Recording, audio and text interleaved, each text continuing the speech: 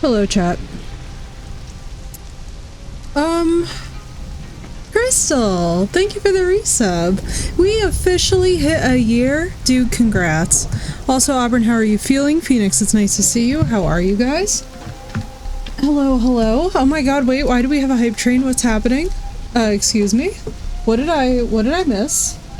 Who did a what? What is happening? What is happening? And hello, thank you for the resubs. Alright, let's... Holy mother of God, this is loud. Crystal, thank you for the 100 biddies. What's up, forward? How is everybody? Holy crap. Hi. Hello. I see that you all in fact got settled. I'm glad to see it. I'm glad to see it. How's everybody doing?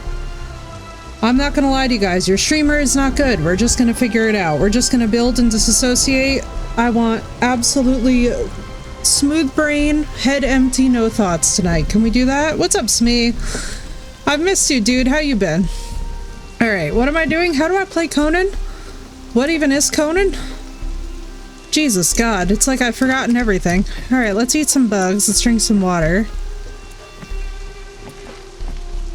How's the sound? What's up, Walker? How you doing? I am good. I am so sorry, Smee. If it's any consolation, I understand completely. Yeah, I don't know anything about the Bioshock. Sinnoh was nice enough to gift them to me, I believe, for my birthday? Best year, thank you, Phoenix. Appreciate the hugs, and also for all those of you who are wondering how Raja is doing, the long story short. Not great. Little man now has a treatment-resistant ear infection. I've had the week from hell, so we're gonna disassociate, we're gonna build a lot of things. We're gonna play some good old Conan and relax. Yeah, I've never played any of it, Smee. I'm so excited to jump into it. Also, I hope you feel better soon, dude. I'm so sorry. As y'all can see, we have a basic shack going.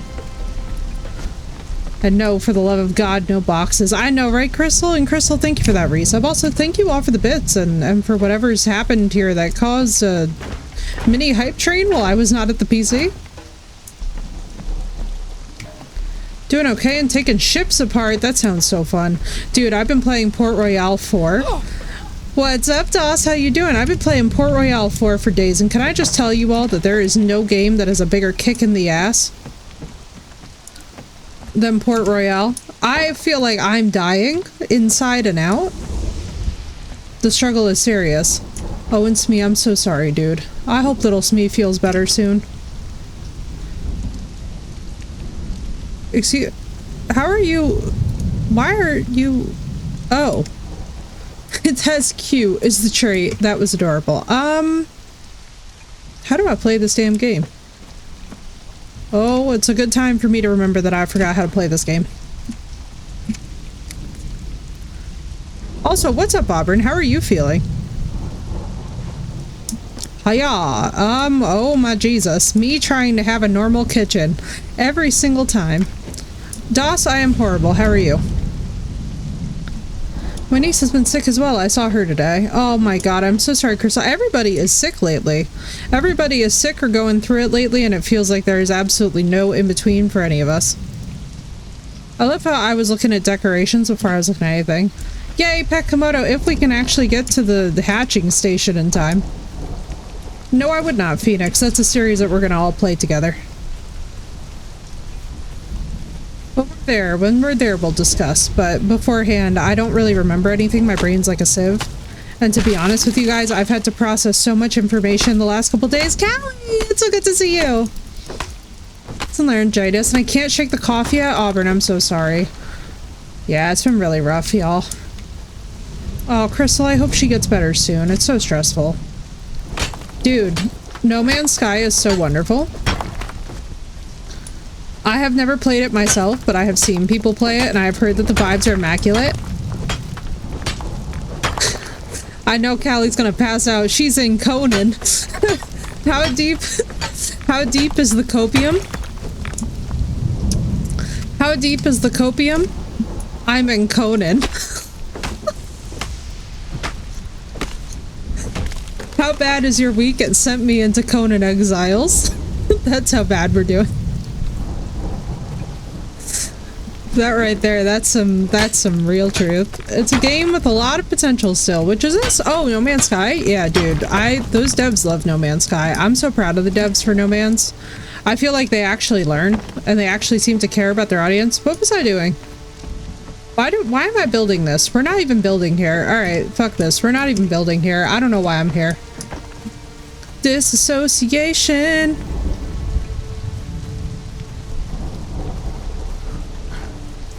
Auburn, feel better, dude. Laryngitis blows. I have to tell you guys, losing the ability to speak. Oh, no, no, no. Mr. Deer, also Auburn, I literally almost built by where our house was before. Enjoy, Phoenix, and also, for those of you that don't know, we now have the twerking chicken emote. I'm pretty proud of it.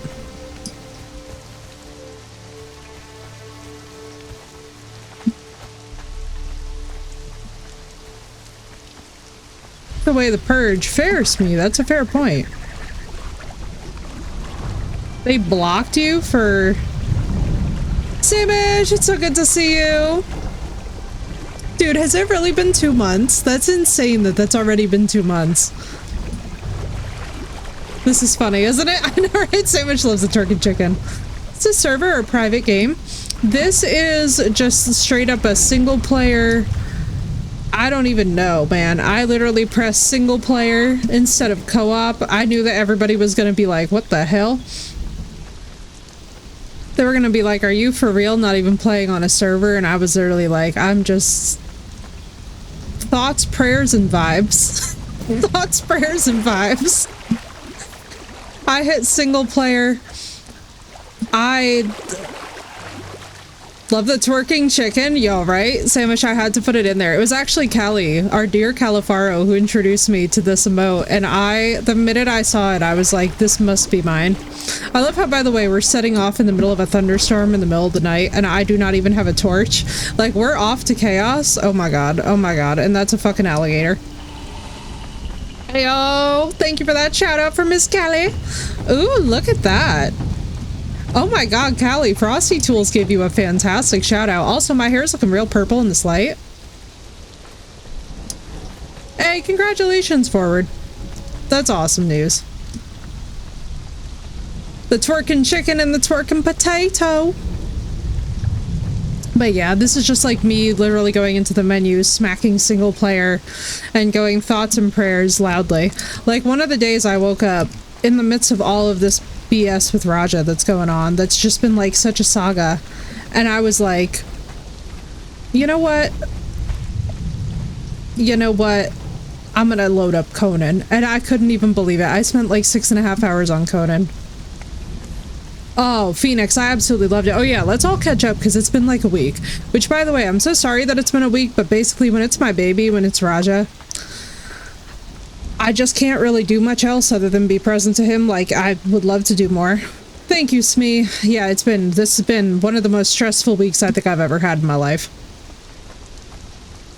That twerking potato, right, Sandwich? Oh my god, it's perfect. It's perfect. Oh my god, Psycho does. You gotta, like, send a gif of it to him and just be like, here you go. Do we call it gif or gif in here? Give Peppers my love, I will do, Auburn. I don't know if you heard the news. So he first had an eye infection that was conjunctivitis, and then my mom accidentally put super glue in his eyeballs instead of his medicated eye drops. Where the fuck am I going? Oh, that's right. This game feels that it's too pompous for a map, and so I must struggle.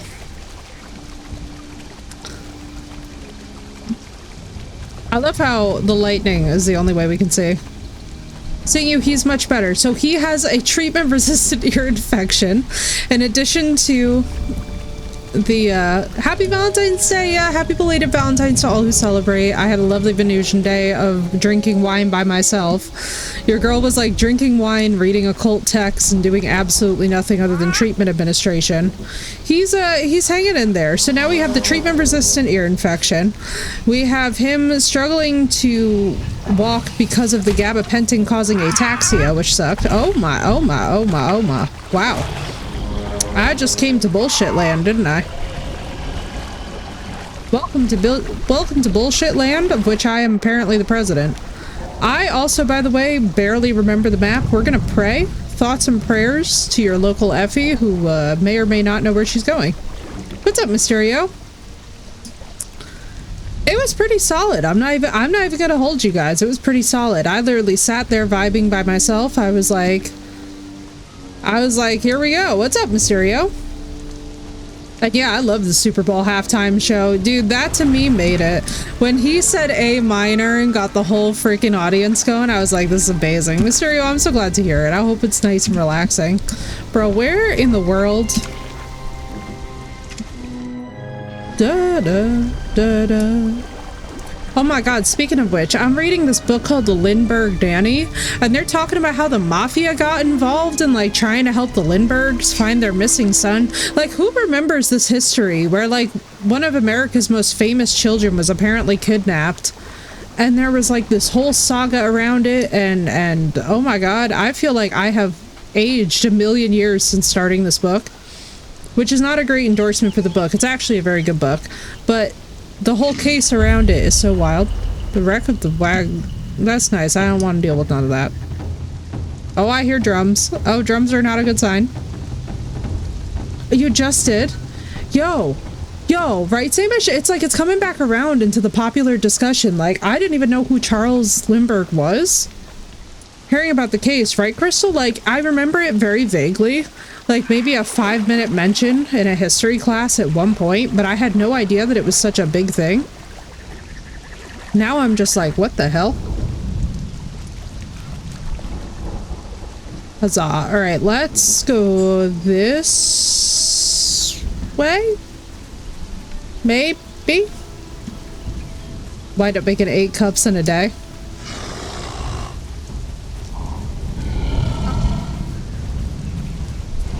I have this idea. What if we stop trying to eat me? I know I'm delicious, and that is a character flaw. But what if we stop trying to eat me?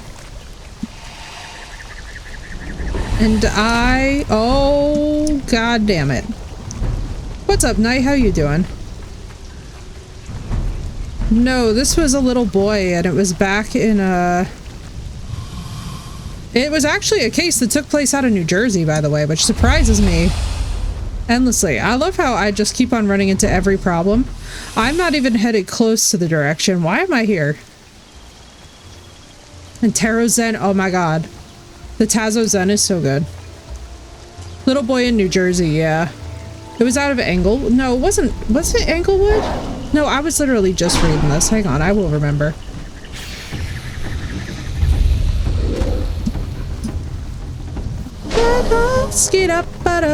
Oh, what's up, potato? Hang on. We didn't burst apart this time when we died, though, which is pretty good. He was only like 18 months. Yeah, he was teeny. You know, the desert's actually better for me. You were killed by a cobra. Oh my god, that's right, they exist. Well, at least now y'all get to see my bootylicious self running. I know that you're all very upset about that. Welcome, Potato. And Knight, sweaty behavior is anything toxic, anything rude. Basically, like, it's anything competitive. So, like, if we're playing Souls and somebody's like, whoa, it's a lot of L in here or something, like, that's sweaty. So I do the same thing. Always love it, Potato. Thank you for keeping me hydrated and good posture. How you doing, dude? Yeah, it's very sad. He was, Charles Lindbergh was a very, very famous pilot who apparently attempted and landed some crazy feat. Used to make one of the rings of the ladder is how he got caught. Wait, really? Who was it? Who did it wind up being? Because I'm listening to the novel right now and I have no idea who it is. Been addicted to Valheim again. Listen, the vibes are there for survival crafting games because the survival vibes are real. Also, are we going to talk about how this is like just enough of a, oh my god, Snick. I like Snick.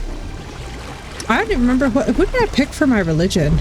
I think I picked Zoth again. I don't even remember. I literally created this character in a dissociative moment of just like, screw it, we'll try things. Am I going the right way? I am.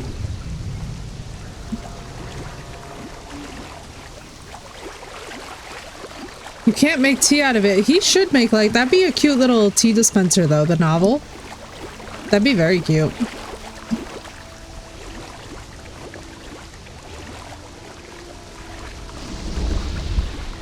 Let's go this way. I think we can, like, mostly get there via the rivers. What's up, Voya? Nope. This is just the basic Exiles map. I literally just loaded into base game because I was like, I'm not even bothering with SIPTA. SIPTA with the zombie apocalypse thing was not my vibe. It wasn't the only thing that was connected him to, but I thought it was just a really cool Hauptmann.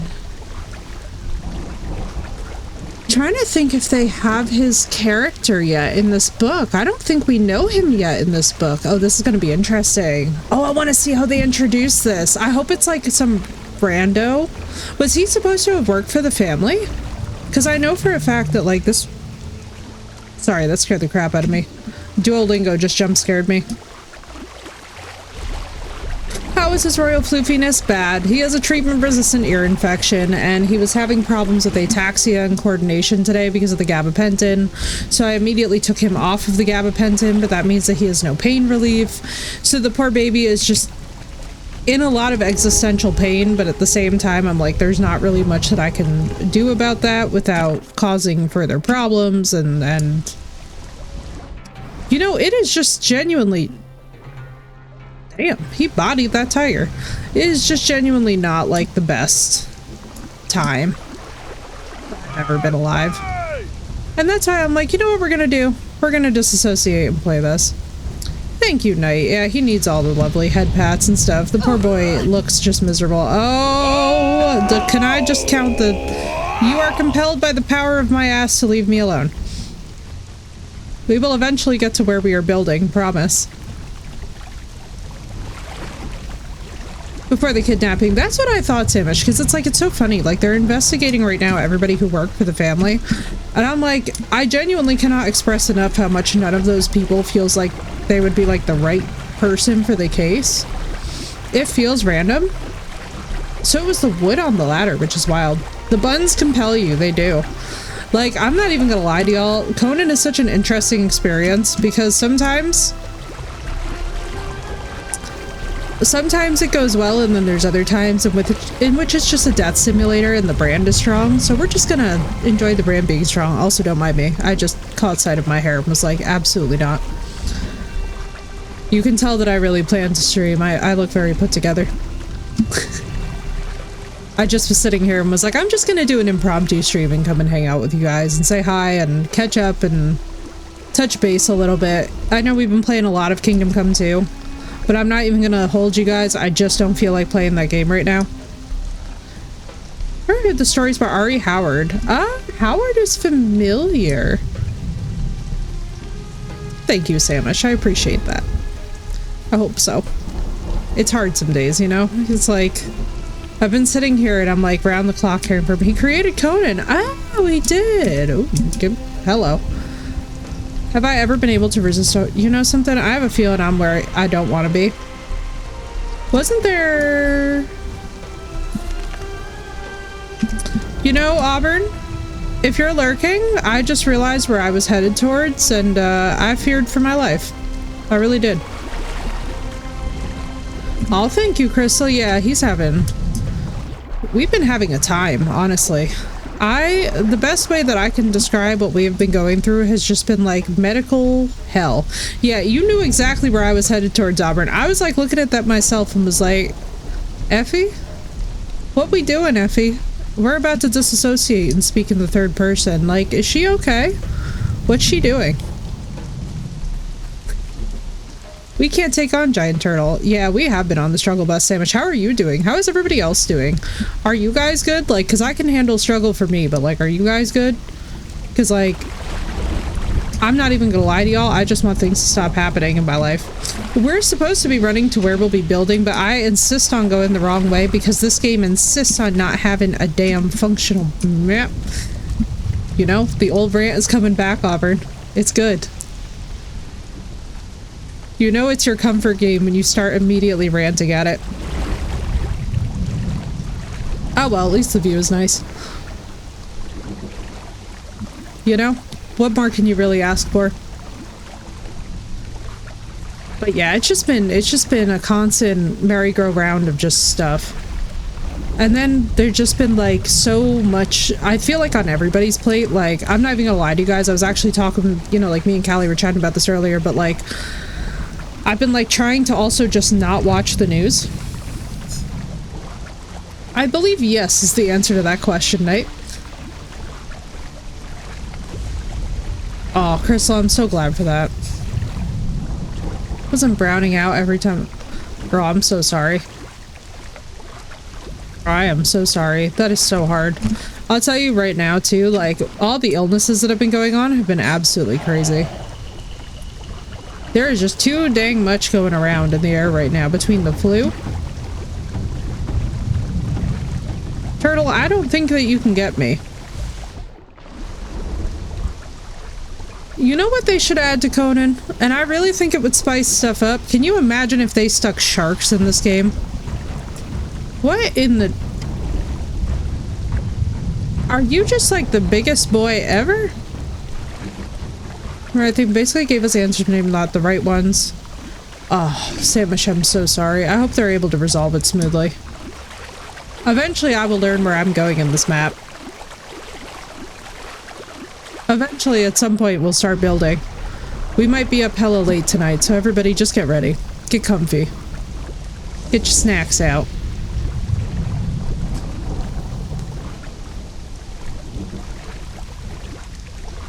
But Samish, I am so sorry. I hope they can resolve it smoothly. Anything with the spinal cord, I feel like just always presents maximum issues. And it's so unnecessarily complicated at times to diagnose things with the spinal cord.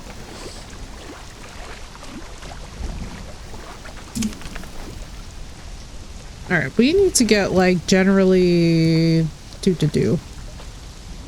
Oh, do I have more things? Yes, I do. What else do we have while we're floating? Nothing! Yeehaw. Off we go. I absolutely love the chaos mode, though, of Conan. There's something very charming to me about Conan just being like in the first few hours that you're in the game, you're like, I genuinely don't know from 1 minute to the next if I'm gonna be alive all that long, and I enjoy it. I'm also enjoying that we loaded into terrible weather and we will slowly but surely get into like prettier and prettier scenery until we're just in the mountains. But no, if they added sharks to Conan, I really have to say I think that that would go over big. Not being able to hide anymore in the water, not being safe anywhere would be hilarious. Oh my god, Samish, me either. So back when we started playing this, I want to say like for last year's holiday event, or not, technically not, no, the year prior. 2023's holiday event. I had never played Conan in my life. Samish, we went through 240 hours of the game in a week. In like a week or two.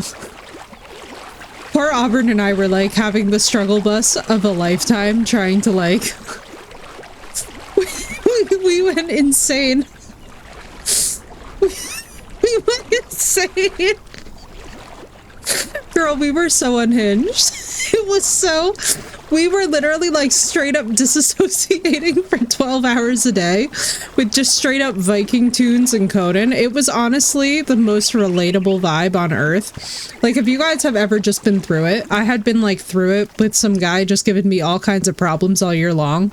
And I eventually like disassociated, lost my mind. And so we like jumped into Conan. And when I tell you, it was actually insane.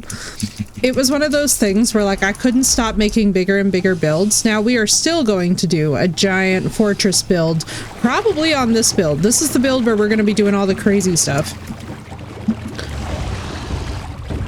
But we're going to warm up into the crazy stuff. We need to like remember the mechanics of the— I'm going the wrong way again. We need to remember the crazy mechanics and all like the little details of the building, because I just remember that the roofing is going to be an issue because this is a single player game. Which means that I'm going to be very annoyed. I played it during school, right, Phoenix? Yeah, that's a mood. That's a freaking mood. But also, it's Hogwarts Legacy. I feel like Hogwarts Legacy for a single player. So are you restarting? I am. Because previously where we built the fortress was actually a private server. This time, this is just going to straight up be us just building things. Means nothing gets finished while you're offline. That is so fine, Callie. That's perfect, actually. Because if any... So you know me, girl. I'm the layer of control freak. I'm the level of control freak that, like... If anything happens and I'm not around to see it, I immediately am just like insane. And that's my problem with survival games. I feel celebrating. I'll probably go out to a restaurant. Oh, Phoenix, that sounds wonderful. You have to please remind me the day of, because I otherwise have the brain of popcorn right now with all the Raja crap. But once I know, obviously we gotta do something here. You can plan on that. We have to do something very chaotic. Oh my god, say much happy birthday! Or about to be birthday. At midnight, we'll give you an official birthday. But happy birthday, dude. I'm so glad. I had like this weird instinct that I was like, I think I need to be live to like, it was so funny, Sandwich, because I was thinking that too. I was like, Sandwich's birthday is coming up. Like, I think about you guys, especially those of you that are Pisceans and like Aquarians who are like cusping with Pisces. I'm like, I think of y'all a lot this time of year. Happy early birthday. Hell yes. I see rain. What in the name of Jesus? No, no, no, no, no, no, no, no. You don't perceive me. I'm not here.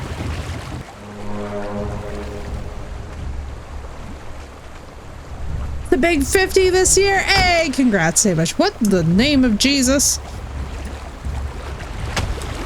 And nobody worry. Things not happening on the server while I'm not here is good news for me. You know why? Because I absolutely... My control freakery cannot stand the concept of things happening without me knowing about it.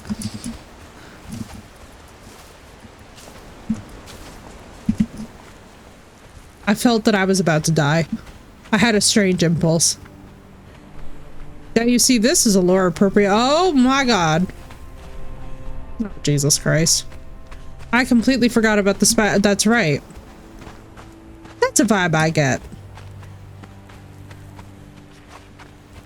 Yeah. I'm a little bit insane that way.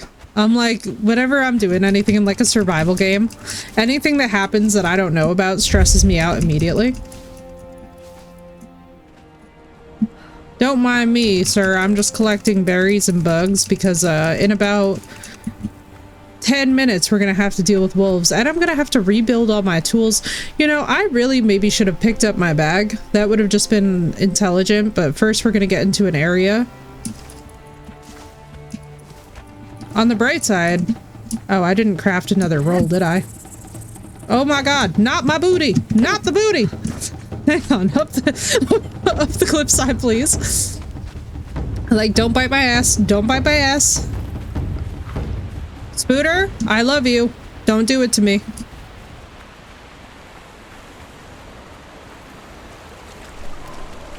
I'm like, not me being the arachnophilic and me dying to an arachnophobic experience over here. Hey, I love it. I love that so much. The antlers are back. Hell yes. Hail to the yes. Antler supremacy. Oh my god, please just end my existence. Not literally, Spooter, please don't. Have no idea if we're going in the right direction. We're just gonna say yes and pray. We're gonna pray, we're gonna pray, we're gonna pray, Rod. Also, I just have to tell y'all, I really do appreciate... Oh, for the love of Jesus. Oh, good. We are technically going in the right direction. Let's head this way. I love it. Oh my god, the pit. Oh, that's right, the stupid pit that I fell down. And I was like, please get my bag. Oh my god. That time that I was such a princess. And now it's just us, so now we're just gonna have to struggle. Oh, those things right now. Oh my Jesus. Hey, hey, hey, hey, oppa! Run! Too close, too close, too close. Those were ears. Ears appeared above the booty. Ears appeared above the booty. No, no, no, no, no. No, no, no, no, no, no, no. Go, go, go, go, go, go. No, no, no, no, Jesus, no. Oh, Jesus. Oh, boy. Listen, I landed literally on top of that bitch. I walked backwards and landed on top of it. And at the time, my ex-boyfriend was literally just like, the sigh that came out of this man honestly belongs in the record books even to this day. Risky.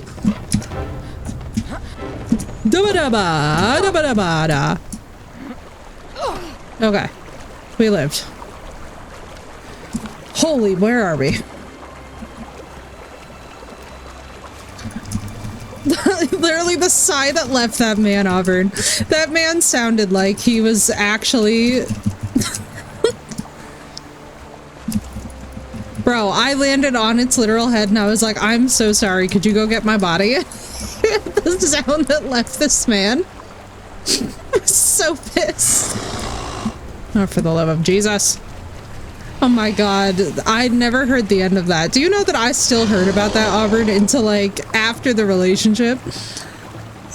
You know it's serious when they're still torturing you after the relationship about it. I identify as an inconvenience. Do I appear that I have anything on me to fight? No, we're just headed literally to a safe zone of diddles. That's a poisonous iguana. Run, run, hot lady, run. Gazelle, please tank this. I was gonna say spider iguana. Also, by the way, I love how you can actually tell that I've been dyeing my hair purple in this light. It's actually working to my advantage. Callie, if you're lurking, I hope it's actually working to the advantage. I think it is. This is single player. Let us see. We're gonna do that. I'm like, I love how my eggplant hair... Thank you, Callie. I'm like so excited it's actually showing up. Oh my god, it's the dances. How do we do this? E? E? I'm trying. What did I... Huda what's a... Thank you, Samish. Yesterday I just disassociated and was like, I have purple hair dye, it's happening. Alright, where are we? Almost there. Oh my god. And then Auburn, remember Mo, who was like, we would log in and he had like invented and figured out 50 other things. But work says no. I was gonna say that's not very inclusive of them, but oh yeah. Rip. Rip us. I feel like if you dye it dark enough purple though, they wouldn't know. You know what I mean? Like you should gaslight them and be like, no, what are you talking about? It's black dye, but it's like actually dark purple, and just keep gaslighting them and telling them that there's something wrong with their eyes. Just like completely reverse the technique. Honestly, Mech, I have no idea. I don't keep on top of the updates. I literally use this as my like comfort building sim. When I need to disassociate, I'm literally like, where's Conan at? Oh, no, no, no, no. Shit. It's a juicy gazelle. Juicy gazelle is a better meal. Promise. I am totally going the wrong way. Oh, no. Please be swimmable. Oh, my God. Oh, my God. Don't bite me.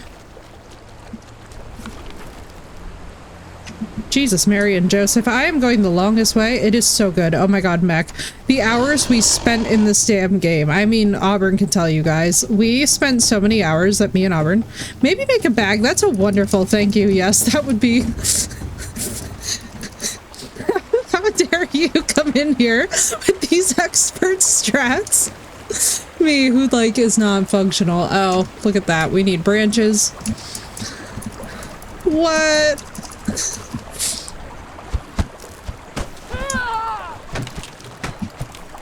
Hiya! I feel like Rock Lee. Every single time that I see her punch a thing, I'm like, we are actually Rock Lee. If you know, you know. craft both of them, in fact.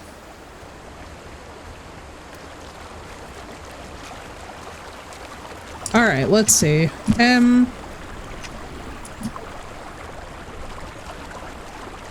This is gonna be so fun. Alright, let's do this.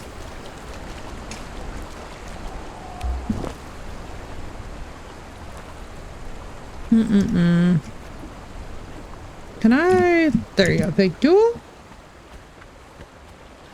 For now, we're just gonna make a run to our building area as best we can. Embrace! Spooter, no! Spooter, let's be friends. Let's talk about it. Can we talk about it? I'd like to talk about it. Could we talk about it, Scorpion? Could we talk about it? Could we discuss? Don't stop punching. Less punching, more running. Oh god damn it. This is where, oh my god, this is where I died the first time. So you guys are gonna laugh. The first time I ever even opened up this game, Callie, I created my character, and Auburn too, you're gonna laugh at this. I created my character, I tried to climb up the sides of this. I got so absolutely destroyed, it wasn't even funny.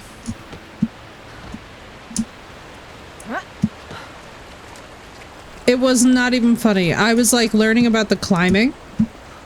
Oh, I love the world boss spider. I know. I was like, I was in so much trouble, and I was literally sitting on like Discord voice, because at the time we were just getting the server set up, and I was like, oh yeah, in case anybody like needs help or whatever, like I'll sit in Discord, right? And literally we had like 5 people come in, and they were like chit-chatting with me at the time, and I just kept on dying on repeat as I was broadcasting it on my screen. And I remember that this is at the time before I even thought of like the brand name change, but like how I used to intro myself, because of how much we died in this game, was early, hi, my name's Effie, I like to die a lot. And then sure enough it became the little did I know, here we are now. And it was all inspired by the fact that I kept trying to climb this. Oh my god. And then it was, oh my god, Callie was so bad. So I was trying to climb, and then I kept on breaking apart into more pieces and getting like every possible dismemberment death animation you could think of. Hello. Not trying to fight an elephant. Yeah, right, Samish? I was just like, I was just saying it, and then all of a sudden one day it clicked for me that I was like, why aren't I making this my actual username?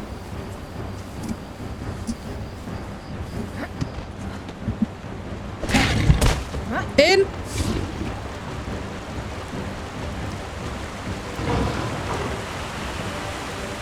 Are you fucking kidding? This is like almost so bad. Run, bitch! No! Get it down! I hate everything. Why can't the water be deep? You are so close! I hate everything. This is the most fundamental struggle bus. Actually, if I could have just spawned up here, oh my god. And I have no torch, so we're in ultimate struggle mode.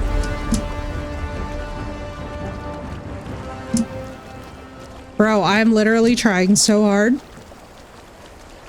Leave me alone.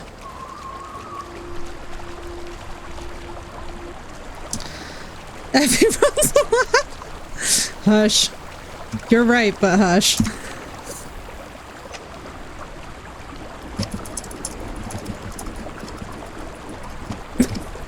This struggle. All right, so we are just about here. A torch that I can't make. What do I need? Wood. Of all the things.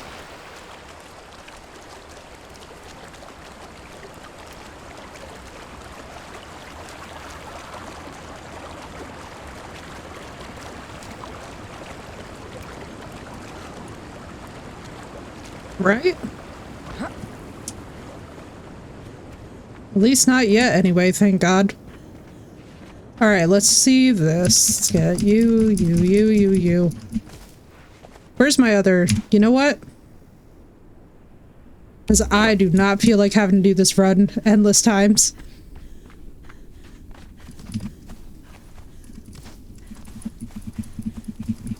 Alright, now we get to the real work.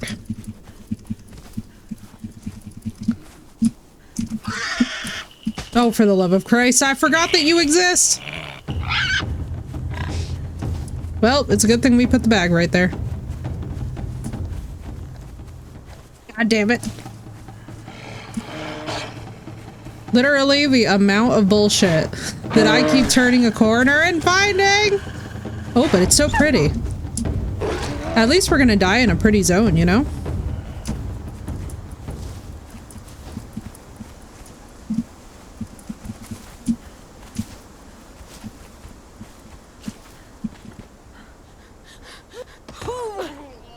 She actually handled that better than what I was expecting.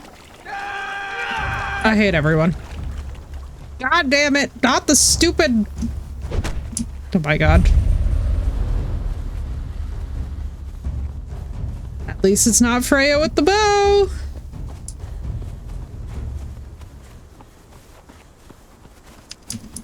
I'm just running through a field of flowers, very aesthetically pleasing, don't mind me.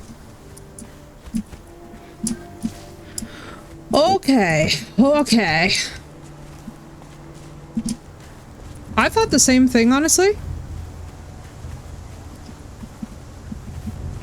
Alright, now we can actually start to do things.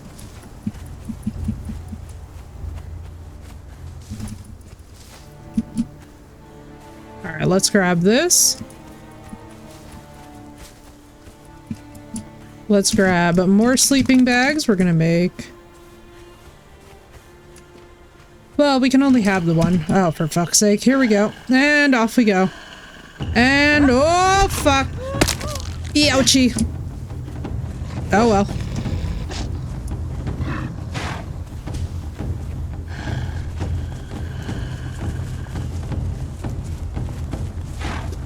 What the fuck is that? That was made of steel, bro. Geralt of Rivia could never handle our drip. Geralt of Rivia is shuddering right now. Ankles made of steel, bro. Kneecaps made of steel. How the fuck did I stick that landing? Jesus Christ. Are we good? Oh, it's so beautiful here.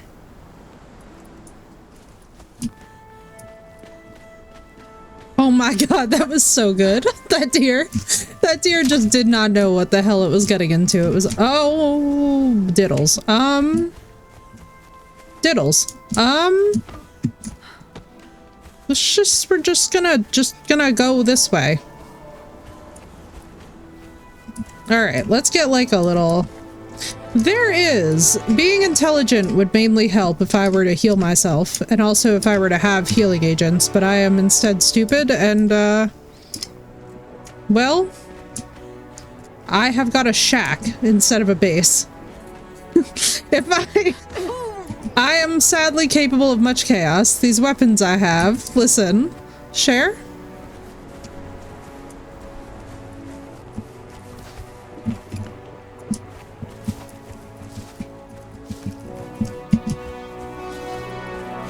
I love how the music is so epic. The music is just like, look at this feat that she's accomplished. And I'm like, my brothers in Christ, I've accomplished nothing. Pick the... Thank you.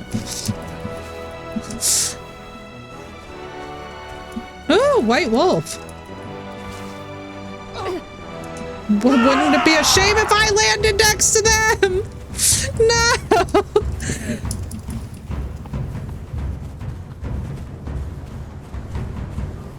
See, we used to listen to like Wardruna for the entire time that we were playing this, and I actually would love to do that more, depending on what I feel like tolerating right now.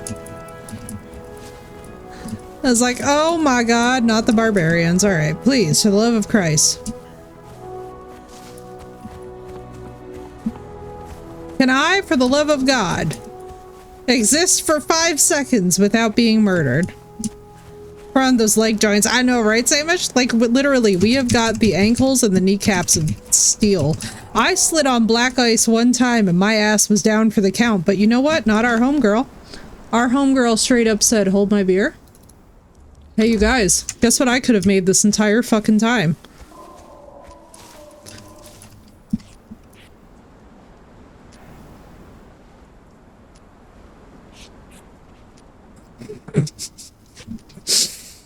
It's fine, I'll come back. It's like riding a bike.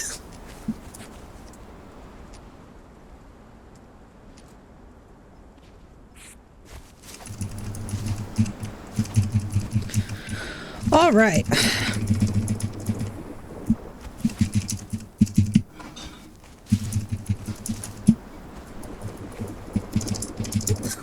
Just the chaos eating. It's the chaos eating.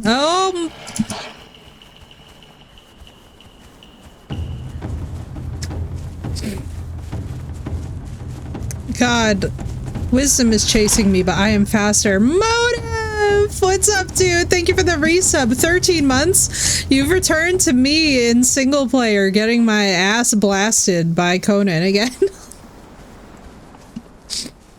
Oh, for the love of Christ. Why is it that when we were playing multiplayer, there were like no wolves?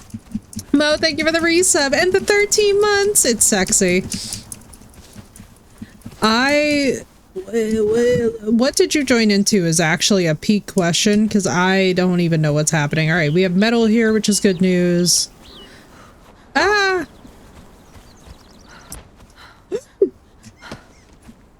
No. Heights? No. Wolves? No. Alligators? Nah. Bugs? Nah. Everything wants a piece of this booty. And that is why we are the most precious commodity. I mean, the pirates are pretty hot, but like, I don't have the best of luck with that. That's one of those situations.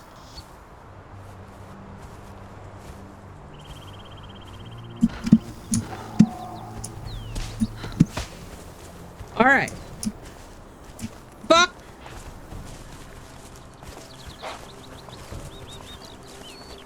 Nope. Nope. Whatever that was approaching me, the answer's nope. It's a loincloth, guys. It doesn't have a strip in the kunani. The kunani is not even a word. I have literally just made up a new term for that region. You're all welcome. Mo, I'm so glad that you're doing well. I'm hanging in there. Raj has been having a hard time, so I've been kind of busy with that, but that's why I was like, we need to unwind a bit. The kunani? I know, I was like, yo, what did I just come up with? That? It was like somewhere between Kuchi and punani.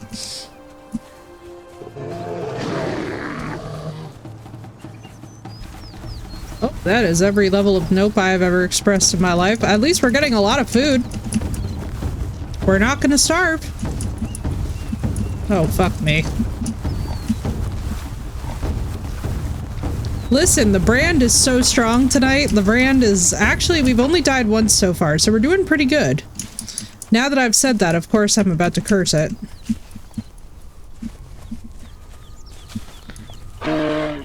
Nope. Oh, you can Mr. Deer? I've got 6 of you. Don't you start with me. Okay.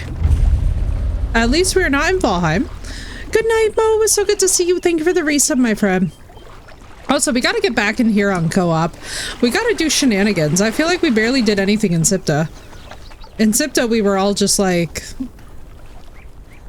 dead. Where the fuck am I? Alright, we need to get...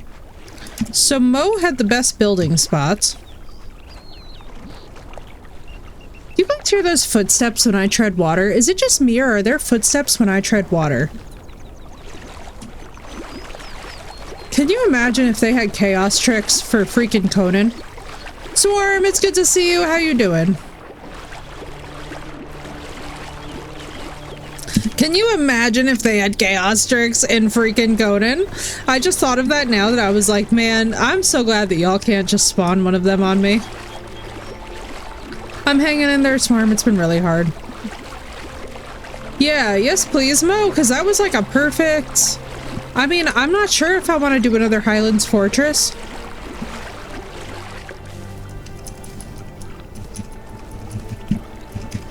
You know? I'm, honestly, Swarm, I'm bad. I'm real bad. Raj has been having a lot of health stuff in the last week, and I have just been, like, round the clock ministering to him. So if you didn't hear... So, first he had conjunctivitis, and then my mom accidentally dosed him with super glue in his eyeballs instead of his eye drops, and so that was an emergency. Then he's got a treatment-resistant ear infection, then the poor thing's having trouble walking because of the medication that they gave him, so we're just like... It was B10 Northeast Corner, let me see. B10 Northeast Corner, yes, I remember. I remember. Alright, good, good, good, we got this. I know where we must go. Because you were right next to the graves, too, which was a great spawn. I remember that. I was like, wait, this is, like, kind of perfect.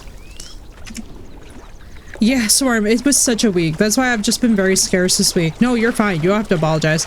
Caps are perfectly welcome. I have just been so completely... And, like, I felt bad for you guys, too, because I was like, I'm not trying to be out of touch, but it's like... It's one of those things where when it's the baby, and I can't really do much about it, that I'm just like, man, I have to be so... There's a level with these conditions where, like, because of the way that the timing is staggered, it's just very hard to be present during the day.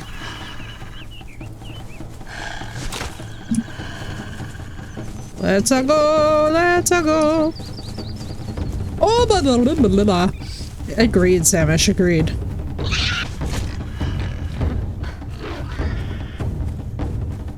Thank you, Knight. Yeah, it's hard, dude. It's hard. It's one of those things where, like... So on the bright side, for those of you that have been keeping up with Pirate Tabletop, we did just officially mutiny and get our first ship last night. I'm very proud of it. Very, very proud of us. Pirate Tabletop is going swimmingly. Thank you to all of you who've been joining in, by the way. I know that Knight was there. Arming myself a second. You'd think so, but the thing is with arming yourself is that you need to be able to use it, and I am unfortunately, not blessed with the same dexterity as the spiders I love. Alright, where we at?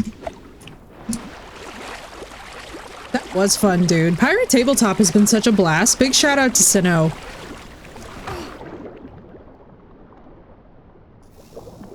I have been betrayed by a coral? What the fuck? Hang on, one more time. One more time, hang on. What in the name of Christ on a cracker? Where'd you go? Come back. What was it? Damn it.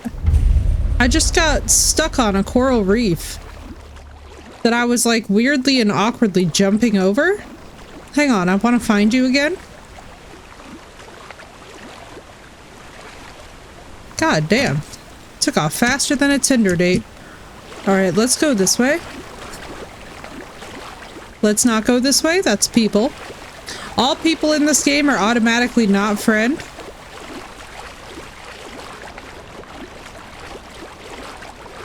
I was like, what is happening? Why is this one coral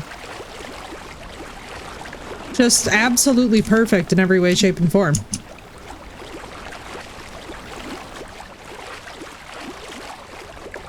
Look, like, no, that's just a rock. There was a perfect coral that we were running over that was kind of amazing, and I'm a little bit sad that we didn't get more time with our water slide coral. As you can all tell, I'm obviously very serious. And when we do actually start building, it's going to be hilarious because we're just going to be grinding for so many materials. I hope you guys are just ready for like the anthology of stories that you pull out when you have to describe in excruciating detail 100,000 events. What's up, Boober? How you doing? Yeah, we're just vibing because I've had such a bad week that I'm like, I need to just decompress with you all and just catch up and say hi, and we all need to vibe a little, you know? We must. It's time. Alright, we're cooling down. We need to make clothes. I would like clothes. Alright, what's the button for this? It's you. Shit. That was craft all. Right? No. What the fuck? Why do you keep...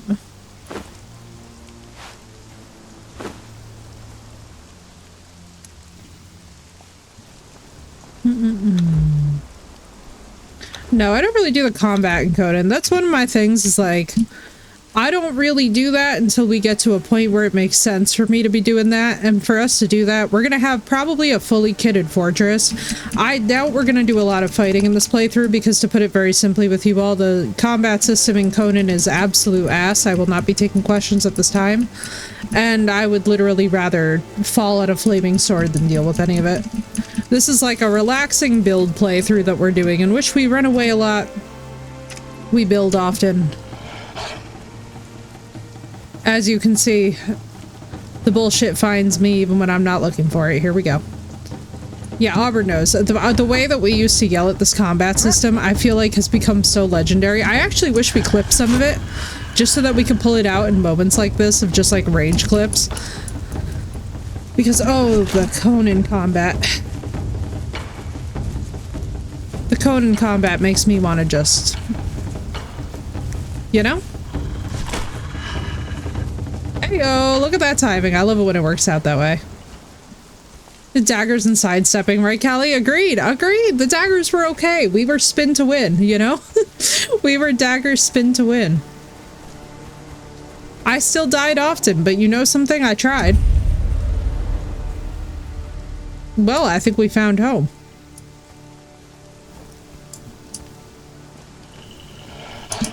Never mind.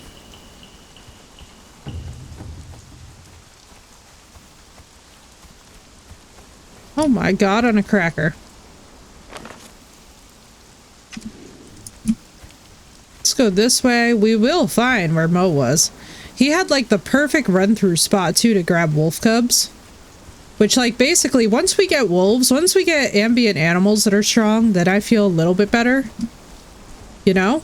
Like, once we have followers and all that business, then I'm pretty okay. But up until that point, I'm just kind of like... We're gonna build. We're gonna hyper-focus building. We're gonna be very useful.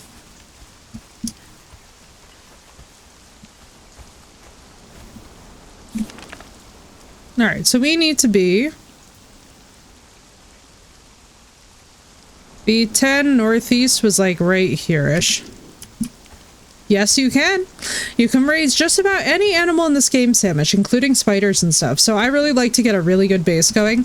Now we're going to have a bunch of different fortresses. I think the one that we're going to build today, we're going to do a 2-scale accurate fortress build. We are basically going to do something unhinged. Now this is going to take an ungodly amount of work and labor. So I'm just gonna warn you all now, like, this is gonna be a very long build. This is gonna be the kind of thing where, like, we check in weekly to see how this thing is going, and it's just gonna keep on being ridiculous for a while until we get the finalized design. I do think for the Highlands, we're gonna do full Aesir this time. You never know, though. For our dungeons, we might actually do some necro stuff. Shit, there's the wolves. Alright, we're around the corner from his base location.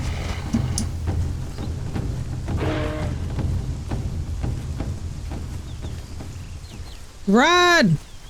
That was fortunate. Alright, here we go. Here we go. Now we're in the zone. What the fuck? No. What is happening? Build skill. Rebuild of Notre Dame and Valheim. You know something? I wonder if we actually still have the fortress video. I need to find the fortress video. Callie remembers the fortress. The fortress was insane. It took over 5 seconds to load in from a distance, and it was actually 2-scale. I'm pretty sure that Knight and War and everybody lost their minds seeing it for the first time, and I was really like, yeah, this is what I do. And I knew that I was dating the wrong person at the time because he was not excited about my fortress build, and I was like, well, and that's how you become single. And so, ladies and gentlemen, especially you ladies out there tonight, if you are ever dating somebody and they are not immediately impressed by, bowled over by your fortress, and immediately start critiquing it with a fortress of their own and provide their own receipts that they are also a building crafter who likes elaborate portcullises and all of this business. Send them back into the abyss where they belong. That's it. Thank you for coming to my TED Talk. Oh good, we're here. Okay, this was good timing. And there's an abundance of materials nearby. Alright, alright. Let's see. Northeast, he said.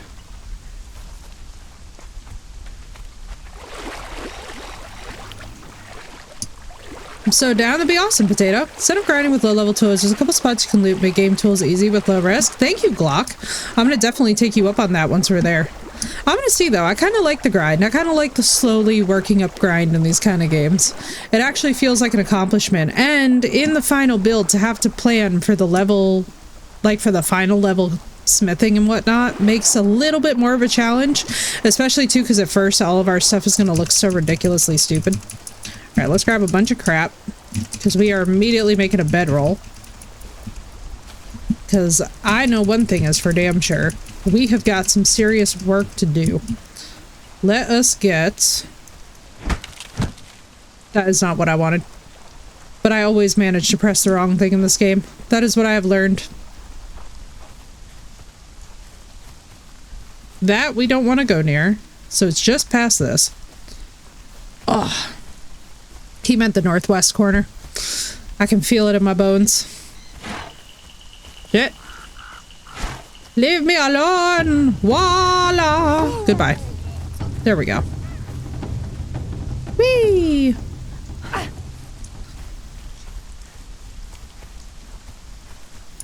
Alright, let's see. We are going to want to be... Because I know that what we would do is we would run past this evil area on our way back from Moe's. We would go to Moe's as if Moe's was like a summer vacation house, and he would show up and he would just have the most ridiculous dancing giant boob ladies that you've ever seen in your life. And it felt truly like going on a Caribbean cruise when I was 12. No problem, Potato. Have a wonderful lurk. And absolutely, dude, I will keep you posted. When we do Valheim, that's going to be epic. I'm actually really looking forward to trying out Valheim. It was the funniest thing. We would just show up to Moe's and just be like, bro, like, do you just like go looking for the most boobalicious boobs that the world has ever seen on this game? And like, sure enough, you would just like turn the corner and you would just see the most insane sight of your life. And I was like, wow, it's giving a Carnival Cruise experience from 2009.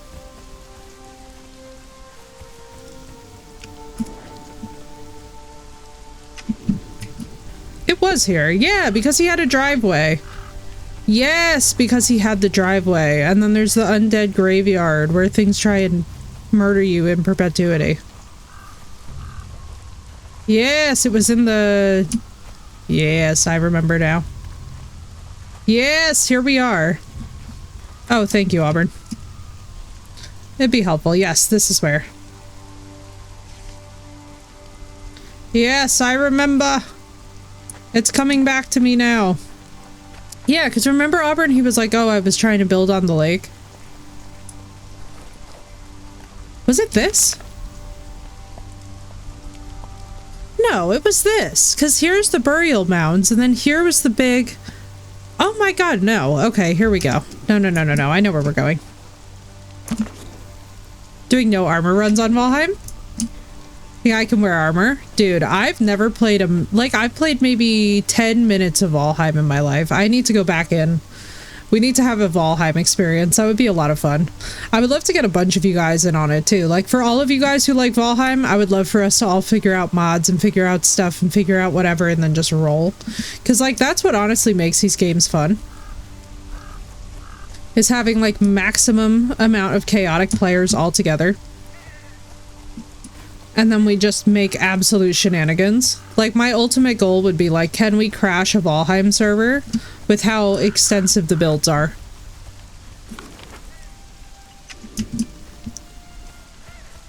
That'd be sick. Yeah, I would love to do more server stuff. That's because, like, I always find this to be peak relaxation for me personally. Like, basically, so we've been having a lovely time with Kingdom Come 2. I'm not gonna lie to you guys, though. I am kind of at the point where I was like, I need to look at something else for a few days and, like, kind of come back to that game. Because I think I'm just, honestly, I've been so stressed out that I'm not giving it a fair shot.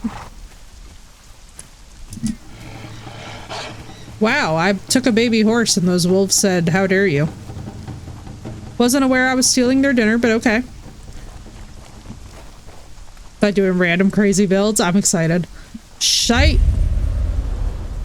We're in the perfect spot! Oh my god, Mo knows me so well. Yes, we found it! Alright, perfect, perfect, perfect. The plan is happening. You blew a screen though! Oh my god, dude, no. Oh no. Not the blue screen. I know that pain though. Butterfly's Palace? Absolutely, dude. My whole thing is with servers too is I like to try and make them so that they can sustain all of that. I like to try. I'm not saying we get it perfect, but we try. So I don't think it was this lake he could build on, because this is like a actual location. Oh no. Yeah, and that's not friendly, obviously. Where the hell did he build? Hang on. It was like right in there, I thought.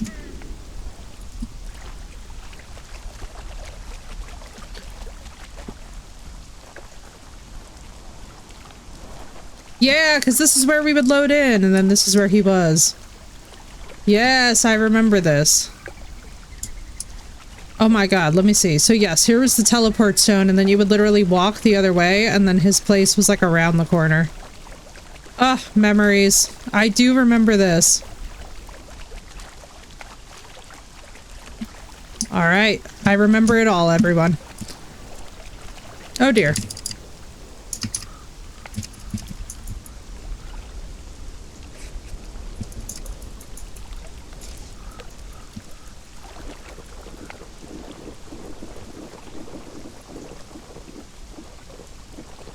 Alright, that should hold us. Let us figure out where we're gonna build. Space engineers. I've never tried it, actually. Alright, you're not friendly. Let's see. Nothing in this game is friendly, that's right. Alright, let's get to work. So now everybody knows this about me. I like a little challenge. Now, there is nothing more challenging than a literally like level 5 build in an area you do not belong in Conan. And not just any build, but a build that eventually hopes to upgrade all the tiers to get all the way up there. So this is going to be kind of insane. I am anticipating that the brand name will be very strong. Everybody buckle in, enjoy the ride. It's going to be long, it's going to be boring. Get your snacks. As your girl is, right? I'm telling you right now. It's a struggle, but somebody has to do it. And bugs. She's eating a lot of bugs. Which is really crazy because I would absolutely never ever deal with that. For me, eating bugs is the epitome of like, this will never happen.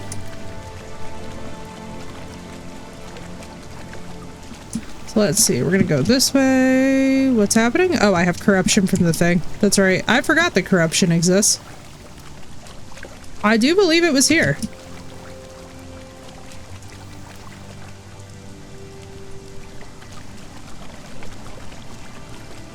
Yes, it was, because then he also built to this thing. I'm remembering. Alright. Well, let's see what we're doing here. So,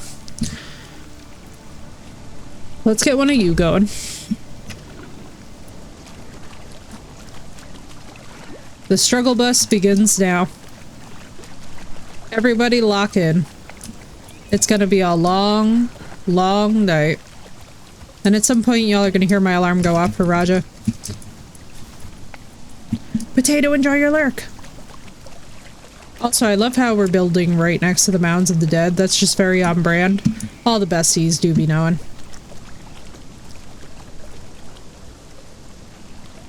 What, rating other players? I don't ever rate other players on this game. I literally, when I tell you guys I do not fuck with the combat in this at all. Oh, that looks sick. When I tell you guys, I do not fuck with the combat in this game at all. I mean, like, honestly, I love it as a building sim, and that is about it. Did I put a new roll down? I have not yet. I gotta figure out where I want to spawn. I guess here's fine. We'll deal with it. Alright. Let's see what we're gonna be doing. So, what don't we have? We need one of you. Good God. Alright, we need twine and we need wood, so we got work to do. Let's get all the twine going that we can make. I appreciate it, Glock, but we're going to be working with like level 1 stuff and slowly but surely grinding our way through. We are basically doing this to suffer. There is absolutely no part of us that's doing this because we're like, yeah, we want to get ahead. We are just going to be having an experience. I'm probably dying a lot, which is what you've all come to expect. Alright, let's run around, let's grab shit. I constantly forget that this is not the game where you can punch trees and get wood. I'm so used to arc builds. And like basically the first thing that I do the minute that I land an arc, before I even check to see if it's safe, is I start punching shit.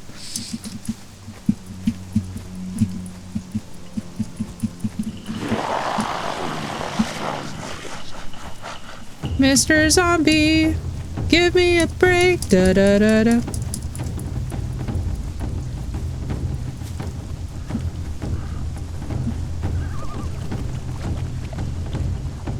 Let us see. I'm gonna go here.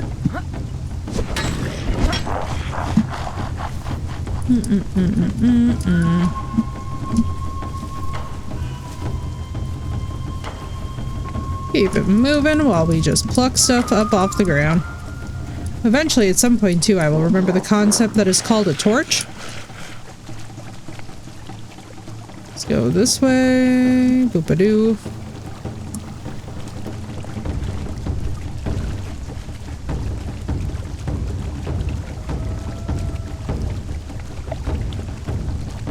Do.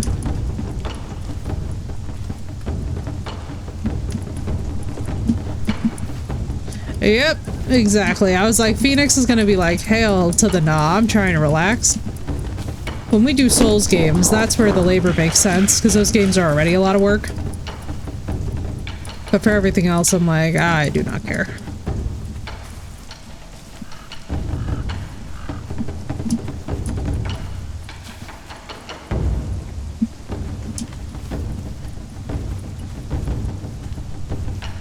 Alright, let us see. I absolutely love the drum work though. Are we going to talk about that? I am missing my Wardruna. At some point I have to get that back. Let's see. Let us see, let us see. Okay. We have got stuff and things. Yes, baby.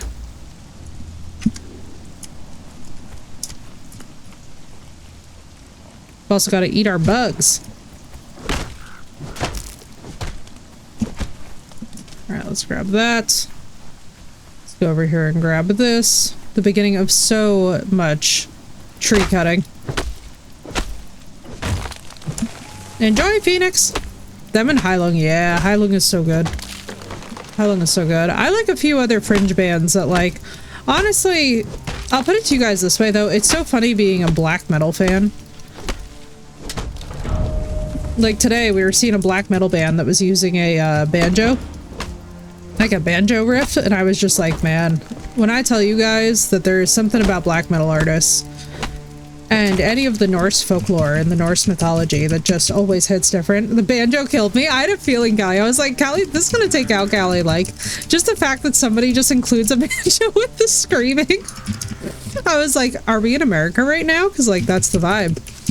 That's the current vibe here, is banjo layered with screaming. That's where we all just happen to be inhabiting. Good night, Smee! Feel better, dude. And I hope that your little one's feeling better too soon. Nevermore is reforming. Oh, that's a good vibes. That's some good vibes. My favorite to this day remains the Black Gaze metal band Alcest. They're so fringe and French, but I love them so much. And then their lyrics always just hit home, but Nage is like a god. Everything that he does, like every single time that I listen to his creative inspiration playlist, I'm just like, Nage, I need you to just run my life. I'm like, I have a strange feeling that this man could probably run my life more competently than I can. I'm gonna eat a bee.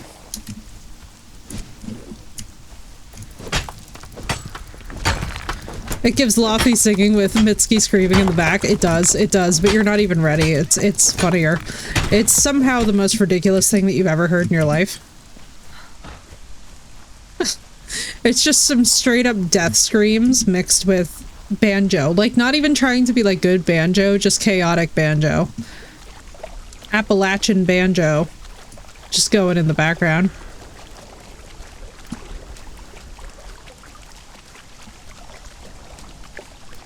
Now the real question is, will I be able to remember where we climbed up to build this thing? Probably not, but that does not matter. So what do I need to do to get this? Where's my... Ayo! Marissa! 8 months! Thank you so much for the resub, dude. Welcome in, it's good to see you. How you doing? And holy crap, has it for real been 8 months? It does not feel like it's been 8 months. Excuse me? Excuse me? That's actually wild. It was giving that. It was giving that, Glock. That's why it was so funny, is you're like, what the hell is this business? Just a random kitchen. Can you imagine? Alright, let's see what we've got. Now, we're not trying to be cute yet. I repeat, we are not trying to be cute yet. Everybody please hold your bullshit. It's so good to see you, Marissa. I hope you're doing well. Crazy windstorm. I legit almost blew over to try and get my car. Marissa, I am so sorry. It is so crazy out here. Like, girl, what is happening? It is actually insane. Also, in the course of this, we're gonna level up like a stupid amount of times. So I feel like we're eventually... I feel like we're gonna understand how Mo got to the point that he got to because of the level of harvesting that we're gonna have to do. Because, like, for those of you that don't remember Mo's Fortress, y'all are in for a bit of a treat. Now, I'm not saying we're going to recreate that, but it's going to be close.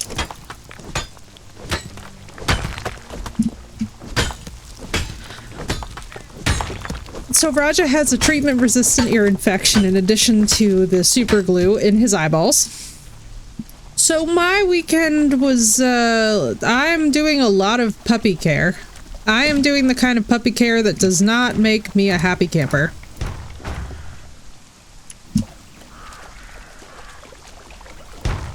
Oh yeah, oh, New Jersey's in the same boat, Mac. We've been getting absolutely hammered by rain and wind and just the nastiest. Like, poor Raja is like out there, he's like trying to go to the bathroom and it's like... Objectively, the world is falling apart around us and he's just looking at me like, I don't want to be out here right now, and I'm like, I know, baby. I'm right, I'm like the poor thing. Like, in addition to all else, to be an elderly animal having to deal with this bullshit, he's just like, are you kidding me? Alright, good. So our most annoying issue right now is stone.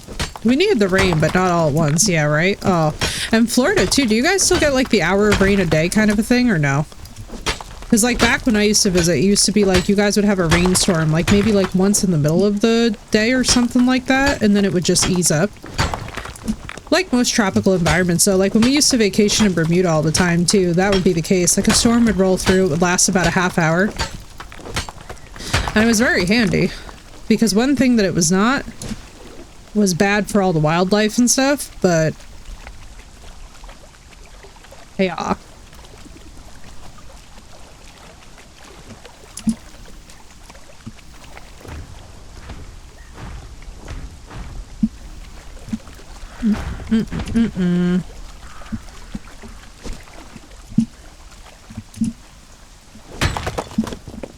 It's more like 3 hours now. Okay.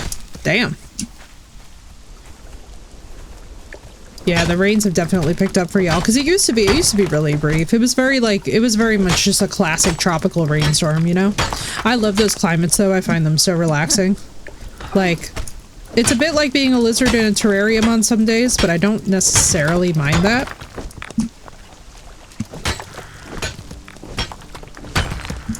Now what's going to be fun is that we're going to do this whole thing in sandstone and then I have to convert the whole thing to Aesir as we can get there. Which is just going to be... Auburn knows. Auburn has witnessed my struggle with this before.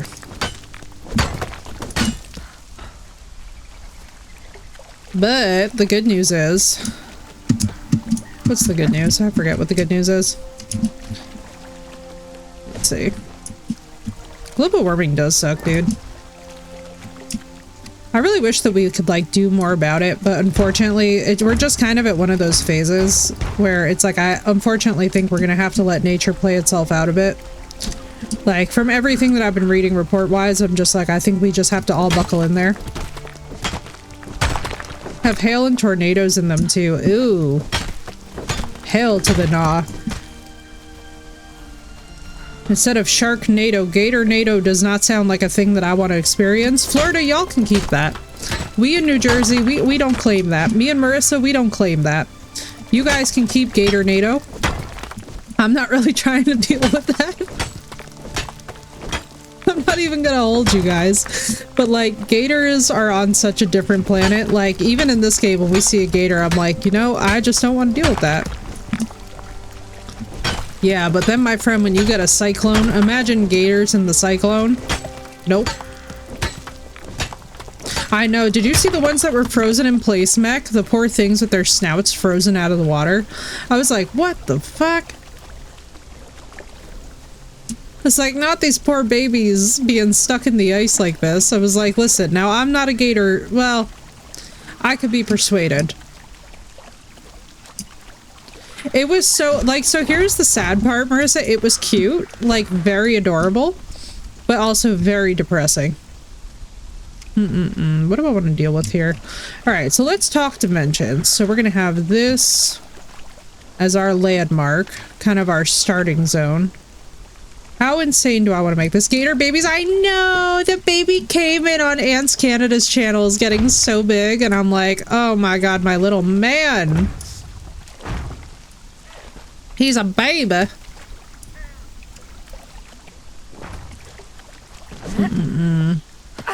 How far out? I think I want to go. We could wrap it around this rock.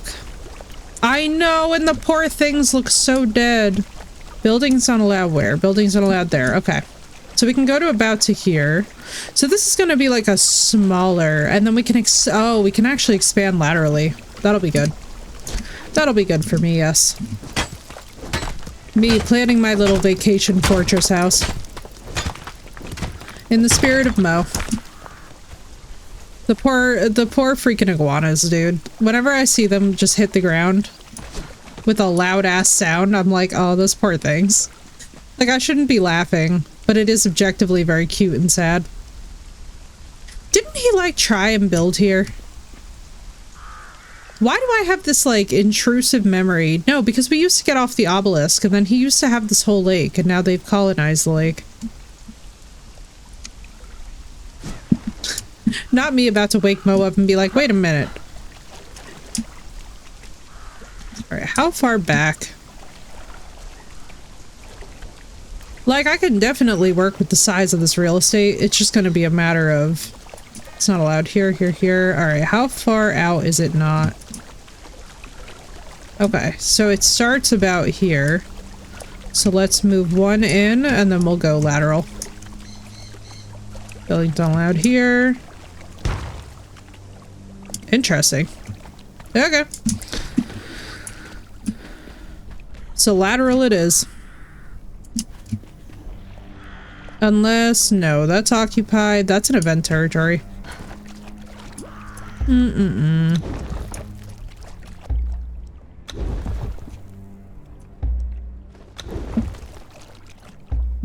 Let's get all of our crapola back.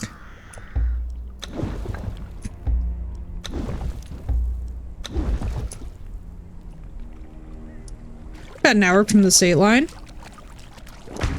Yeah. I'll tell you, Florida's wild.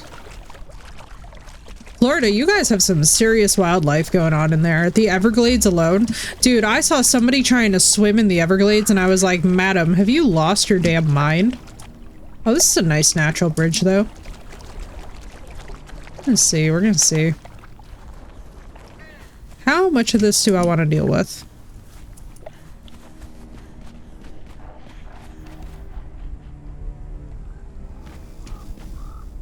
I'm like, why would you be swimming in the Everglades? Like, bro. There's Death Wish, and then there's whatever the hell that is.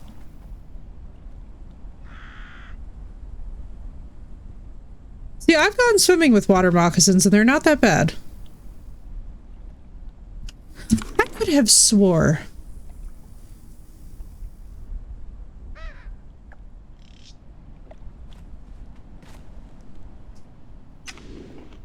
You know something? Hang on. I would bet my life. The giant ones there are, yeah. We've got some pretty decent ones. I mean, I've seen about a 7 to 8 footer here, which was something unholy to behold, but we've also got a lot of mountain lakes up here, so I don't know how that changes the size of them. I have not really looked into water moccasin stuff much. But what we do have up here is pretty crazy. Oh, but they're so good though. As long as you leave them alone, they're fine. They just don't want to be bothered, which honestly, mood, that's relatable. Can't really say I blame the water moccasins. They're just doing their thing, you know?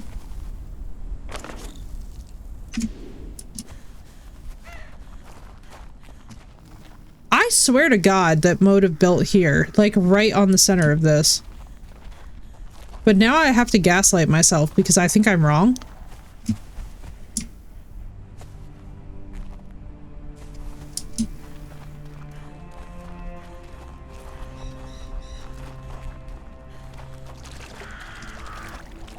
What did he do for his spawn? That's not the way to ask that. He did something to deal with this that I'm trying to remember. I want to say he just built like over it so that they couldn't access him. I don't even fucking remember. It was something funny though.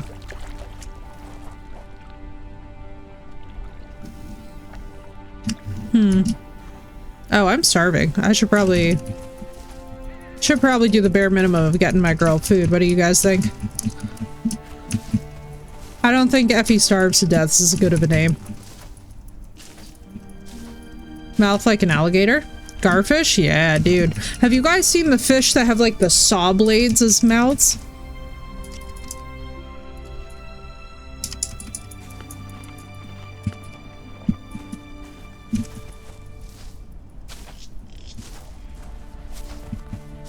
What was I seeing the other day? I think it was some type of like a, I think it's called an arawanda or something.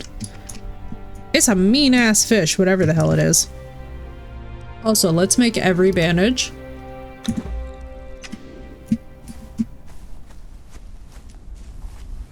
Let's just see. Where are we? Where are you? All right.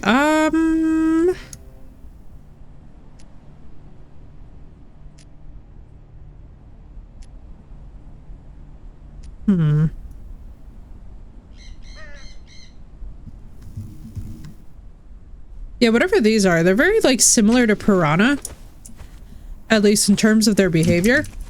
But no, some of them catfish. Some catfish get crazy. Some catfish get wild. Like, actually, it's kind of funny, but I was watching Ants Canada. So for those of you that aren't watching the Giant Rainforest Vivarium series, you really should be. It's actually quite excellent. And he was going over how he is basically having to how he's having to repopulate his vivarium, and he's introducing catfish immediately, and I was like, bro? Like, obviously he knows what he's doing, but I was like, dude, introducing catfish is nuts. Like, goodbye to anything else that was living there. Goodbye to anything else that thought it had a shot there.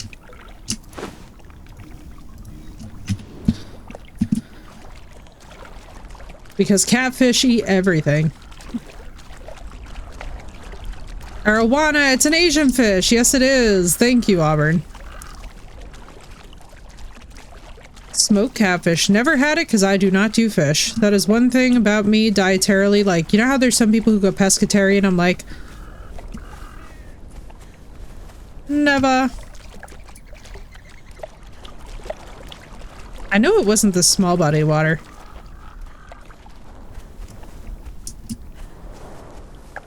Oh well. Either way, it's a pretty area.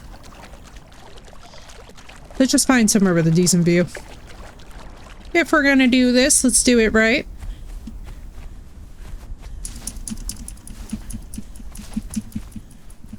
Pick up bugs along the way.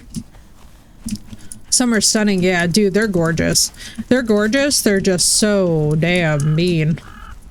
That bite is not to be messed with. The groupers. I prefer raw fish over cooked. Same, Callie. I'm much more of a sushi and sashimi person than I will ever be. I'm never gonna be into cooked fish. That's one of those things that I just frankly don't trust.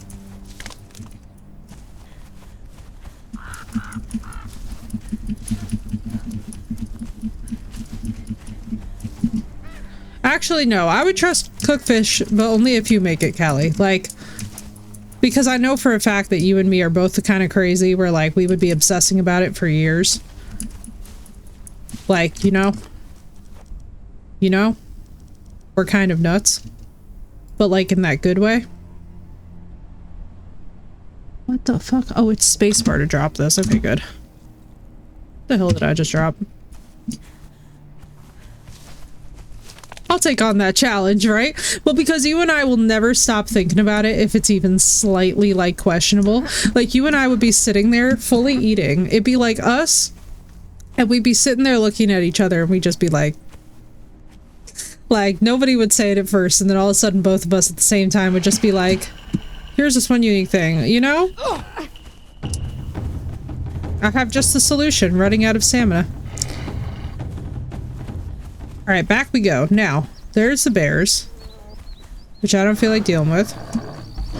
Just said I don't want to deal with y'all. Oh my Mother Mary. There are about 29 levels of nope happening behind me. Bro, I have a mammoth to my left. Do y'all know?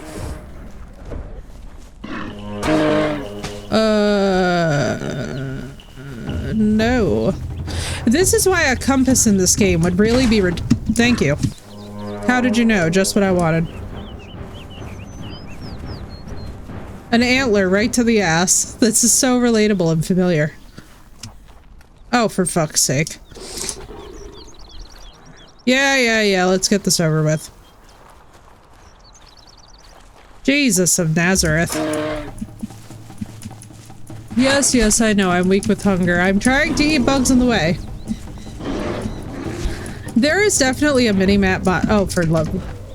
And the command prompt. Isn't it so good? Got a blast! I look once more! Get me the fuck out of here! Alright, we're on our way. We're on our way, chat. We're on our way. I'm like, we gotta go. I'm so sorry to the saber-toothed tiger. You look great too, honey, but not that way. There's definitely a mini-map mod. There's definitely... I feel like the fact that it even needs a mod for this feels a little bit ridiculous, but, like, I digress. What do I feel like dealing with? Not you, that's for damn sure. Oh, for the love of God. What the hell? Actually, wait, give me my rocks back. Thank you. It's because I had 2 horses in my inventory.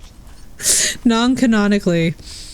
Just horses hanging out in the inventory. It's fine, Callie. I'm not that bad of a horse girl. Y'all know. Y'all know.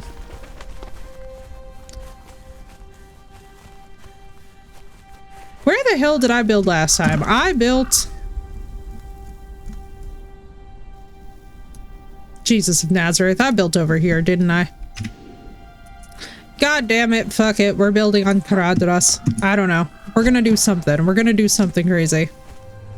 At least it wasn't torches. Do you remember the 7 torches up my butt? That was such a freaking moment to be alive. What are we interacting on? Hang on. What the hell do I have in this inventory? Madam? I know, the last time that it was torches, it was pretty bad, wasn't it? The last time it was torches, that was a bit of a legit struggle.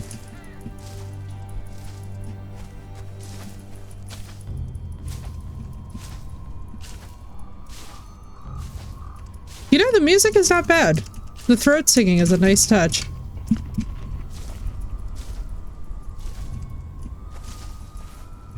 And we will make our way on bugs until we figure out where the hell we're building.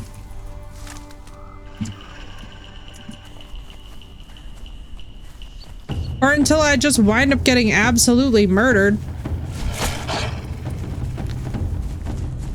I'm honestly tempted to let them murder me just so that it can reset me. Let's see, so... I mean, arguably we could build where we built the last time, which was like kind of the best location possible for the fortress, although material collecting was a bitch. By the way, you will all note, please, that she is not even remotely fazed by the wolf that's chasing us. I feel like at this point, I feel like such a veteran of dying to things in Conan, that this is like the last... Here we go again. Grandma got run over by a reindeer. Da da da da da da da da. Oh look, and some mammoths too. You know who wanted to deal with that? Not me. Could y'all fuck off? I know I'm making like an insane request here of all of y'all, but if y'all in the natural kingdom could please, you know, but they love you. Literally, I just heard a dog whine sound that was so well timed for that, Callie, that it made me whip my head around, even though Raja does not make anything close to that noise. He makes the cutest, most puny whimper that you all have ever heard in your lives. It's like not even a committed whimper.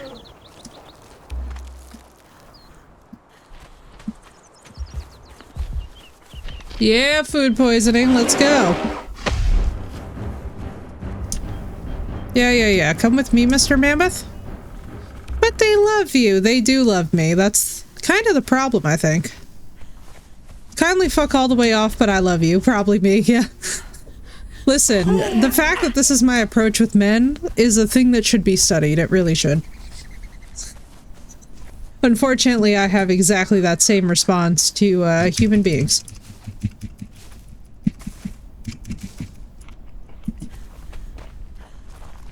And we have food poisoning.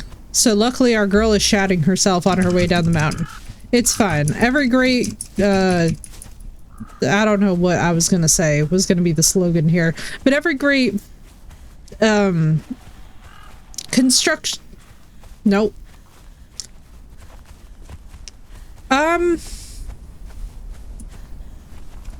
You know what? Fuck it. There is no motto. I die a lot. That's the motto. That's the end.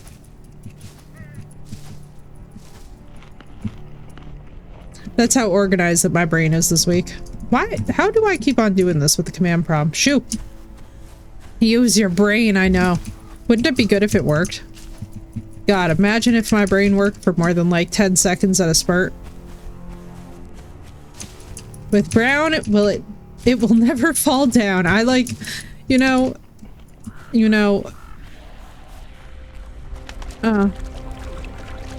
and now a zombie's found me. Listen, Nosferatu, I'm into that. That's all I'm saying. Although, Callie, that cartoon killed me earlier. It's like, you know something? That was the part of the film where I literally turned around and was like, will this man please come get his girl? Like, come on now, this is getting ridiculous. Poor homegirl is out here. She's like giving so much lady vampire energy. I'm like, will you please come get your homegirl?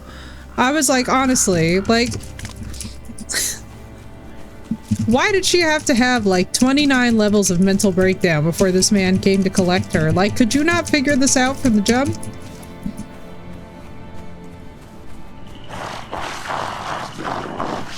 My girl was out here having to do the whole dribble spit business. I'm gonna go this way.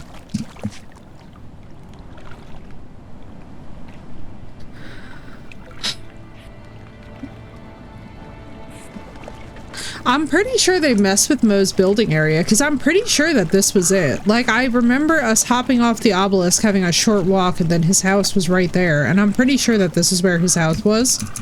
So we're just gonna say that it got colonized by other stuff, because this was never a thing that was there.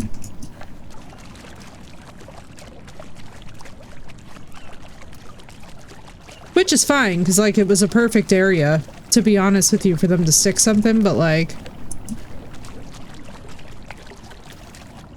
Yeah, because y'all are not buildable. No, I'm gonna get my butt ripped open.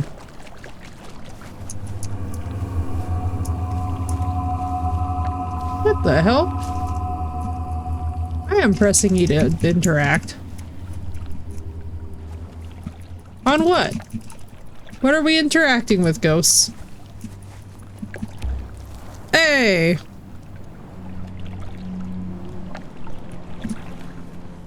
Did I learn? Literally, I learned nothing.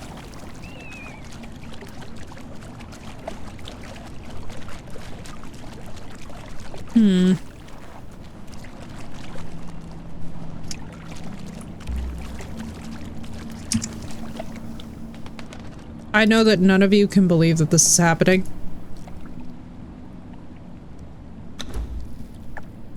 Try to contain your excitement.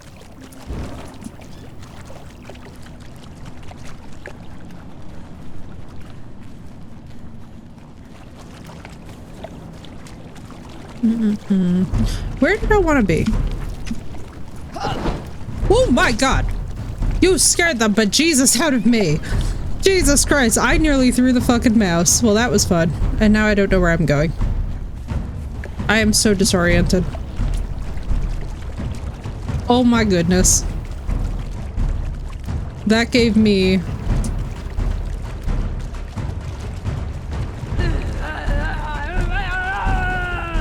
Couldn't we not? Listen, I know I was just talking about Nosferatu, but I'm not really trying to re-experience the film this way.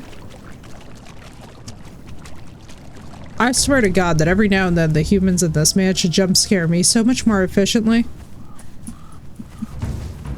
Ma'am? Oh, for fuck's sake. I'm like, listen, not us just talking about the cartoon and her making the exact sounds. I'm like, listen, everybody simmer down.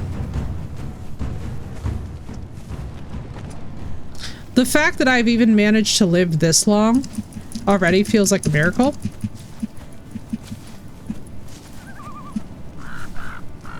A loon! No, that wasn't...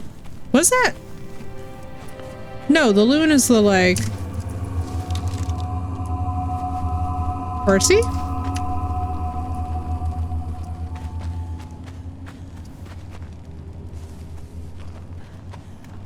Okay.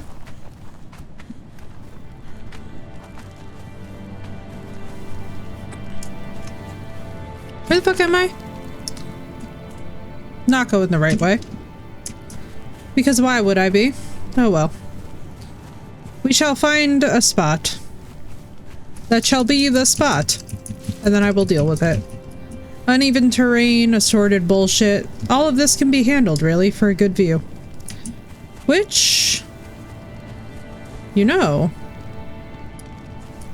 higher. We need to go deeper. I was gonna start singing Creed, and you've all been spared. You're welcome in advance. I know that this is a great loss to all of your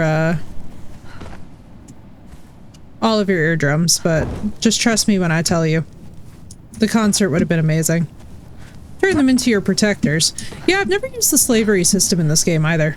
I started singing Creed, so Sam, the not us both singing Can You Take Me Higher. The fact that Creed swept the nation when we needed it most. Like, can we bring that back? What's next, Nickelback? Oh my god, you guys, we found the spot. You guys, we found the perfect spot. Never mind.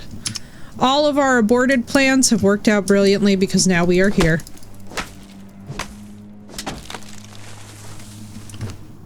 Grandma did indeed get run over by a reindeer, and you know what? She wasn't caring at all. This is literally a perfect frickin' spot.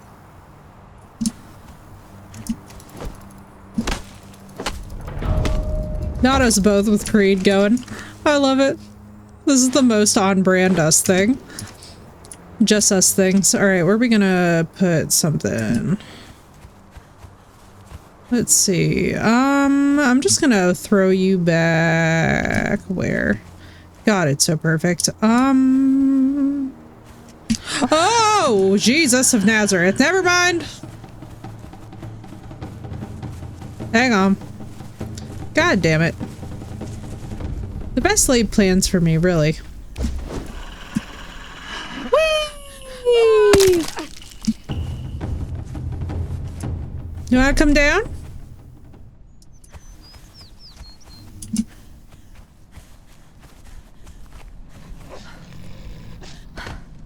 Hey, I think you should come down here. I think we should, chit-chat.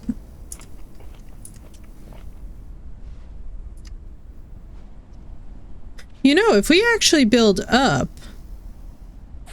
Oh, I have an idea. Well...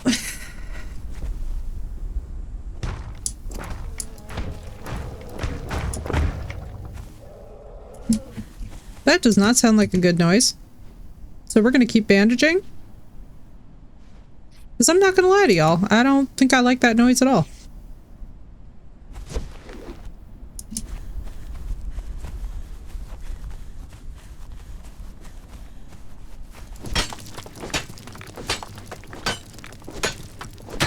Thank you, Mac. Have a good night, dude. Thank you for being here for a little bit. As for me, I'm gonna get settled in. We are about to have an evening of shenanigans.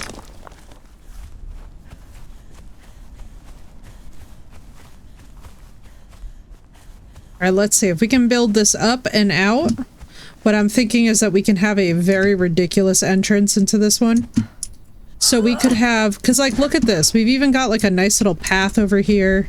Like we've got room here for this to actually be epic in scale.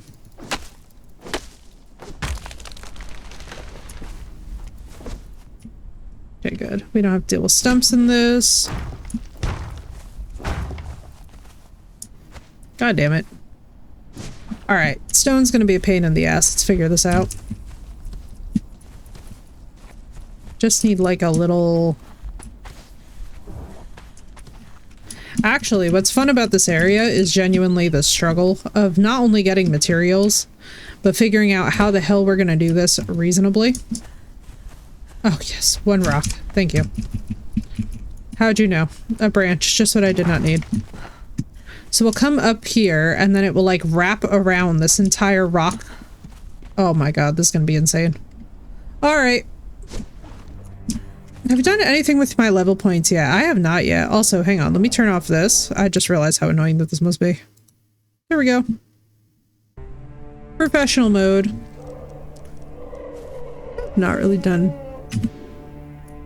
That's not a noise that I like. Samish, enjoy your lurk.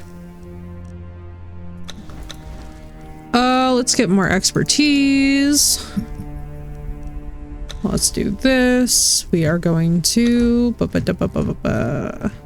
Yeah, because we have that unlimited carry weight one that we need. Apprentice Roofer. This would actually be useful, but first we're going to get Blacksmith before Armor, I think. Carpenter. And yes, this is how early in the game that we are. Fence maker, roof maker. Candles. Witchy energy. Let's go. Good.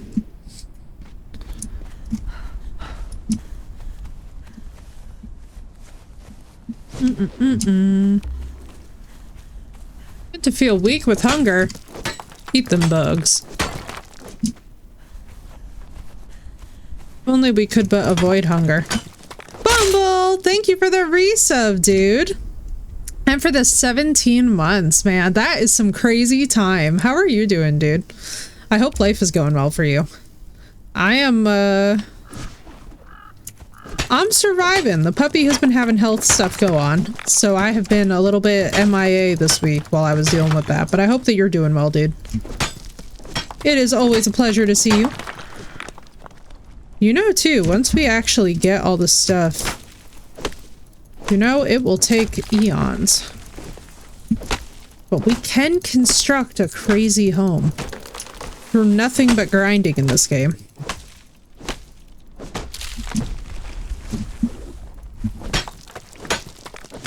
If I was smart, I would make storage. How's it been going for you, Bumble? I hope you're doing okay given the state of gestures at everything all around us at all times. He's starting to. He's trying to, dang it. I'm gonna get this puppy better if it's the last thing I ever do. He is being such a little trooper, and I feel so bad for him.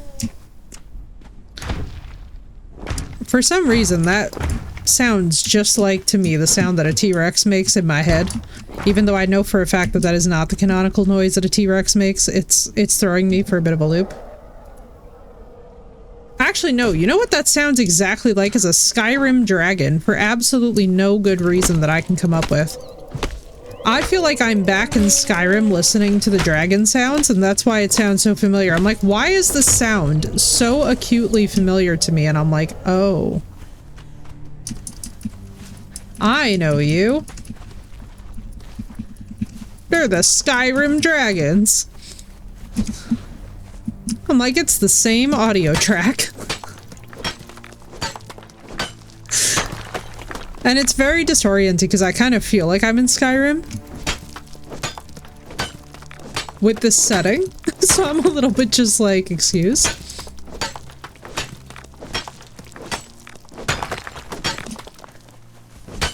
I'm not gonna lie though, it must go really hard to have a jungle house in this game. You know? Like, I imagine that the Tarzan cosplay community just goes insane for the jungle levels in this.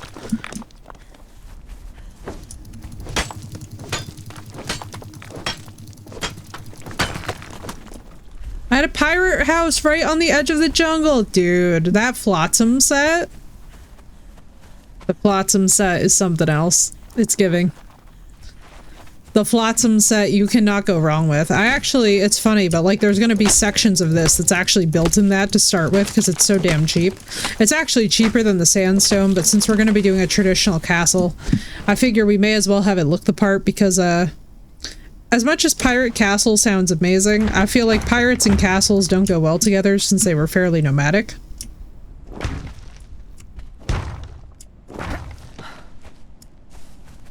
Y'all are not even ready for how stupid that this is gonna be.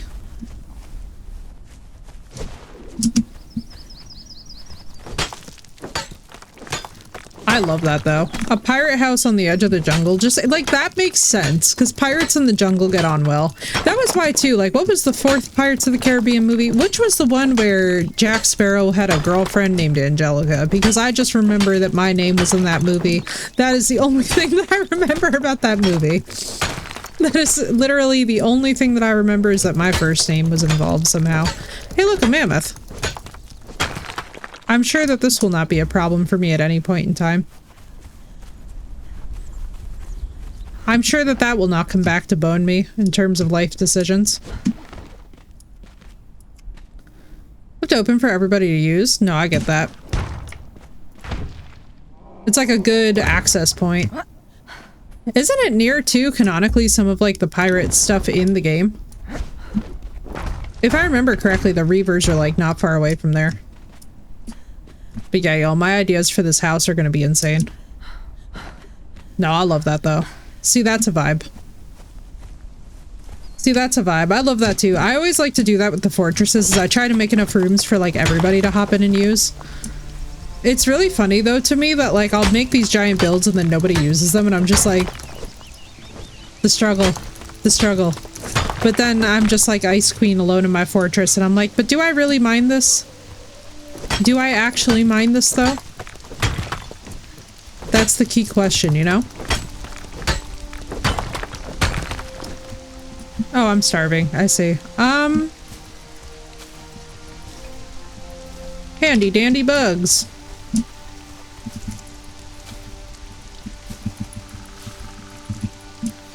Like, that's the thing is I love this game. I really do. But I think because the building system is so fun, it's like making these big builds. It's like, unless you literally have a server with probably like 200 people in it, it'd be so hard to actually get anybody to like use the houses to their fullest capacity. Like me and Auburn had a pretty good run with her place. You know what I mean? Because it was like the way that we were situated was kind of like perfect for that little grassy area.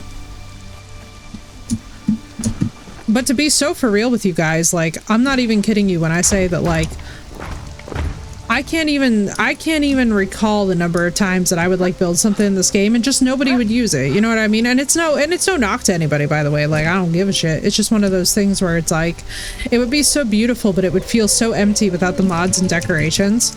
So that's going to be one interesting thing, is that we don't have the mods for the good decorations in this. So we're just going to have to make do. And yeah, it's going to be a struggle bus. We'll try our best with what we can canonically access.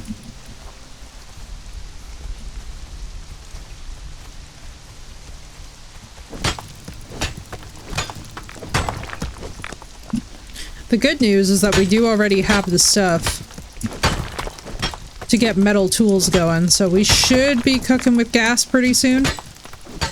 Like, basically, first things first, we're gonna get the smelter going.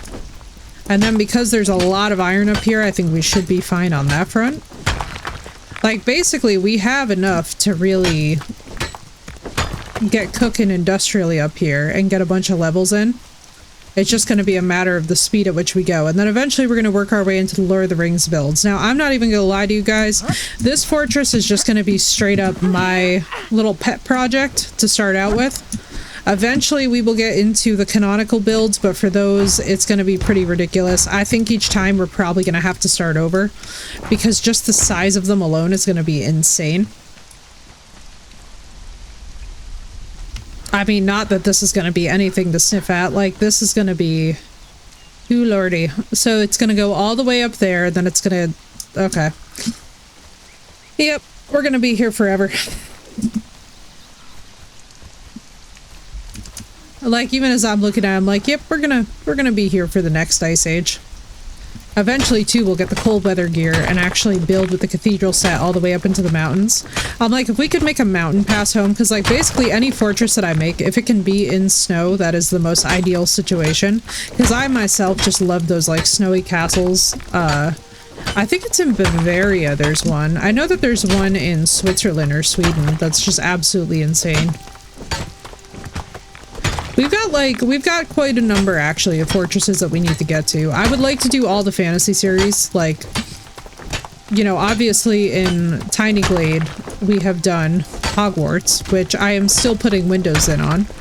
And let me just tell you, many, many regrets for the many, many windows. Auburn, you would not even believe how many windows. Callie, it's like 700 windows so far, and counting. I'm losing my mind and my sanity. And they're all so tiny, and I have to manually space them, and I'm like, if this game does not invent snap ruler systems for putting in windows, I will riot. That is all.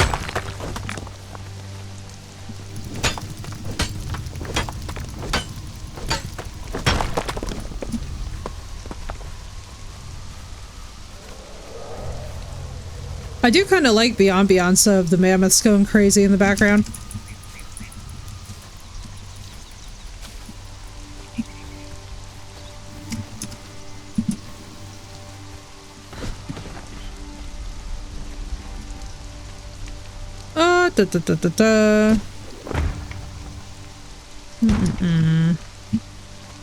Oh yeah, what was the recipe for that gruel again? Wasn't it like seeds? God, I gotta remember all this.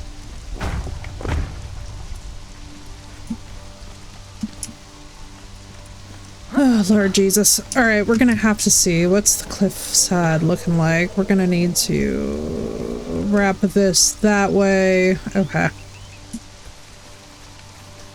Y'all are not ready. It's like seeds and plant fiber? It was something... We'll figure it out. We're gonna have to make it, is basically my point. I'm gonna have to feed myself. That would make the most sense, especially since it's supposed to be gruel, which is usually fiber heavy to begin with, and I feel like that just makes sense. You know?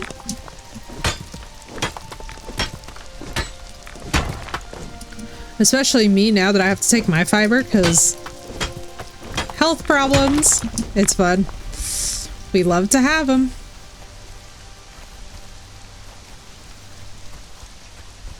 I was like, I'm free, and then my body was like, hey, you had parasites. Guess what we're gonna give you?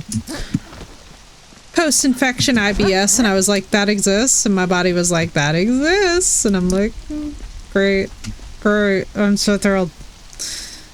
Thanks, how'd you know? I feel like the it's an avocado kid sometimes. Bro, the amount of work that we're gonna have to do to build this out. Cause like, so basically we're doing those DAOs, aren't they? Dude, I'm telling you right now, I've got everybody and their grandma taking DAOs. Like, I'm telling you right now that these are one of the most miraculous things. And once you find them out, you're like, man, I have been living my life with so much inflammation and I did not know it. Now I am just like you can actually tell. So like you can actually even tell tonight that I haven't taken mine yet today. I'll probably take them a little bit later because like this whole area is a little bit more swollen than it usually is. But you can actually visibly see the difference, especially too like in your facial area. It's like, it's a really weird sensation of just being like, oh my god. I'll never forget the first morning I woke up with it. Callie, you poor thing, I was sending you pictures like I was some kind of a crackhead. I was just like, look at these selfies. Do I not look like me, or am I changing or am I changing? And I'm like, oh my god, here we go. And then the obsession began. And now I'm just on the chronic inflammation. You could see it in your wrist. Yeah, dude. It's weird the areas where it will show up. My ankles, too, really deswelled. I was like, what the hell? I didn't even realize how much water weight my feet must have had going on with them. It makes sense, though, too, because I'm on them constantly, you know?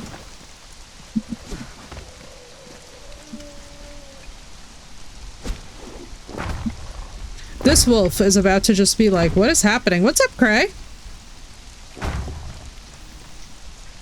I'm so glad it's good, dude. I'm glad you're enjoying. Are we going to talk about the chaos that's about to ensue when I get up next to this wolf? I don't know if I'm mentally prepared for what's about to happen when I approach this wolf. Uh-oh. Problem time. It's so good to see you, Cray. I'm so glad that it's good. I've heard only good things, you know. Like, I haven't watched enough of it to really get a sense of it yet. So remind me, what does it vowed entail?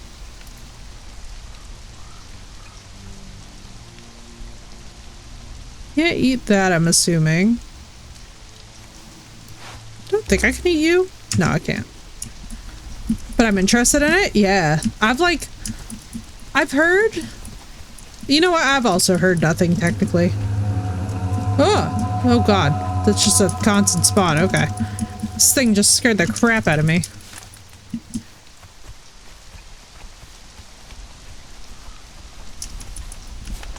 So I'm trying to remember if I actually put it in my, thing or not. In my wish list or not. Because I was like, I think I meant to put it on the side, but if it's good, then I'll definitely be checking it out. I'm always down. That is a Skyrim-like game based on the Pillars of Eternity. Why is that so familiar? Pillars of Eternity. Oh, I was thinking of Kingsbridge.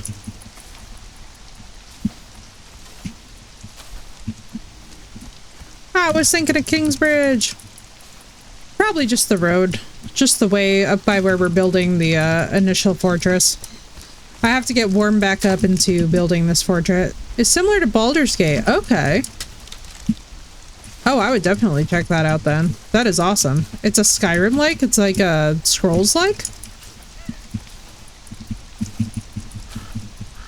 Bro, enough with the plant fiber. We get it. I have to eat bugs. I'm not proud of it, but I must.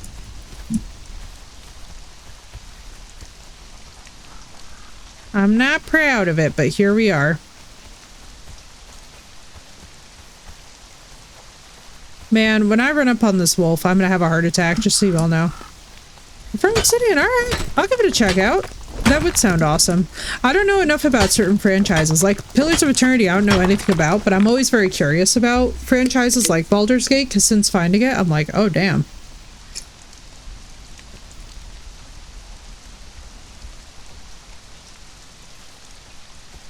Woo! Your girl got thirsty. And speaking of which, we gotta find a consistent water source also for our character.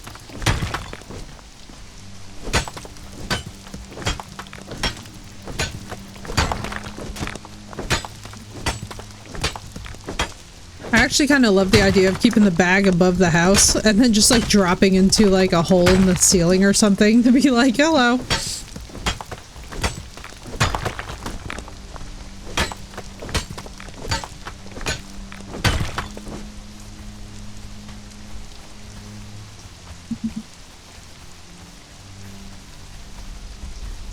But no, I'm always down for another Scrolls-like.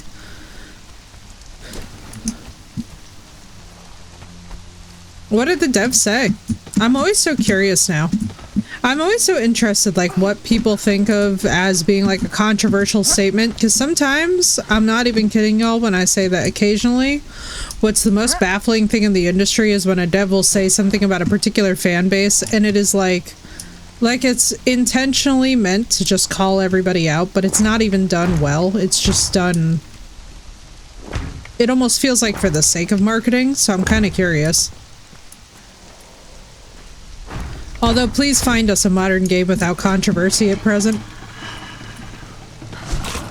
So glad you came. Come here.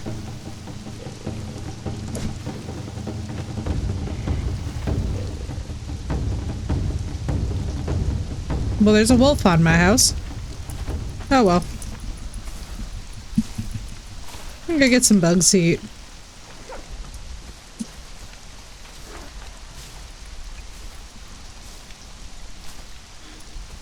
I'm like, oh no, what did the devs say this time?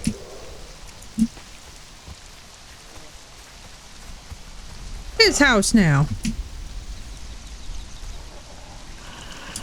You know? Oh shit.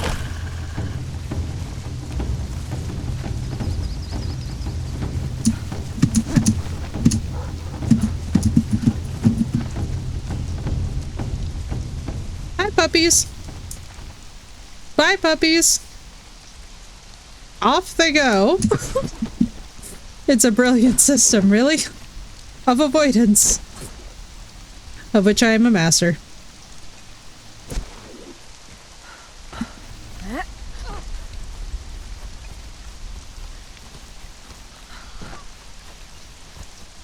Several leaks about a character creation option. He, she, they's pronouns.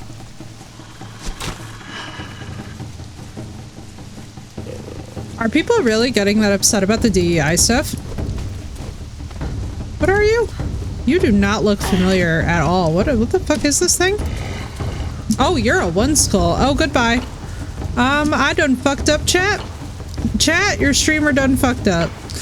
Well, let's just get the bag into a good area, I guess. Ripperoni. What the fuck is a one skull doing here?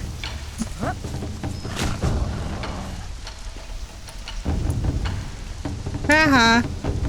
Get fucked.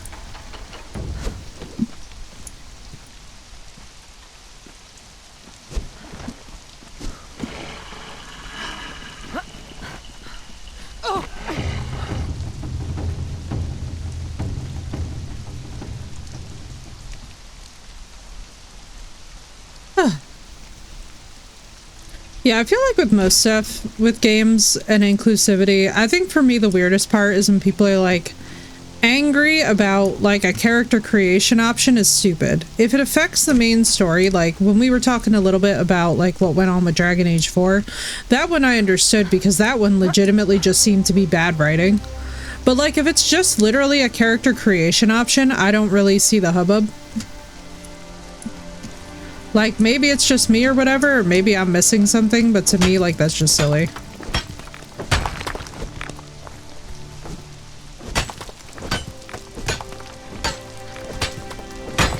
I mean, I don't think that there's anything wrong with being woke when the other alternative is literally being insane.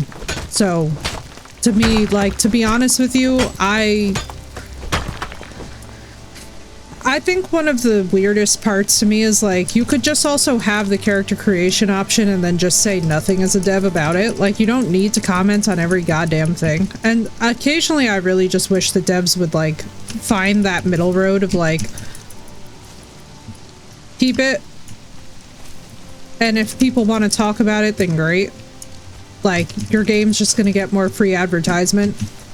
Like, for me, it's one of those things where as long as it's not game breaking, you don't need to comment on it, you know? Like, I think we're at a point in the gaming industry where, like, a lot of what people are getting into trouble with is just the dumbest shit. But yeah, if the alternative to being woke is literally being the insanity that's anti-woke, then give me being woke any day.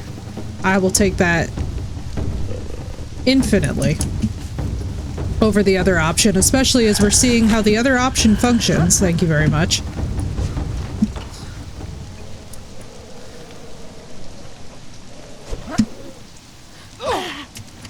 How do I want to do this? I could just wrap it around... Did we actually get what we... Hey, we did. Cool.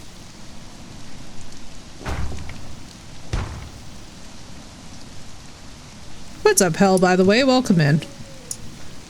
Alright, let's see. So all of this is not really going to be that visible by the time that we're done. I just have to build, like, an interior structure from which we can design other levels. Trust the process. Trust the process. But yeah, every now and then I really wish that devs, but also people, would embrace the idea of moving in silence. Like, it's very funny to me when, like, game devs will make these comments and I'm just like, do you know that if you just hadn't said anything, nobody would be angry? I'm like, did you know that there's this wonderful thing called not making weird ass comments that saves you both time and money? It's like a marketing hack.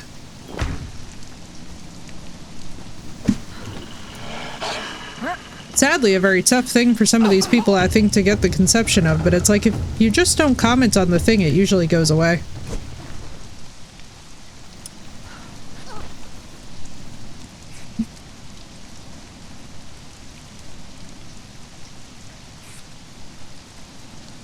Really big on DEI. It has an insufferable character that's gender fluid, which is really ridiculous. Bro, the story of Dragon Age the Veilguard just sucks. Like, I could give a shit less about all the rest of it. Like, I don't see any issue with that. And honestly, I think anybody that does have an issue with that, like, at the end of the day, if you don't like a character, don't like the character. But if your issue with the character is literally just something as simple as their gender orientation or lack thereof, you might just also be a douchebag, you know? And that's kind of what I've come to realize with the gaming public, is like, most of the time when people are whining about DEI, it's because they themselves have problems with other people expressing those views and other people expressing themselves that way. And so for me, I've just kind of gotten to a point in my life where I'm like, I could give a shit less about, like, character creation. How's your gameplay? Yeah, and I mean, like, listen, great, cool. So dislike the character, like, who cares? Like, it's literally a video game. Like, the amount of times per day that I feel like I sit there and think about, like, the real problems that we're facing in our real societies and real lives, and then, like, remember that there's someone somewhere getting angry about a video game. I'm just like, you know, you know, like, if the other option, instead of being woke, is just being a racist, homophobic, sexist piece of crap, give me being woke any day, honestly. Like, you know what? Give nobody a gender. I don't give a fuck. If the story is good, then I'm there for it. You know what I mean? If the gameplay mechanics rock, then I'm there for it. I could give a fuck less about the rest of it. I really could.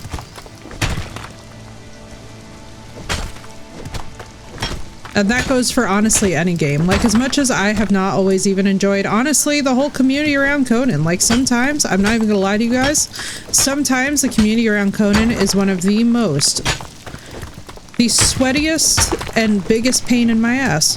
That being said, still love playing the game. And you just learn how to be an adult enough to just kind of not give a shit. So for me, it's like, if the gameplay outweighs it, great. Every single thing that I saw about Dragon Age of the Veilguard was like, why in the world? I was like, first of all, I'm so glad I didn't spend money on this. Second of all, what in the hell? I was like, what? Who thought of this? Like, who actually sat down and was like, yes, this is a good idea? Because, like, I don't work in games marketing directly, and even I can tell you, like, half of the decisions made with the Veilguard make no objective sense. Where do we want to go with this? I mean, I guess we could just, yeah, let's be a perfectionist. It's never hurt me before.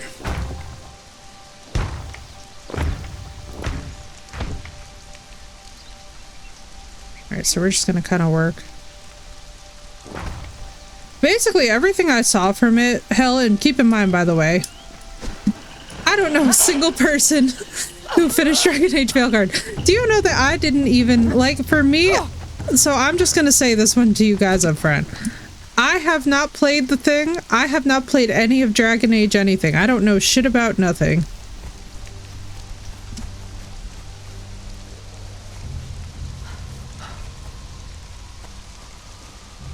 It just says name there, it says,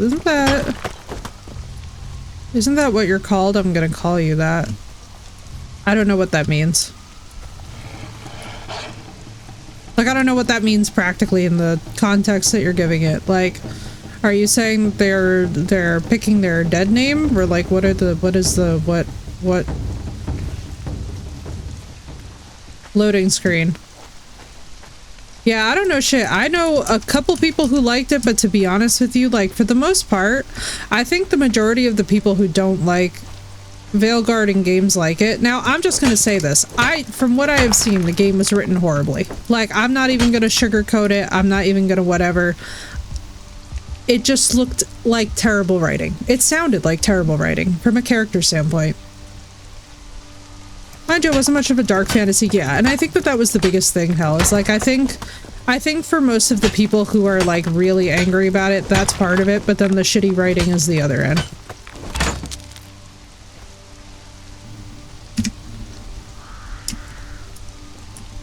Yeah, I was gonna say, now Callie knows somebody who's finished it.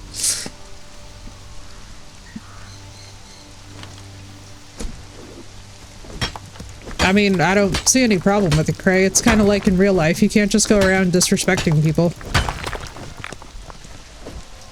It just, like, I really don't get what the big... I think for a lot of people, the gender fluidity arguments, it's like, that insistence that you're gonna call somebody the gender that they don't identify as, you're just a douchebag at that point. You know what I mean? Like, it's like, full stop. It's just douchey behavior.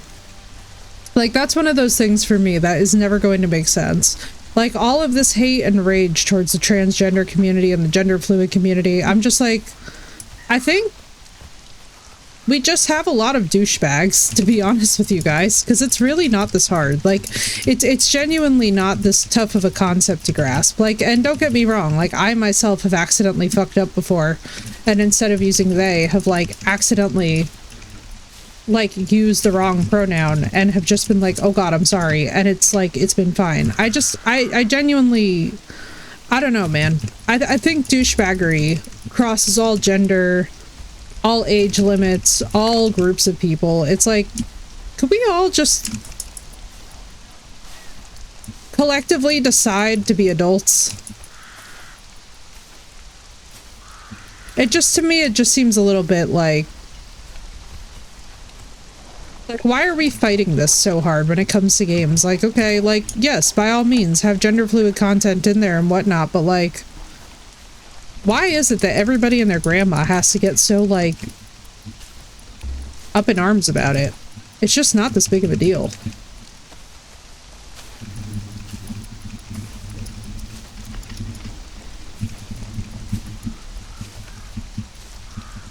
It's like, oh yeah, God forbid that these people have representation. Why? Who is it hurting? Please name for me 5 people it's hurting. Right now. Like, you can't, because it's not doing shit to anybody. It's literally just representation. And I think, honestly, it's one of those things, especially too, it's like every time that I hear somebody get angry because there's any other race in a fantasy series, I'm like, it's a fantasy series, you dipshit. I'm like, oh my god. I'm like, yes, I'm sure that the fantasy universe can't conceive of having black people. Did you set your bag? Yes, I did. I did it on the cliff, literally next to where the wolves are standing, so if I have to respawn, we're about to have a fun time. But it's like, no, it's like every single time that I ever hear somebody whine about there being another race in a fantasy game, I'm like, do you hear how stupid you are? Because the rest of us here.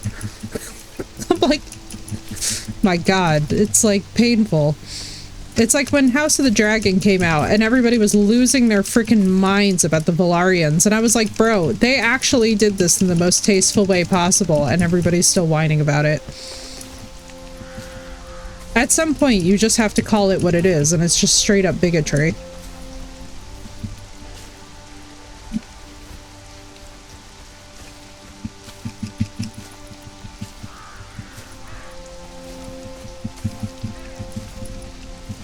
And yeah, unfortunately, like, as I was running away from the wolves, I was like, oh, I'll just tuck this here, because I thought that what they would do is jump with me over the cliff and I would be, like, spared for a while, Callie, and well, I learned the hard way. So we're just gonna build around and on top of the wolf spawn and see how that goes. If not, we're gonna have a really interesting experience where there's just wolves perpetually at the bottom of the house, and that's gonna be real fun to deal with. I'm looking forward to it. But, yeah, I've kind of come to the decision that, for the most part... Exactly, Cray. Like, I don't give a fuck about none of it. That's why I like to be honest with y'all. When I see, like, people being really stupid about video games, I always feel very compelled to just be like... Like, to me, it's just such a big symbol of not having other stuff going on in their lives when they get this worked up about it. You know what I mean? Like, every now and then people will whine about the woke people, and I'm like,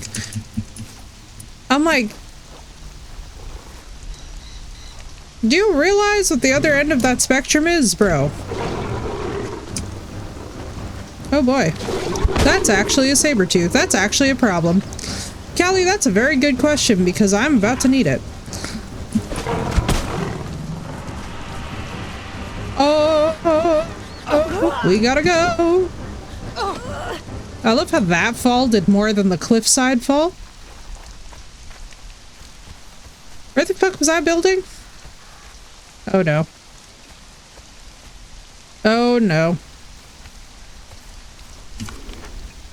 You know, I don't have to wonder. God damn it, where's my bag? God damn it. Nah, I've like, I think I decided years ago that for me, whenever I hear the anti-woke people come to town, I'm just like...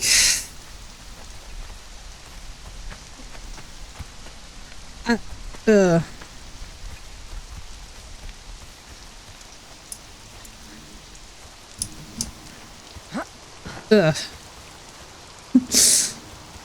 I'm like, just put me in the camp with the people who care about people, wherever that falls. I think the rest of it can sort itself out. Where in the name of God on high did I build? And what in the world does this map have against markers?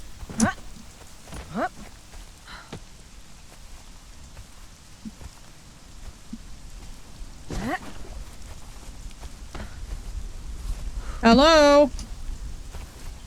Yoo-hoo!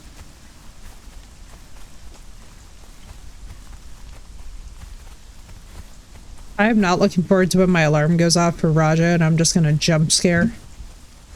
I think it was up... No, it was a smaller ledge.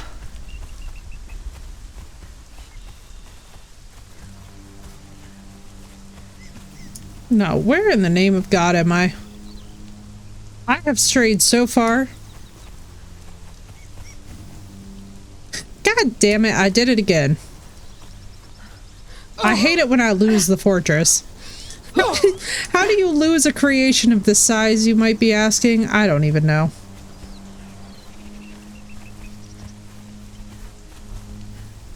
What am I hearing?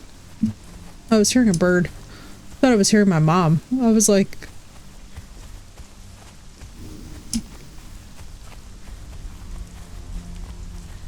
You know, only I could lose a fucking fortress. God dang it. One of these days I will learn this map and then it's over for you hoes. One of these days I will have a sense of direction. And then it's over for these hoes. But I don't think that day is today. God damn it. Well, I guess we'll find it when we die, huh?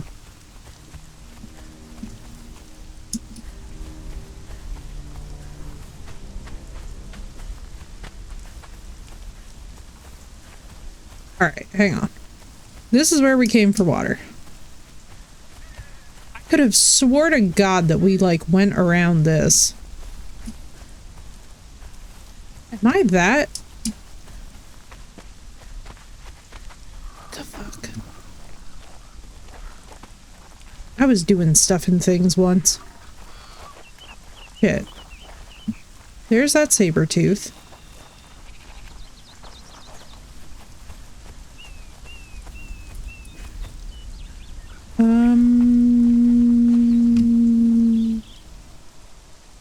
Oh my god, the Jeopardy music is gonna start playing in like 3 seconds. Where in the name of God?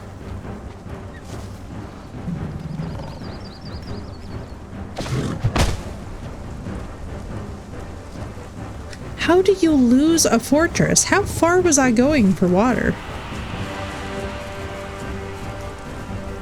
Hmm.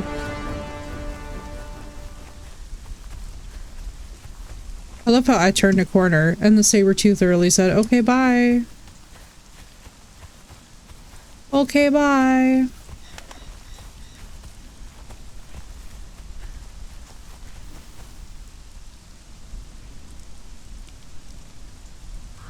What the fuck? Okay, there was the road that we're following to get up the thing. Oh my god, and there's the fortress. Oh, Jesus God. You know something? This is why I'm not even gonna hold you guys. I need like a beeper. Do you guys remember beepers? I remember beepers from the 90s and the 2000s. My dad used to have a beeper. And let me just tell you all right now, sometimes I swear to God, I need one, but for like the buildings I build where it needs to like beep louder and faster the closer I get to it, because I'm telling you all right now, I have got the brain that the gods gave a goldfish when it comes to remembering locations. You could tell me 7 times, Effie, turn here. Effie, turn here. I will confidently turn in the opposite direction. Like, God help us. When me and Sinnoh do anything having to do with naval battles, y'all are going to be laughing so hard you're going to be crying. Because I cannot tell direction if my life actually depends upon it. And very often it does. And it's even funnier when I'm building something and I just get lost in it. Like, unfortunately, I have a strange premonition that that's going to be exactly what happens here.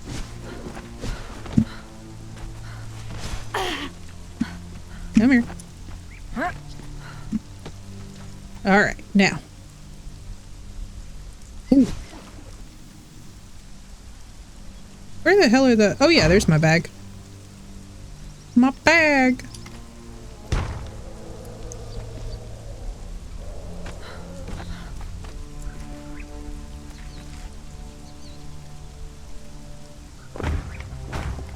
Alright, let's do this. Trust the process time. Trust the process time. Where the hell are these wolves?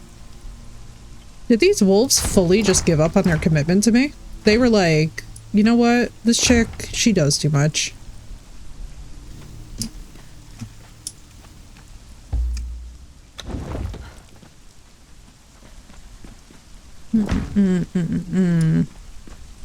Alright, so we'll start officially. Jesus God. So all of that's going to have to be entry, and then this is the entry point to the main shebang. And so then all of this will get cleared, and then it will just go back up into that snowy mountain at the top of the house. This could be insane. Okay.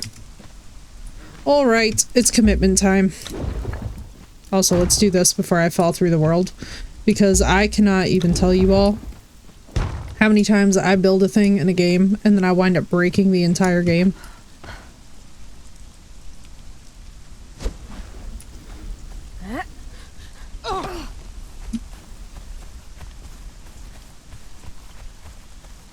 Let's go. Also, we should probably get a furnace going on the lower level. Just saying, because these tools are, I think iron just gives us 12 though, if I remember correctly. It's not really that much more stone objectively. It's not like good. Or at least it won't be good for a while, probably.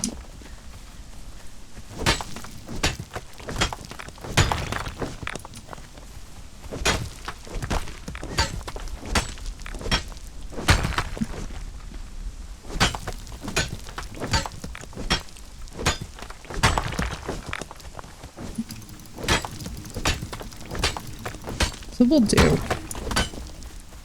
gonna probably work on that bottom entrance like last. If we can just get the base pieces down. Get a couple of furnaces going in the main hall. Because like that's what the majority of the time that we enter, at least to begin with, we're gonna have to do. Is just kind of get our materials squared away.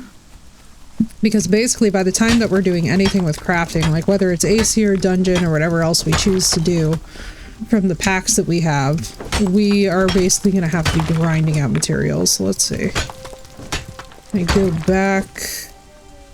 Shit, my turn around again? Please don't be turned around again. No. Okay. It's follow the road. We'll put like a torch path or something too to the water, because this is going to be very chaotic. This is giving so much Minecraft right now.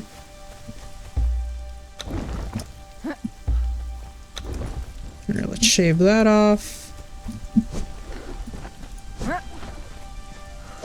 This is giving Minecraft.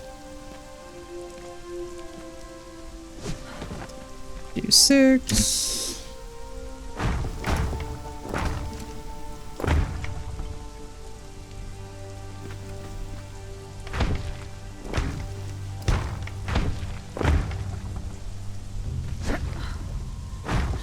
No!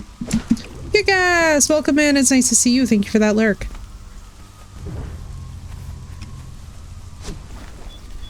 Also, let me see something. I don't think we still have the Northern Timber set, because that's not gonna do. Let's see what other sets that we can build with as we're constructing this, because like we've got so many trees. Hey Phoenix, thank you for that shout out for Kick-Ass Lady. Your name change keeps screwing me up. What name change? It's just Effie dies a lot. What's going on? I haven't changed my name in a hella long minute. Or do you mean Phoenix?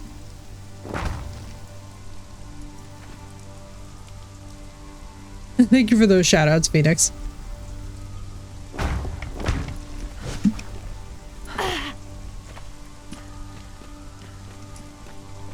Alright, let's see. We're gonna go here to here. And this we can start that. Let's pick this up.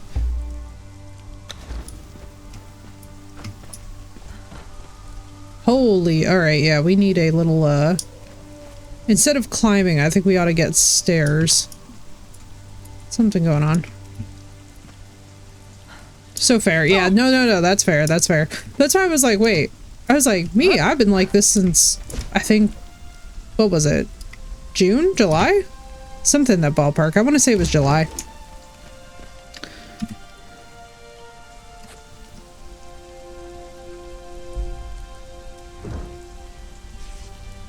Yeah, I'm like, hopefully nothing's... Hopefully, that's why I was like confused there for a second. I was like, change? It's like, uh-oh. Did I have a non-consensual rebrand? A non-consensual rebrand that I don't remember?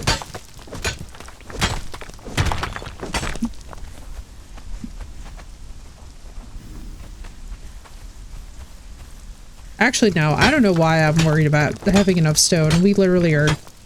We've got stone for days. We're fine. Alright, let's see. So we're going to...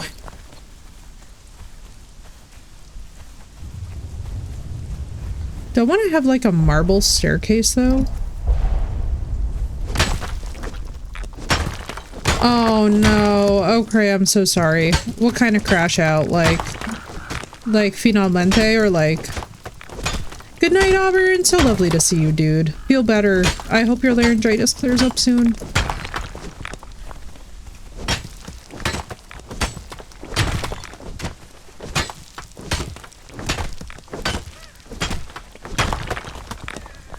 Okay, I'm so sorry, dude.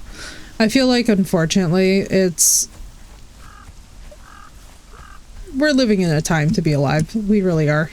It's one of those things where, like, I don't know a single person, and nor do I trust right now a single person who is not, like, stressed to their maximum. Everybody that... me running into that tree is like a visual, demonstration of where I think we're all at mentally. Most of the time these days, you know? Like, I just hope that they're okay. That sucks. That sucks so bad. I hate it when people do that too. It's like, oh no.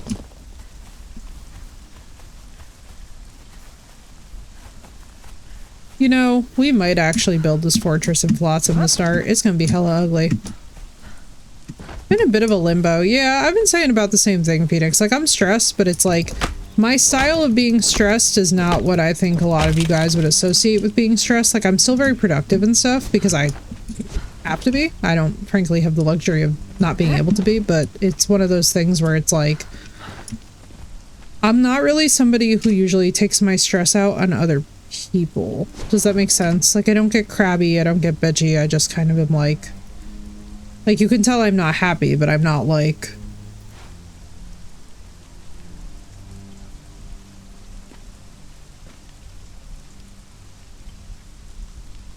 Where's your married dog? I tell you she's okay, yeah.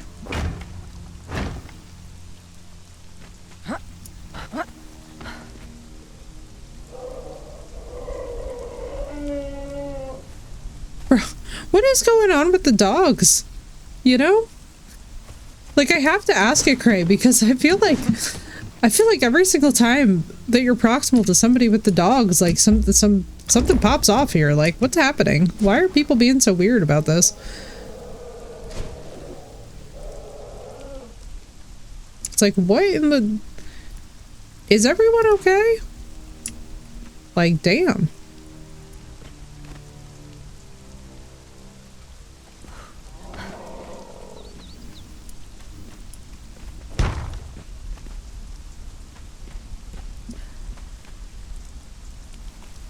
My god.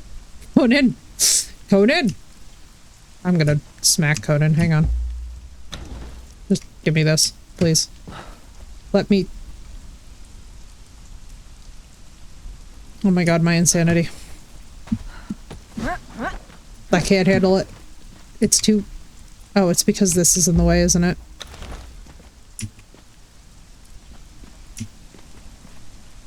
Oh my god, my villain origin story is not being able to place this. Thank you. Oh my god.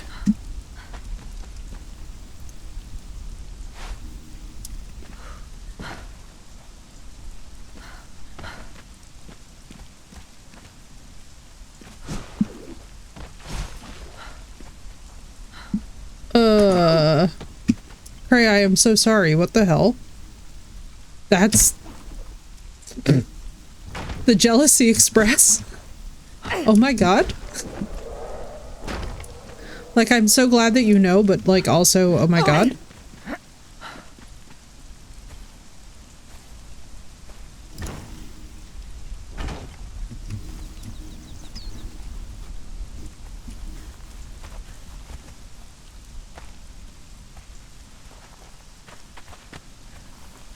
Like, which is...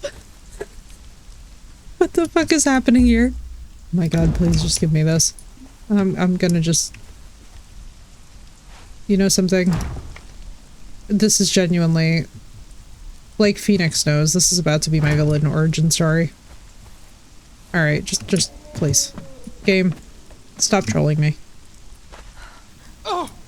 In fact, give me this.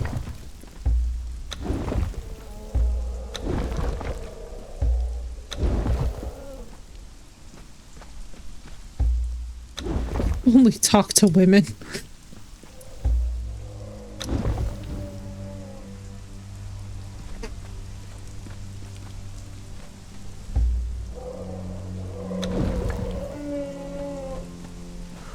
Right? I am so sorry, but honestly, I have to tell you that that feels like one of those cases of like the biggest bullet dodged ever. What in the name of all that is holy was going on there psychologically? Like, as somebody who has studied psychology, I just have so many questions. I feel like I have more questions than I've ever had answers from this situation. I am... You know it's a rare day for me, Cray, but I think I might actually be speechless. I think that might have, like, genuinely broken me a bit. Like, what? What? What does... Why does everybody... Can somebody please explain to me why everybody keeps on talking about this alpha male bullshit? Do y'all understand how fucking stupid that sounds, considering that most things that regard alphas usually are subservient to the concept of the alpha female? Like, does anybody understand how stupid that this shit sounds from the audience that uses it? Like, sometimes I swear to God, I just want to, like, take people's heads in my hands and just be like, what the fuck are you talking about? I'm like, stop pretending that you understand biology. Why? What in the... God. What? But we're not wolves. And also, even if we were, there's still a fucking matriarchal... I'm gonna lose my mind. This is why this is gonna be my villain origin story. I swear to God. What the hell? Just why? That's what I want to understand is, like, why? I don't even think I'm mad. I'm just confused. Like, I don't... What?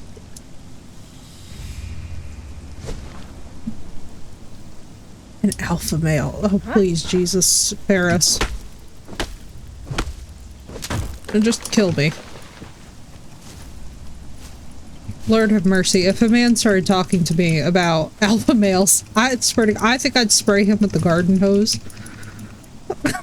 Exaggerating when I tell you, I'd pull out the fucking garden hose and just start blasting.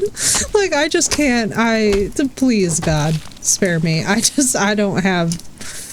Oh my God. In a world in which none of us can afford groceries, we got people out here talking about alpha males. Please. If y'all are such good hunter-gatherers, please hunter-gather your way out of the capitalistic nightmare that we're all living in. I am speechless.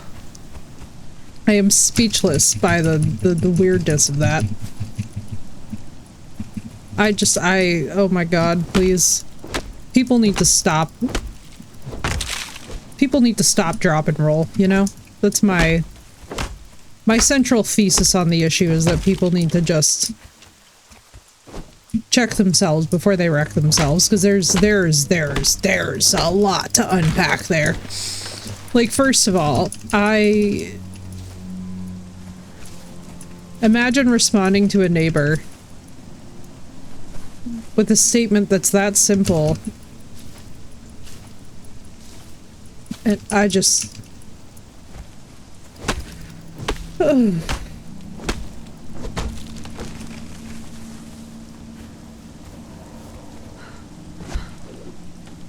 Every day I become a better hermit, you know? Oh my God, now it's stone. Of course it's stone. Well, let's put the bag down before we have to do all this over again. As for being emotionally detached, yeah, amen. remain so, because let me tell you right now, Prey, that is some whack. I've heard so many strange things in my life. I honestly think that that might take the cake. Oh, mail. Like, do people hear what they are saying when it comes out of their mouths? Do they think? Or do they just... Is it just vibes the whole way through?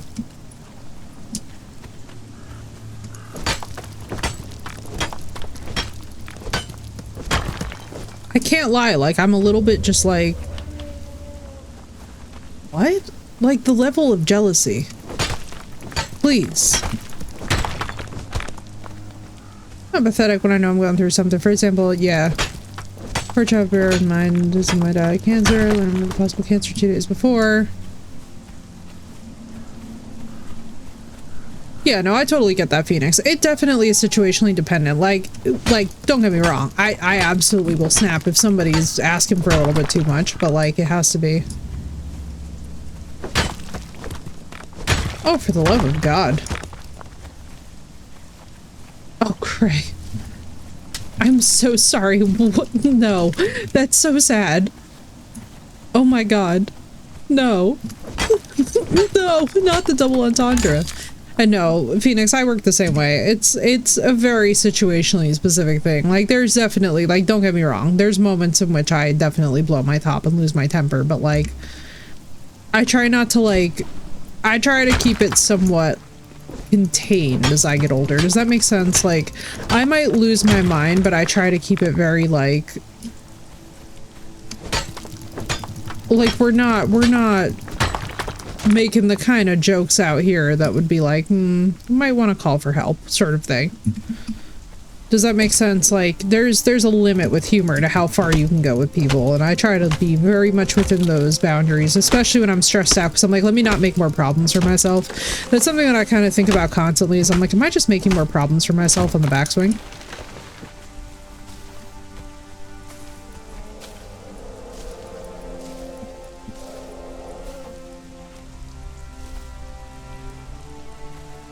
Man, we have so much plant fiber. God damn, you know something? That's what.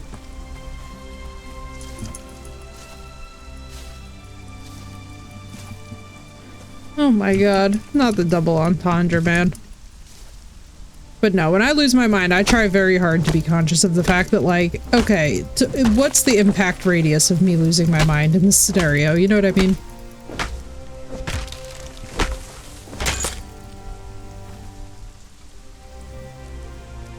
Back a couple days later. Yeah, like, I'm not even gonna lie to you, Phoenix. Whenever I hear people mention alpha males, I'm just like, I long for people to understand how biology and nature works, because that don't work the way that a lot of people think that works, and it's extremely funny.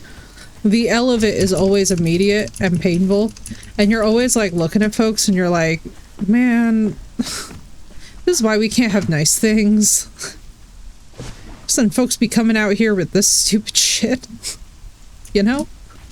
Like, not to sound like whatever, but sometimes, I swear to God, I am just like, education be beating people's asses out here.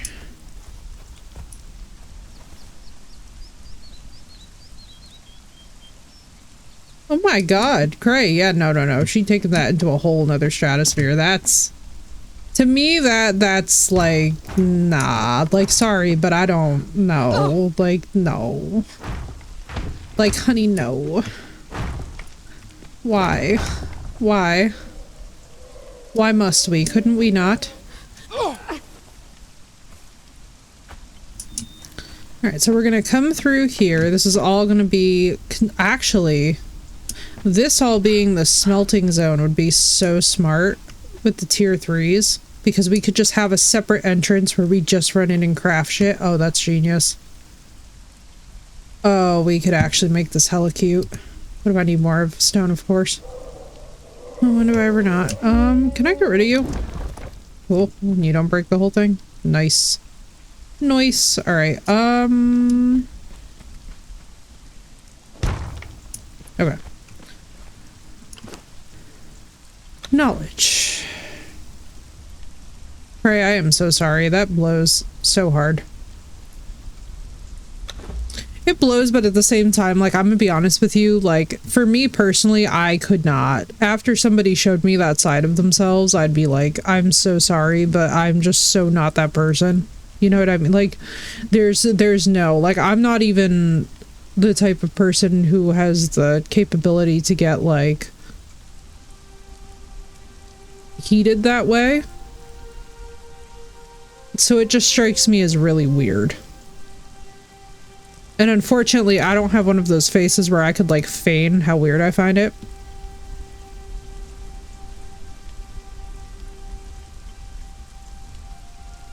You know?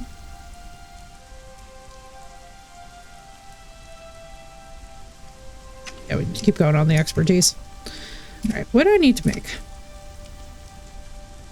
Let me see if we can get some...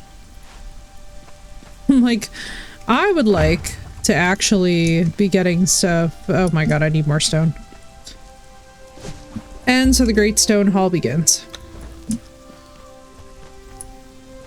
I'm just like, I'm a bit baffled by the whole concept of people who think that they, number one, own people that way, where you can, like, have that much of a say about what another person does. Like, I'm so sorry, but, like, if I'm ever dating somebody, the last thing that I care about is people that they talk to in their spare time. Like, if your neighbor knows you or whatever, the last thing that I'm going to be doing is assuming that you are doing something nefarious. Like, unless I have an absolutely set in stone reason to be assuming as much, I go about my daily life and figure that most people are who they say they are. You know what I mean? Like, most people are not that... I really do. She has had bad experiences as well. I'm so sorry, Cray. That's so hard, too. Especially, too, when you know that there's a lot of stuff brewing underneath those trust issues to, like, make them. That's such a mature response to that. It's just, like... oh, God. That feels like that's so much work. And my question is always, like... it feels like it's so much work, and for what, you know? Like, at the end of the day, if the person can't receive the love... Whoa. There are no words for how much I do not want to deal with that. If you could just not... that, brother, you are an unfortunate spawn, aren't you?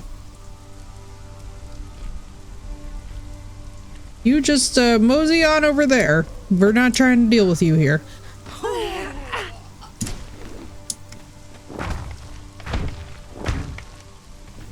I'm like, there are no words for how much I do not want to deal with that today.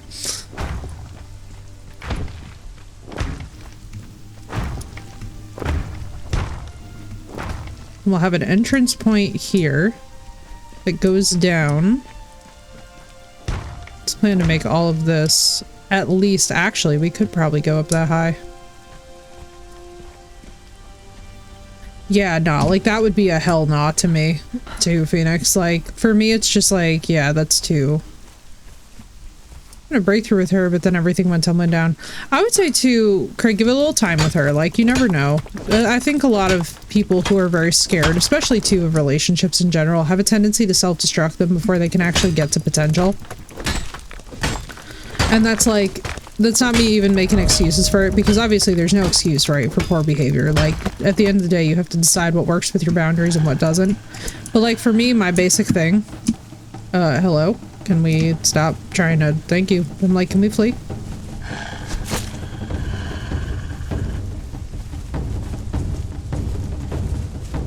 In.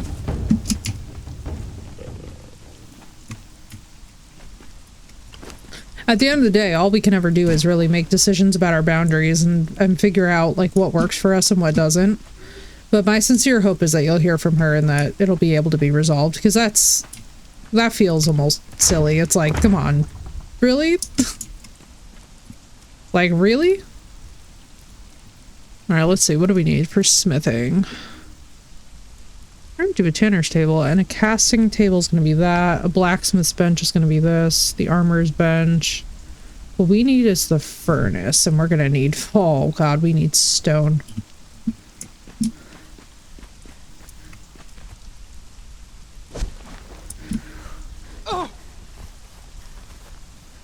wants me but doesn't need me.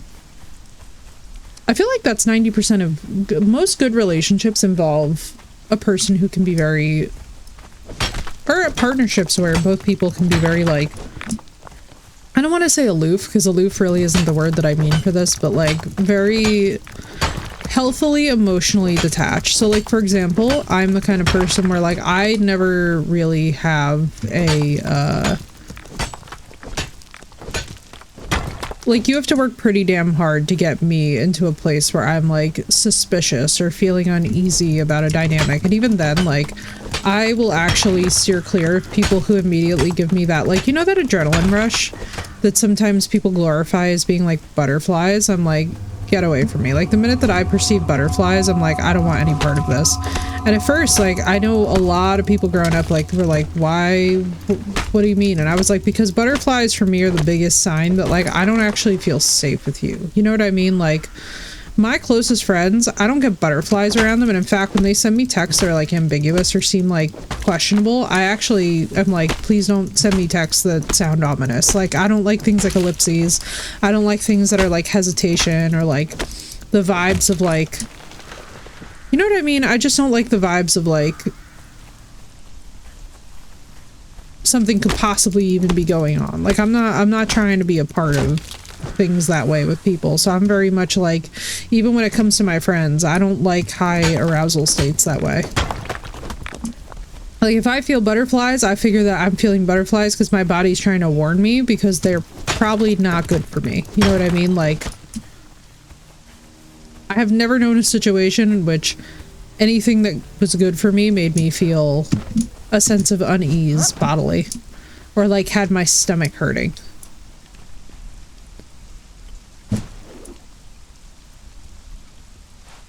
Now let's get this guy going because we're gonna need this. Perfection. All right, let's see.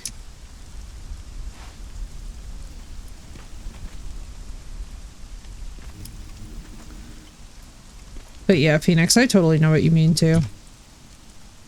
Girl, this book, yeah, no, yeah. It depends on what it is. Like, if one of my besties sends me, oh my god, ... then I'm viscerally uncomfortable, and I actually am like, please don't send me that. Like, I have a lot of prior PTSD around people who are basically like early in my life being trifling for no reason, and now as an adult I'm literally just like, if the text sounds like it belongs in a high school group chat, I am not interested. You know? We all pick our battles. Mine is to never deal with that crap again. Like, basically any time that I feel like I'm about to get very bad news, especially if it's about somebody that I like really care for or something, I'm just like, let's not. I'm like, I would like to not. I guess we could do a sweared. Actually, we were talking about this though. Oh, I needed the daggers. Damn it, that was the wrong thing. Oh well, it's still short knives. It'll do, it'll do.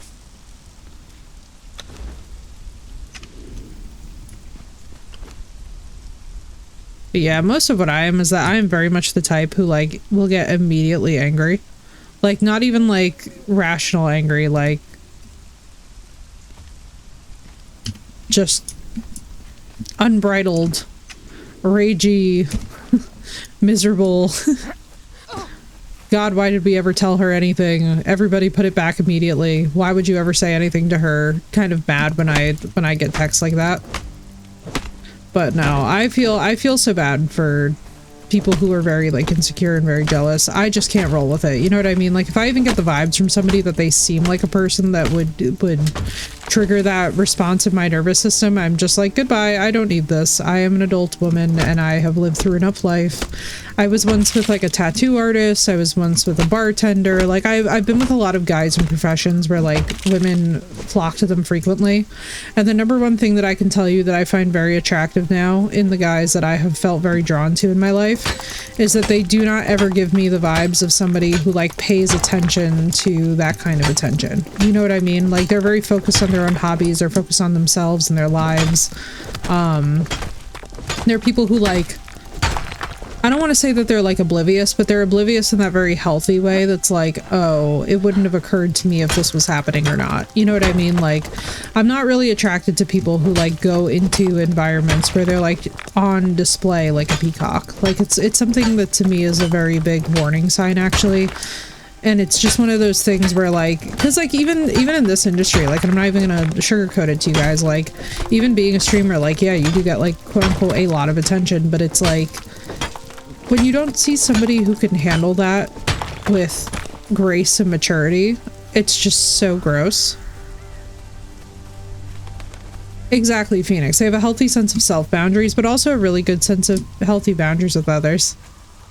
Thank you, Mysterio. We always need a little Marissa Tomei in our lives. But yeah, that's my 2 cents. Like, that has become my biggest warning sign, especially with, like, for me, you know, it's men because I'm heterosexual. But, like, I completely understand that everybody's different.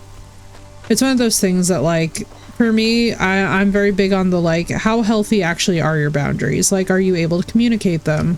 Do you feel very comfortable still being friends with somebody even if those feelings aren't reciprocated? Like, how is the conversation about that person? Like, I don't find it very attractive. Like, for example, if you have, like, a little friend, right? Like, let's say that you're dating me and you have a little friend and they have a crush on you, right? If you talk shit about that person or make them feel weird or like ignore and ostracize them, I don't respect you as a person after that. Like, the inability to still keep your friends as your friends and like be able to have that conversation and have it be a thing where like it doesn't put the whole friendship in jeopardy is to me like a crucial life skill. Like, being able to politely and respectfully decline somebody without insulting them or making them feel like crap and without like mocking them is one of those things that to me speaks more of like the emotional maturity of the person than anything else in the room. It's having the ability to handle your business and to do so like an adult.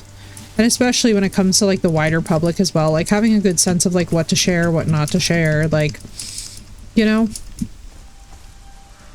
I've just never found it very appealing when it's like you constantly have to like explain that like, hey, you know, like let's say that I was having like a 70th birthday party for my mom. It's like me having to explain that like I might not want photos plastered all over the place of like extreme PDA without it being a conversation that's had first, like, hey, I was thinking about like, you know, like, are you cool with me posting the photos, whatever, like blah blah blah, like from like a private family gathering. That's one of those things that's like, you don't want to ever have to explain those things to people, and the ones who get it really do just kind of get it. And to me, that's the biggest sign of emotional maturity.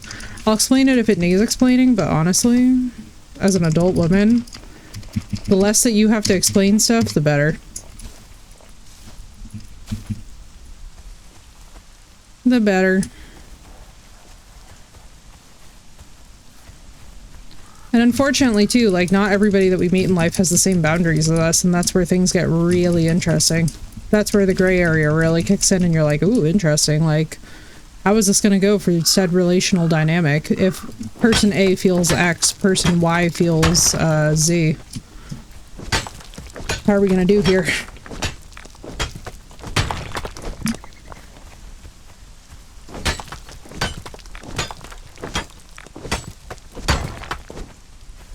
Yeah, I don't know, man. All that stuff is very complex. This is why I don't deal with it, and this is why I don't really date people. I don't have the patience. I really don't. And today's dating culture is honestly such an absolute trash heap. From every single thing that I have ever seen in the dating world, I am just like, I would actually rather eat my fingers than ever in my life for even 5 minutes put myself out there this way. Because it is just so... like... Astaroth needs to literally like teleport the person to me, or else I am just completely uninterested in every way, shape, and form. I need like divine intervention, or else I will just never leave the comforts of not dealing with people that way. I've seen too much. I see dead people, you know? And in my case, literally, so do with that what you will.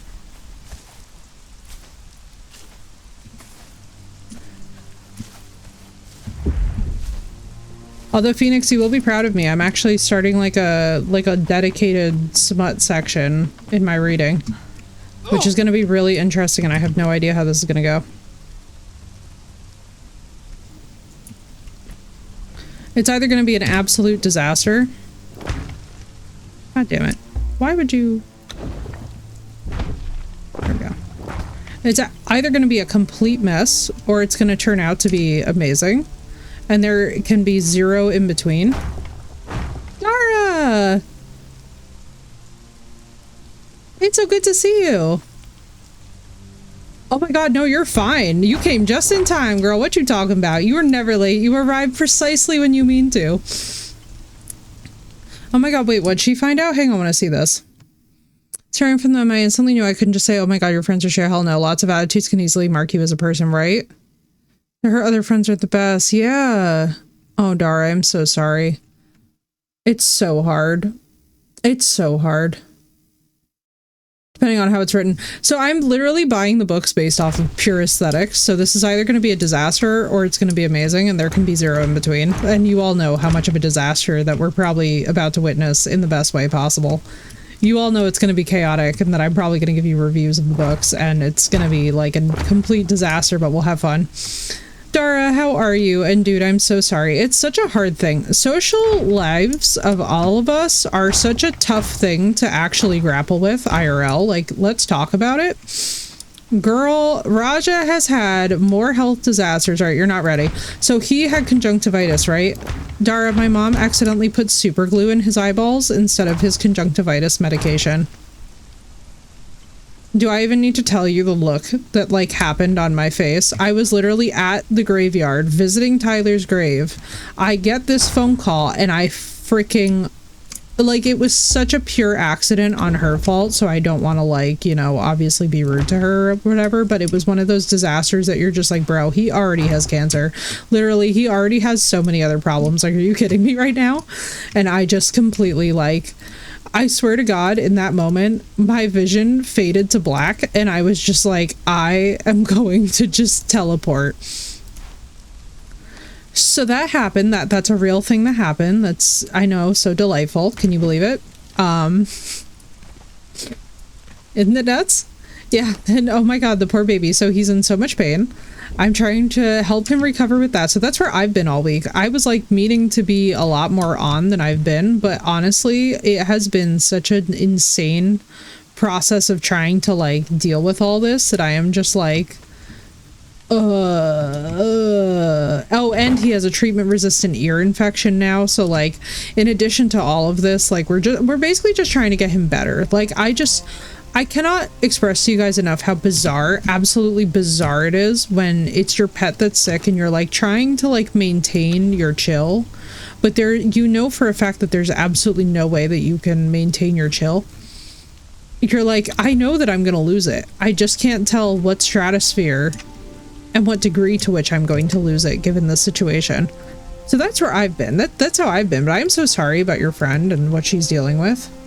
I know, he's such a good baby. He's such a good boy, and he's like so sweet because he's like not trying to be a problem even though he like does not feel good.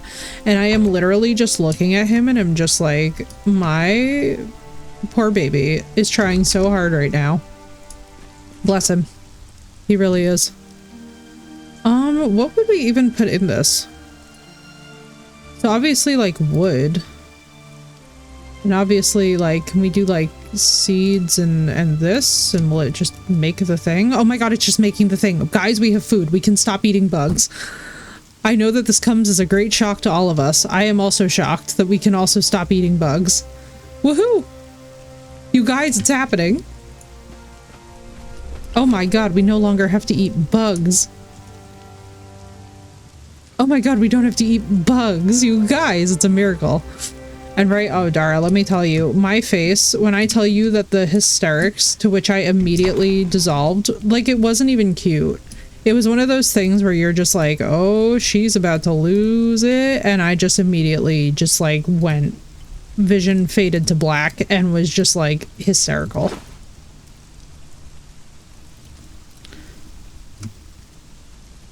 Get the glue out. Thank you. Yeah, 6 weeks of recovery time. So we're going to see how it goes. I'm very optimistic about it because he is such a little sweetie.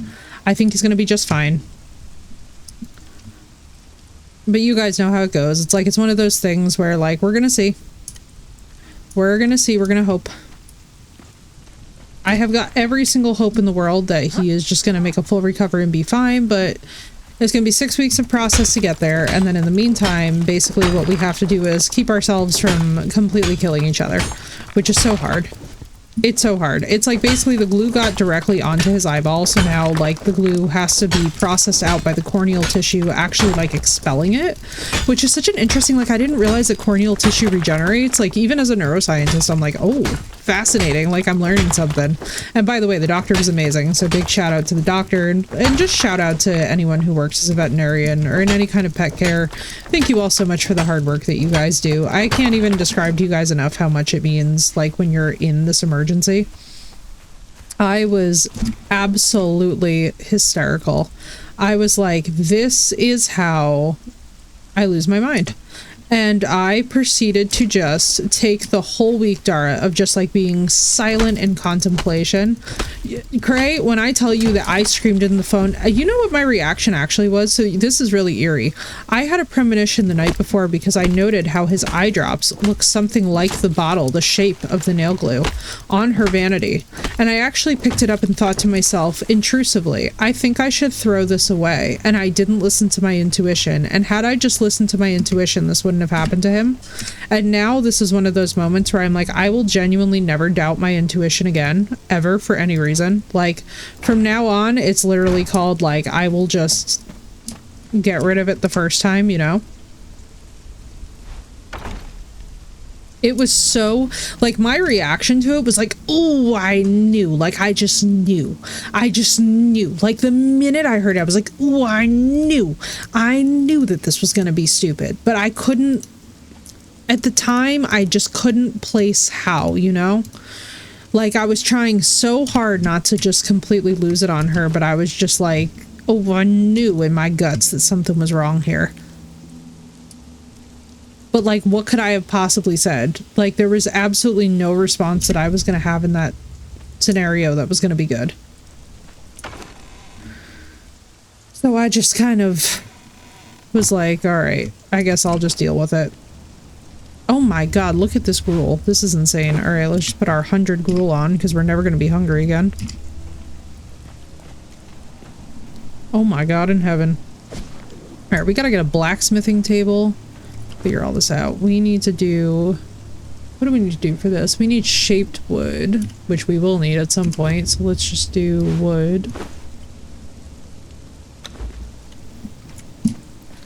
Cray, when I tell you that the degree to which I lost it was so impressive, like even for me, like I've got to tell you guys, like I know I come off sometimes as very like calm and together, but in an emergency, so I am usually the calm person.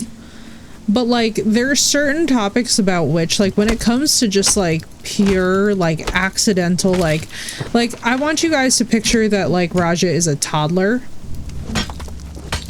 Oh, yeah. Oh, I felt so bad, too, because immediately, of course, like, you know, my wrath. I mean, she was, like, joking with my tenant who had to drive her. So, by the way, I was a half hour away, and my tenant had to drive her to the animal hospital, right? And by the way, like, big kiss to Scott, thank God for him, who rushed them over, you know, and he was amazing.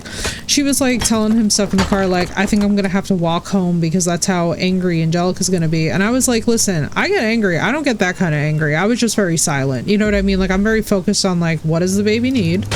How are we fixing the situation? But otherwise, like, I'm not gonna, like, sit here and, like, punish a person who's already, like, if you mess up, like, believe it or not, I, too, am known to have messed up in my life. Not maybe to that extent, but, like, having worked in the lab with animals, like, trust me, I've seen my share of some stuff that, like, you know, you just sit there and you're like, what in the hell? So I felt for her, because I was like, you know, I might be pissed off at you, but you're not gonna be walking home. Like, come on now. Like, I'm not gonna sit here and be like, you know, worst person ever or whatever. Like, come now. I'm not exactly a perfect person myself. Yeah, like, let's be efficient first, and, like, let's make sure that he's alive. So what I didn't know was gonna happen, the reason I was, like, silently fuming with rage, is because, honestly, Dara, I didn't know if he wasn't gonna start seizing, because the eye is a very sensitive membrane. I didn't know if the chemicals in the glue could cause seizures, where I would get there and then find out that we were gonna have to say goodbye, and it was because of, like, a dumb mistake. You know what I mean? Like, the kind of thing where it's like, oh, you invest God knows how many, like, how much time, hours, pours energy into an animal's care, and then like something very stupid happens and it's like, oh, maximum emergency. So I wasn't sure if we were going to be there. So that's why I was like very silent, like eerily silent. I think to the point where it was like scaring her, because I was just like, if we're there, my wrath would not even be able to be containable. Like, I'm gonna make return the slab look like the chillest catchphrase that's ever been uttered by a villain. You know what I mean? Because like, I'm one of those people where it's like, when it's something, yeah, like that's what I was thinking, was like, I don't know if this isn't gonna cause seizures, and if this causes seizures, then we're in deep shit. Because anything neurological when it comes to a pet, like, for those who are not initiated this way, basically neurological can't be put back. Neurological cannot be fixed. So what you're dealing with is like, unless you have like an extra $20,000 hanging around for emergency surgery for a pet, you're dealing with nada. It's kind of like if your pet gets into a real bad accident and God forbid they get crushed or something. You know what I mean? Like, there's only a limited number of options, and unfortunately none of the options are happy, none of them feel good, and none of them inspire much confidence. So for me, I was kind of just like, in that moment, I was like, I am gonna lose my mind, and I can't be losing my boy this way, you know? Like, that's just not, it's just not gonna happen. So I freaked out, but like in a very contained way, because I was like, well, first we need to know what the hell the doctors have to say, because basically until I hear from a doctor officially what the situation is, it's like all the rest of it is kind of irrelevant. But yeah, I wasn't sure what we were dealing with, and there was a real serious moment there where I had to, like, in the car, I just remember I had to steel myself and just basically be like, all right, now we gotta be mature about this one. We can't just like freak out. We can't just immediately fly into a rage kind of a thing, because it's gonna be dangerous. Yeah, oh Dara, I was beside, because so here's the thing, from a lifetime of working in the lab, right? One of the things that we don't really talk about is that in lab work, frequently they use like rodent models, and one of the administration routes is through the eye, like literally through the eye's membranes, because the eye's membrane is so sensitive. And so in that moment, I was like, we have no idea if he's going to live or not.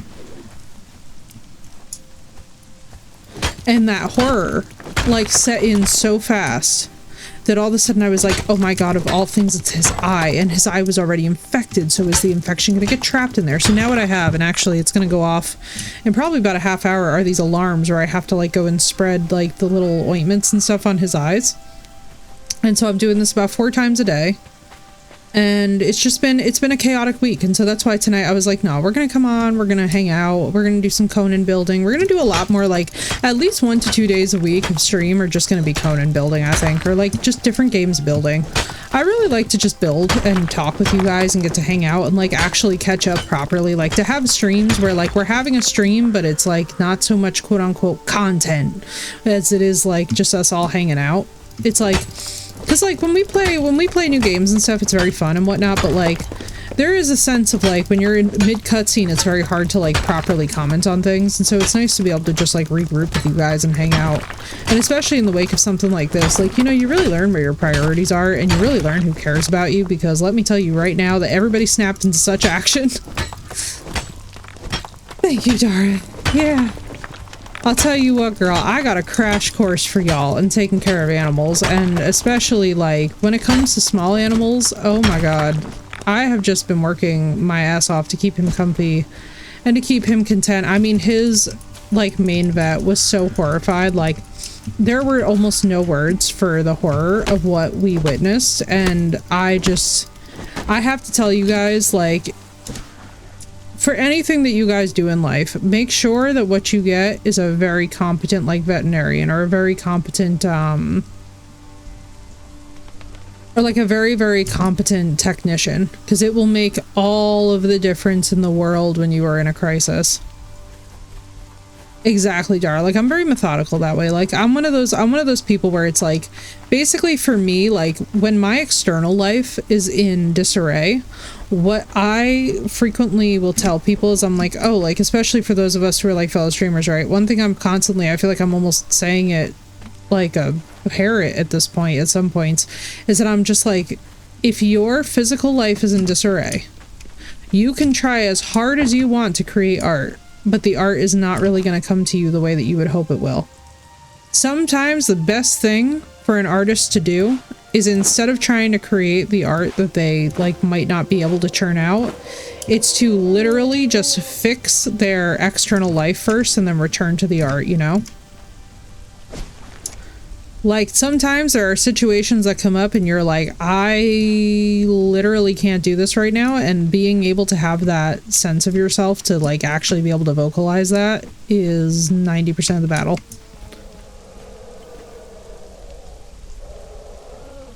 Because the minute that you lose your chill, the minute that you freak out, like properly freak out, and lose the ability to attend, that's when things get ugly.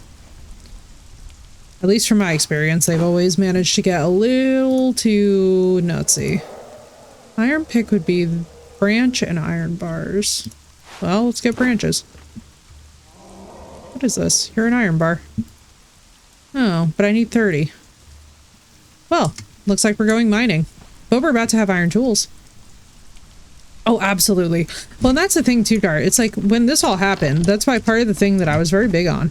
I was very clear with everybody about it. I was like, listen to me. I'm not going to sit here and I'm not going to be like, oh, you know, what's the penalty for anything happening to Raja? Death, blah, blah, blah, blah. Like, I'm not going to go insane. You know what I mean? But it's also like, there needs to be a sense of self-reflection that's like, hey, this can obviously never happen again, and we need to do everything in our reasonable power to learn from this experience so that it is never repeated. Like, it's like, there has to also be like a sense of self-reflection. And so for me, I'm like one of these people where I'm like, we don't have to go hardcore radical. It's like, even with some of this crap that we're seeing go on in the world right now, I'm like, it doesn't, we don't all have to go insane to have a basic sense of decency and accountability. You know what I mean? Like, most of the time we can get by with just, did you learn the lesson that needed learning here, you know? And so it's been a very interesting time too, Dara, like even in life right now, just like with how much stuff is going on in the world. It's so weird having an emergency like this, because all of a sudden I'm like, I literally can't attend to other things. I have to just lock in and focus on my life. And in a way it was beautiful, because it actually really recentered me so that now I can hang out. Precisely, Phoenix. That's my biggest philosophy though when it comes to anything. Like, and I'll always tell you guys this too, like if you ever are in the position where you really gotta like hardcore apologize to somebody, there is no apology that is better than change behavior. I'm not even kidding you. Like, let's say that you accidentally, like whenever you would get like the coffee order for work or something and you were like gonna treat the coworkers, there's always one person that you like just chronically forget. Learning from like their office friend what their favorite coffee order is and just seamlessly getting them that coffee the next time that you go and being like, hey, like, I want to make sure that you get this. That will usually go farther than an endless apology of like, I'm so sorry, I didn't mean to make you feel unseen, blah, blah, blah. Because like, talk is always cheap, but actions, oh baby, actions. Actions will get people so far, and sometimes they don't even realize how far, and it's actually like a little bit sad where you're just like, dude, actions would get this person places that like talk couldn't even scratch the surface of, you know what I mean? And so it's kind of one of those things where like the older that we all get to, one thing I feel like I'm almost constantly saying to people is I'm like, when in doubt, actions out. Like, make sure that you cross those I's and dot those T's and you will be good to go for all of time.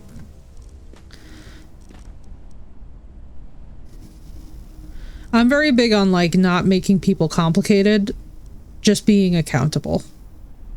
But also not making conflicts complicated. Like, I gotta tell you guys, one thing that I'm noticing that has been really, really funny, I don't know how many of you guys are also noticing this, but like, the older that I get, I swear to God, the more and more I hear people talk about stuff that I'm just like, with these conflicts, we have this therapy speech that keeps on being a thing that people are talking about, and I'm like, I need y'all to understand that nobody knows what the hell anybody's saying anymore. I'm like, maybe this is an insane theory, but what if we everybody hear me out. What if we took away therapy speech and brought back speaking like normal people in a conflict? Hear me out. What if we all did not sound like an Instagram infographic? Because I swear to God, I saw one meme that was like, it was like talking about something with accountability. And someone was like, ma'am, did he kill somebody or did he not do the dishes? Like, can we please discriminate between what level of tone we're gonna use? Oh, that's a piece of wood. I thought it was like a baby creature. I'm like, did he not do the dishes or did he kill somebody? Like, we actually need to discriminate between the two things. And that's why, too, like, even on the channel, like, I've calmed down so much with the rules. Like, you guys will notice this, too. Like, I've taken the channel language and I've just relaxed it so much because I'm like, y'all, it's the internet. We gotta have fun. We gotta be out here just, like, laughing. Like, that's why we're gonna just do some nice chill building days where we just relax and unwind and just build cool fortresses, especially, like, lore-accurate fortresses, find cool locations.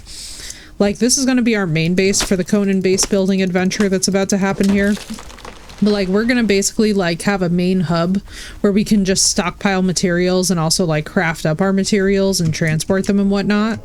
And then we're going to have, like, auxiliary bases, and those auxiliary bases are all going to be, like, lore-accurate Lord of the Rings, lore-accurate A Song of Ice and Fire. Like, pretty much my concept of, like, how we can have fun is, like, vibing.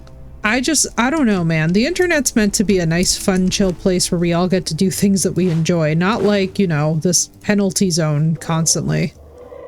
It's something that, like, for the longest time I've had this thought in my head that's just like, you know how sometimes you guys will be, like, watching somebody on Twitch and all of a sudden it gets real serious? And you're like, I don't want to be rude, but, like, this is real. Like, this feels real serious. And I'm like, guys, it's Twitch. Like, it's literally an internet platform. Why are we making it insane? You know what I mean? Like, I've gotten to the point in my life where I'm just kind of like, it's literally the internet, y'all. Anybody who's making it crazy is doing so with intention, and at this point, I'm honestly getting to a zone where I think we just gotta start, like, calling it out and just being like, yeah, that seems like a whole lot.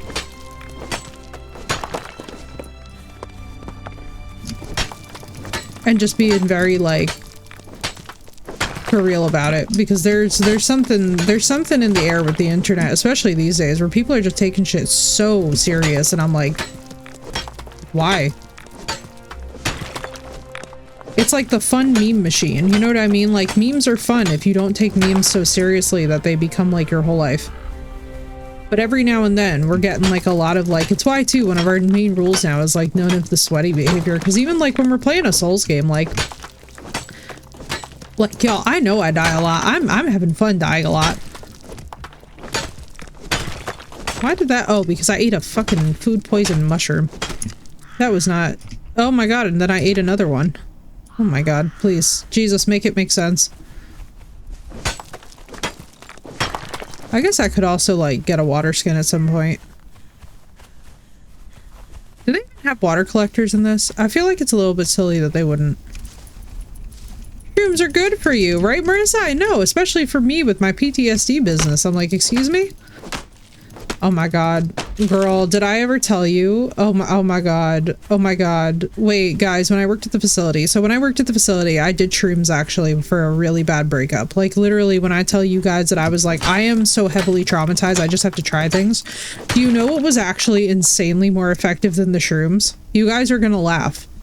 So there are these headbands called Muse headbands, and there is actually a study out there that talked about, in published literature, okay, using the Muse headbands and meditation and changing your brain waves to actually decondition your brain away from the person that broke your heart. Like, you can literally look at photos of them, repeated presentation, and then use altered brain states to actually extinct the response to the person who broke your heart. When I tell you that I actually de-fear conditioned myself from this man, And that was more effective than the shrooms. I fully drank the shroom tea expecting to have results. What worked instead was fucking deconditioning my brain from the man who traumatized me. And then since that point, he has never been able to affect me the same way again. This man had me so out of character, it's not even funny, Marissa. Like, I'm telling you, I was like unglued. Like, I was having the kind of nightmares where I would be like having a nightmare about like a family party, and he would like bring a new girlfriend to like my family party, and it was like it very much is a thing that should have been like, why the hell is this man here, like in your dream at your family party? But it was like getting serious kind of thing. Like it was we were deep in the PTSD land. But my point being to you guys is, like, honestly, the fear conditioning was actually top tier. Highly recommend it for those of you guys that are like if you guys go through a bad breakup with somebody, I'm telling you right now, pull out the neuroscience tools. Do not even pass go or collect 200 until you do.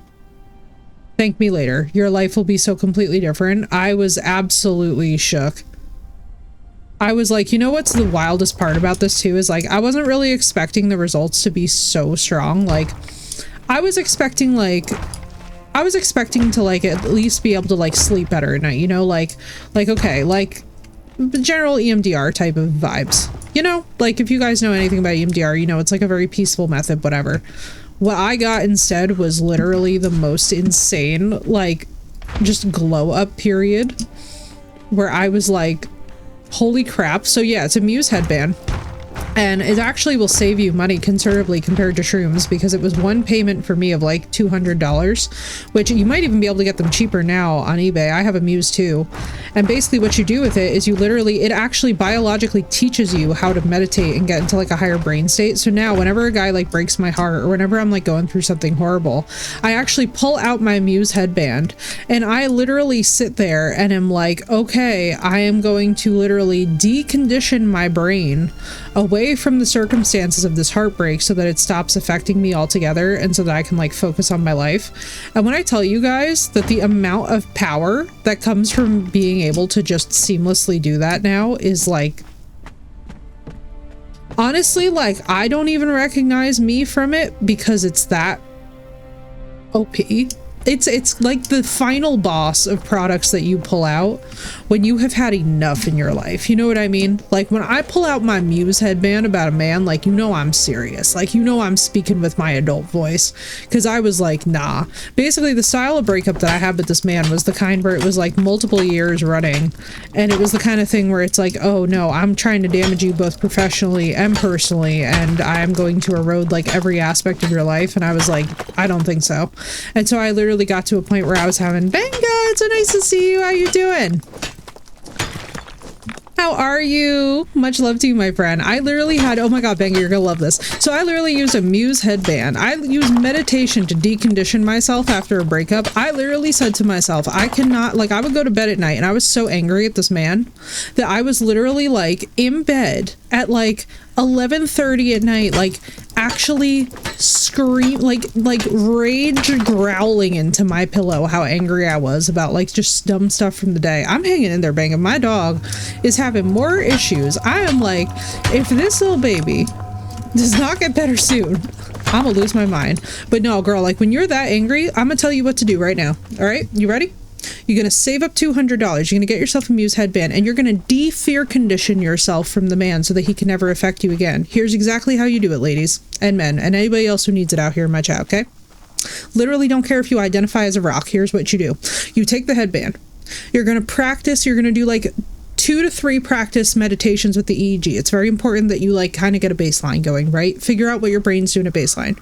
What you're going to actually do is take a picture of the person.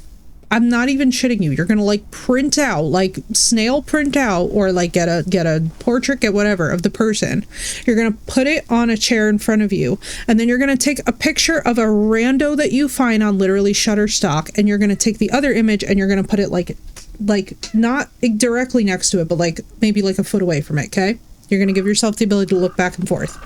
What you are gonna practice doing is literally meditating with your eyes open on the Shutterstock photo. Practice that feeling. And then you're going to look at the picture of your ex. And you're going to actually try and embody that calm state as you look at the picture of your ex until your brain actually automatically deprograms all of the romantic feelings and this becomes the face of a stranger. I'm not even kidding you when I tell you that not only does it work, but because it's working automatically through EEG, you cannot fight the results. It's one of these things that are like, you will never look at your ex the same way. I have literally never looked at this man the same way. Like, and this was like, now this is going on like maybe, so we broke up in 2019. So this was, oh God, this was like 6 years ago now. But like for 4 years after that, we tried really hard to be friends, but it was the kind of toxic thing that was like always doomed to like become a train wreck. You know what I mean? Like, luckily we're in a better place these days because of me using this technique, but it literally is so powerful that now I just tell every single person going through a bad breakup, I'm like, you need to get you a Muse headband with EEG. It's very important that you have the EEG feedback because you're going to want to, by the way, track your own results with it. Because when I tell you guys that there is nothing like the results that you will get from this thing, Sandwich, so far it's really going well. We're starting. We're slowly but surely creeping our way up. We have a couple crafting stations going. Let me show you. So you got a nice staircase going up. Right now the front is very ugly, but trust the process. Right now we have our little crafting hub, our little cooking hub. So far we're going up the side of the cliff and we're gonna slowly get, like, all this is just gonna be a storage zone, which I know sounds insane, but this is just gonna be like a room of chests. Then we're gonna come up here and then we're just gonna be building up into the side of this and up into the side of the snowy mountain. So this is going to be enormous. And what I'm thinking for this is I'm actually thinking we're gonna do Helm's Deep. Like, I'm thinking we're gonna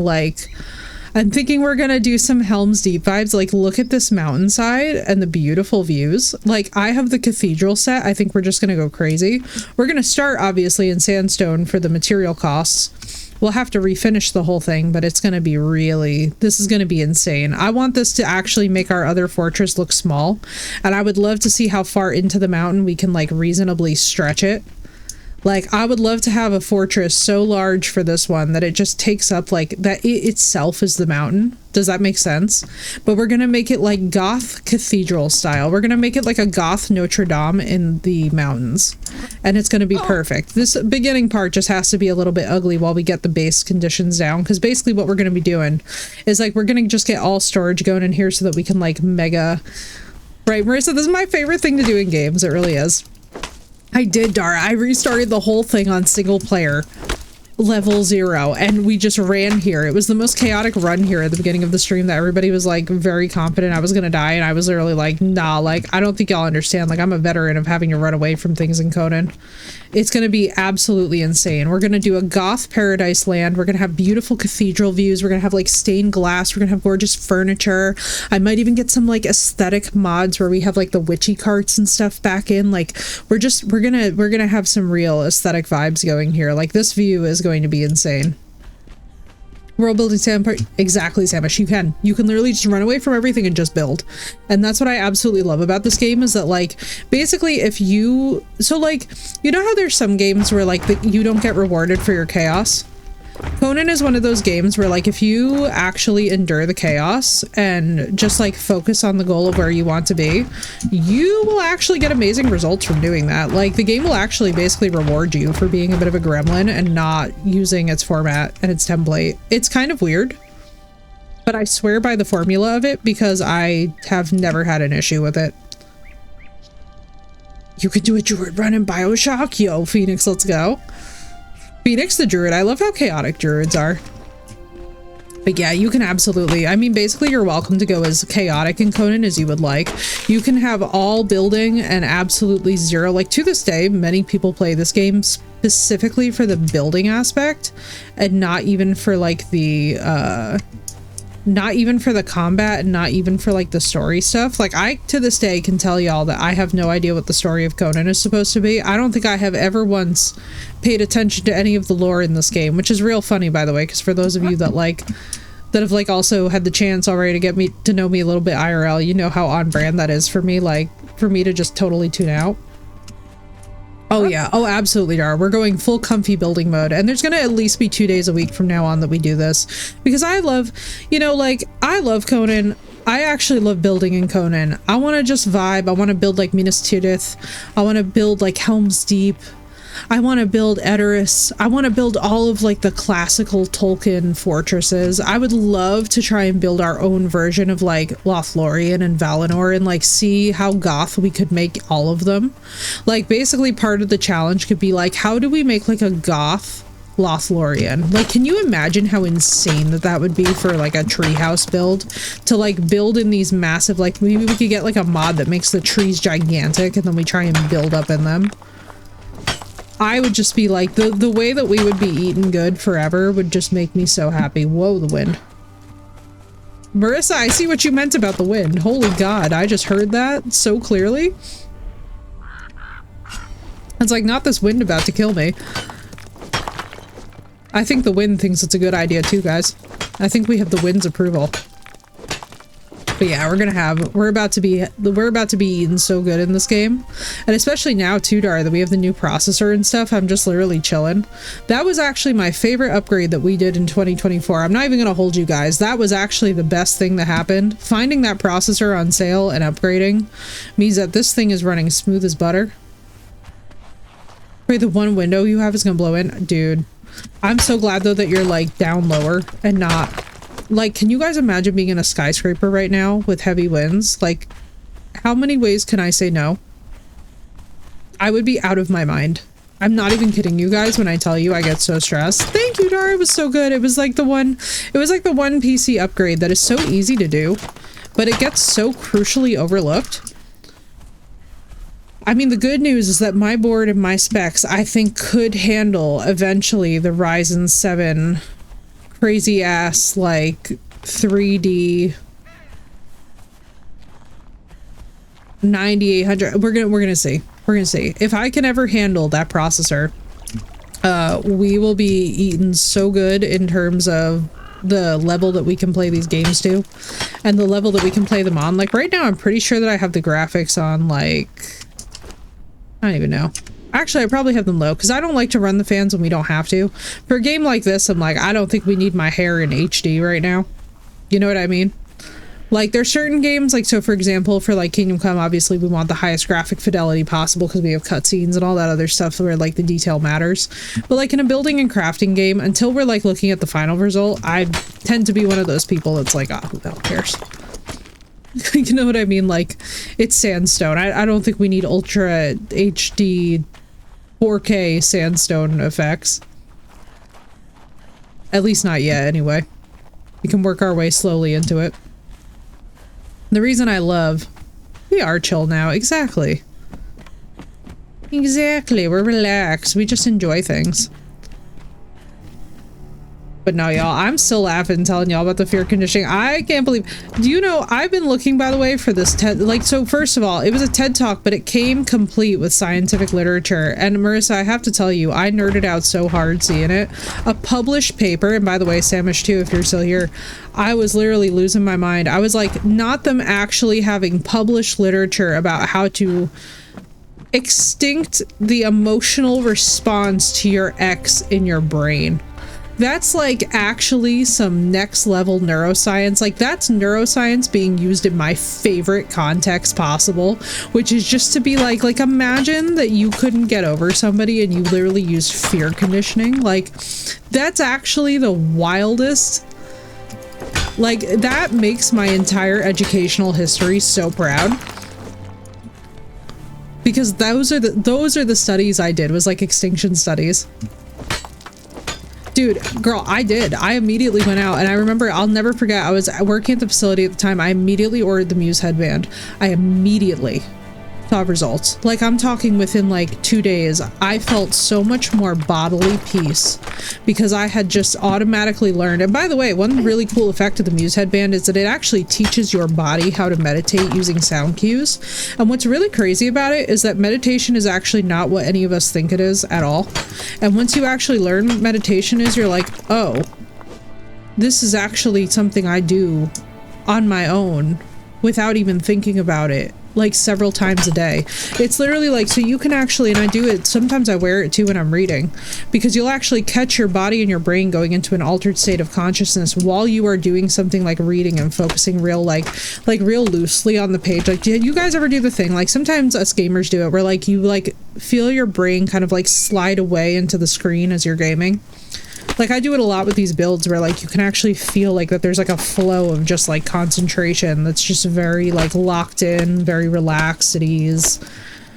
Like, there's no real, like, conscious effort being derived to, like, have to, like, hyper pay attention. It's not like a Souls game or a first-person shooter where, like, you feel like you, like, have to be on. So your brain's able to just kind of switch into this mode. That's basically the state at which you're meditating. And so what you all of a sudden realize is you're like, oh, that's it? I'm not supposed to be thinking of nothing. It's just literally a state at which the thoughts are kind of just like flowing through you. Yes, exactly. Yes, exactly. Oh my god, Dara, that's exactly it. And it's like, it just actually gives you emotional control, and you're sitting there like, and it's really weird too, using it like it when you're having a really hard time in your life and you're sitting there using it.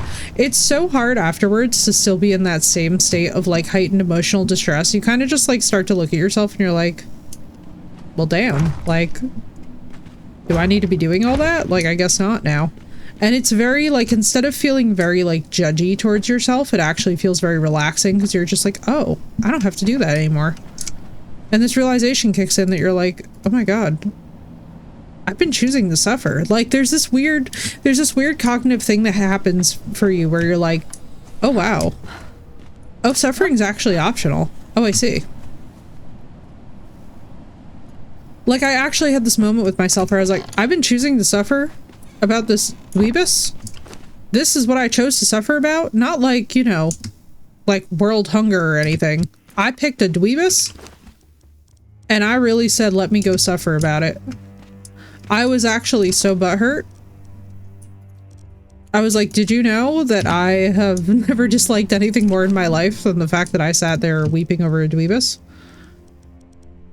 And this was back in the day, so like, nobody worry. These are not current events, thankfully.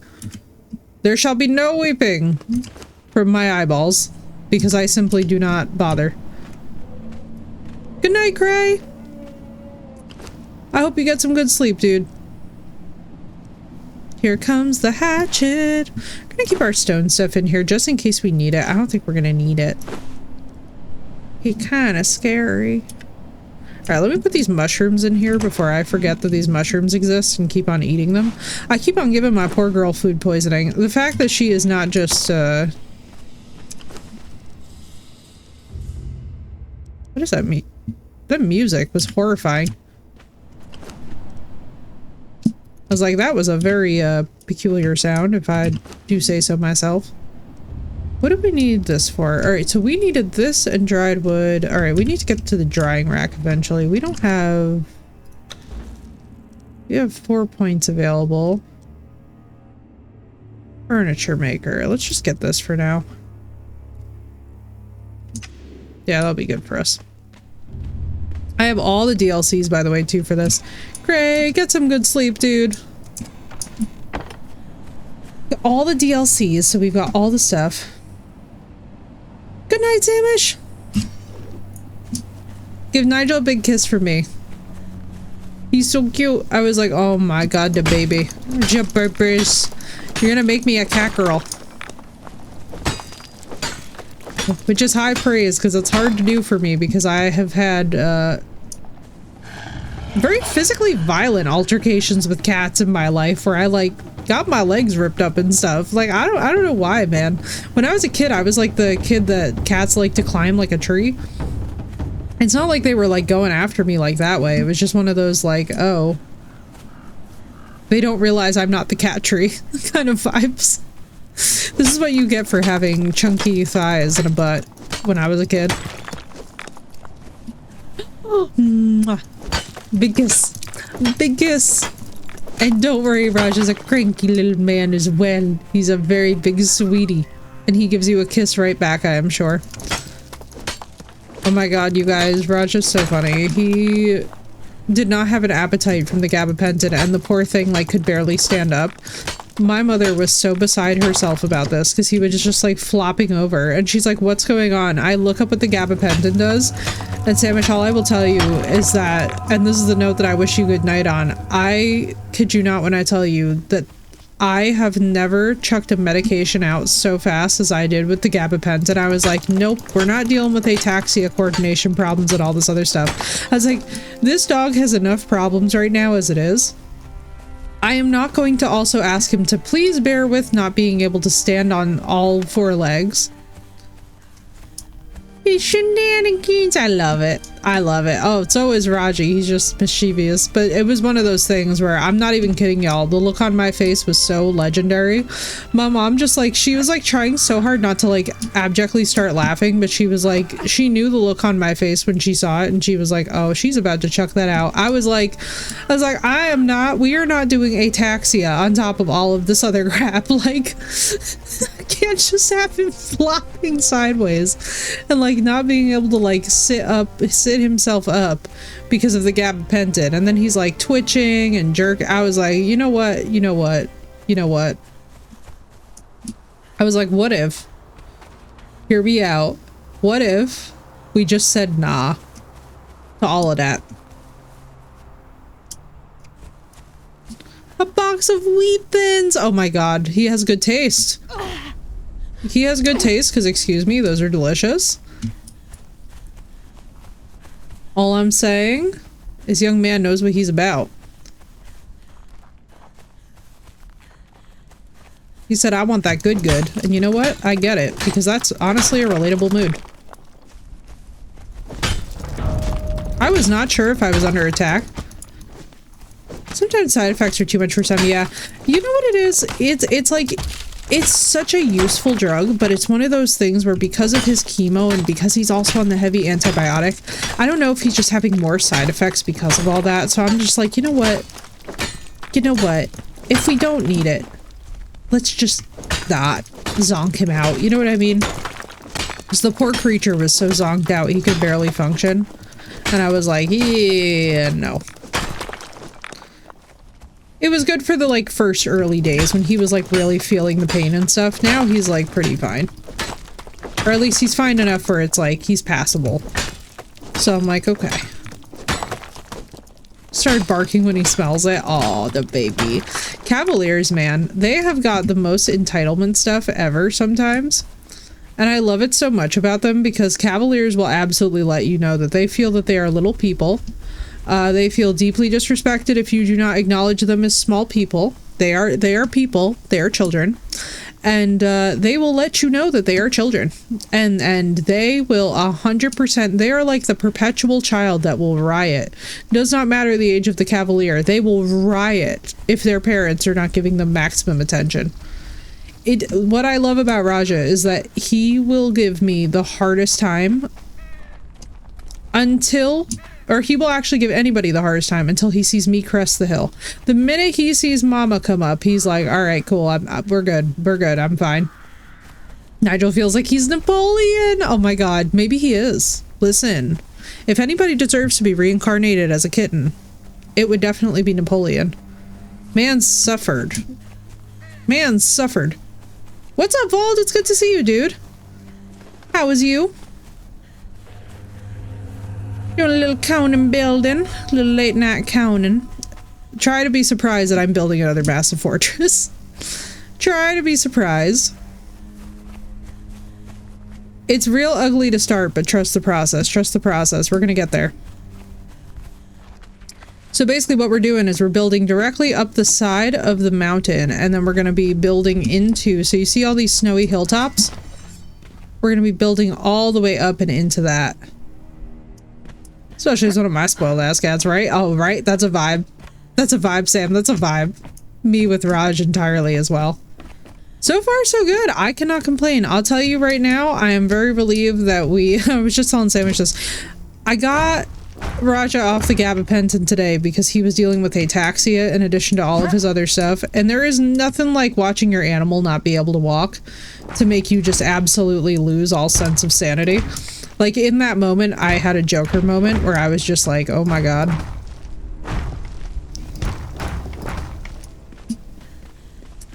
So the poor baby, I'm so relieved that now he's walking and stuff, but I was just like, oh my God, please, Jesus.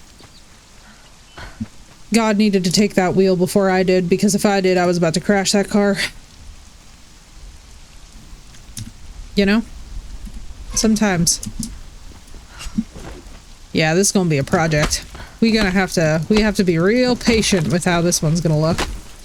I'm excited though. We have to get the drying rack. I need to figure out at what level I can actually get that. Because basically, as soon as we can get that, we can actually start making this look real cool with the Aesir set. Because I think a Viking house in the mountains just makes so much sense with these views. You know? Like a giant like the world's giant longhouse. Thank you, Sam. I hope you get some good sleep.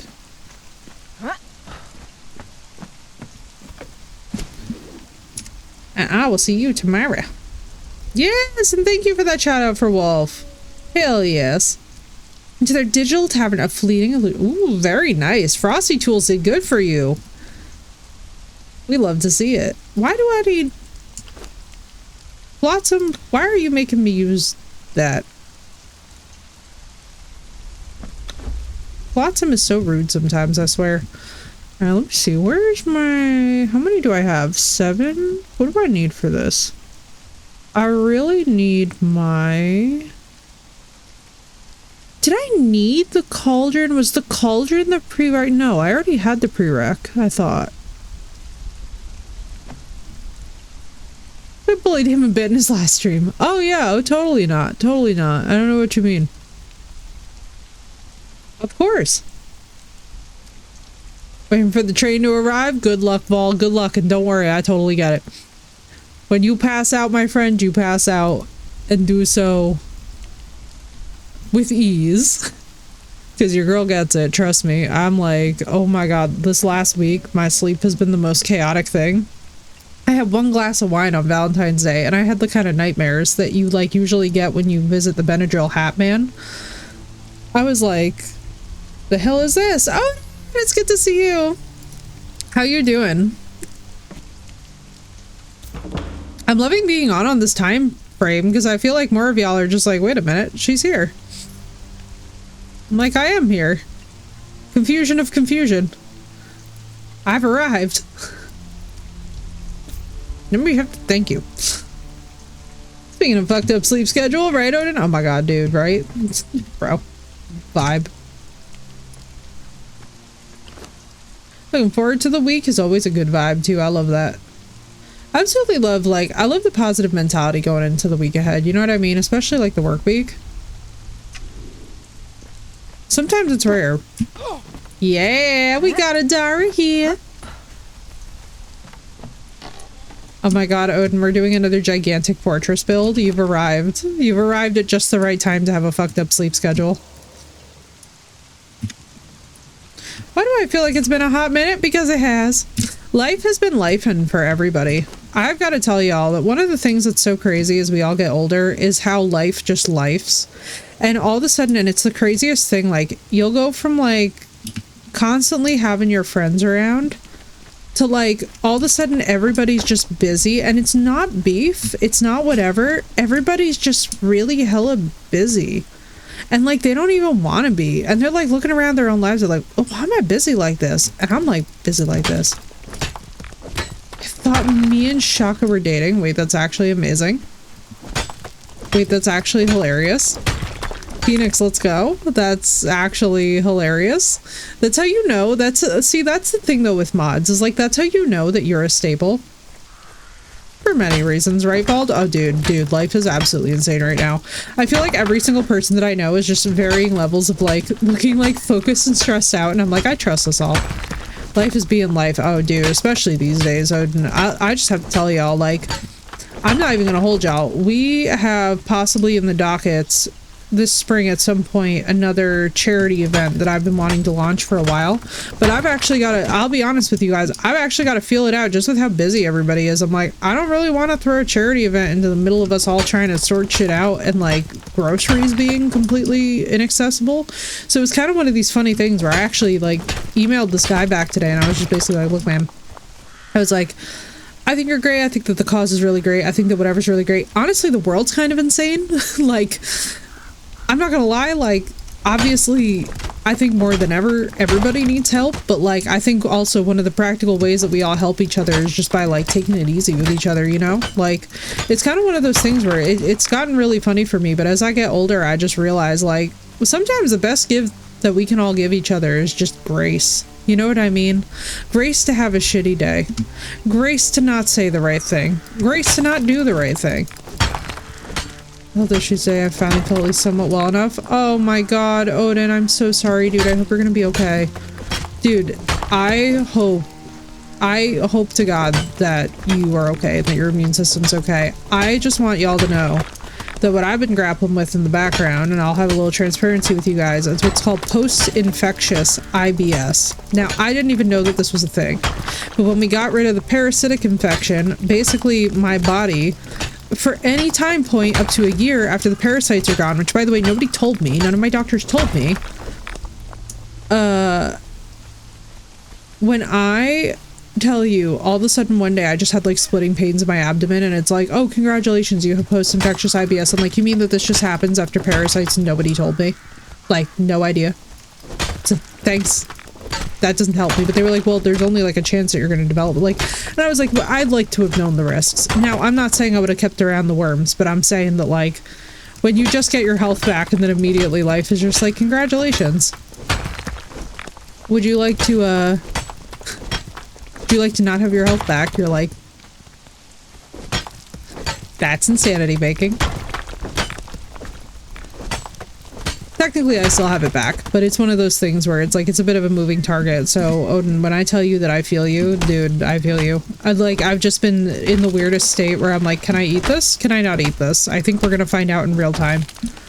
And it's basically been the magical mystery tour of like, will she, won't she? Won't she?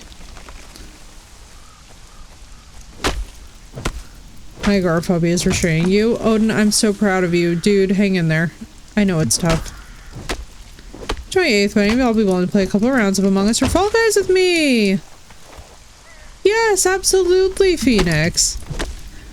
A birthday celebration always requires group games. So absolutely, I would love that. That would make me very, very happy. Let's freaking do it. Especially Fall Guys. Fall Guys is freaking hilarious.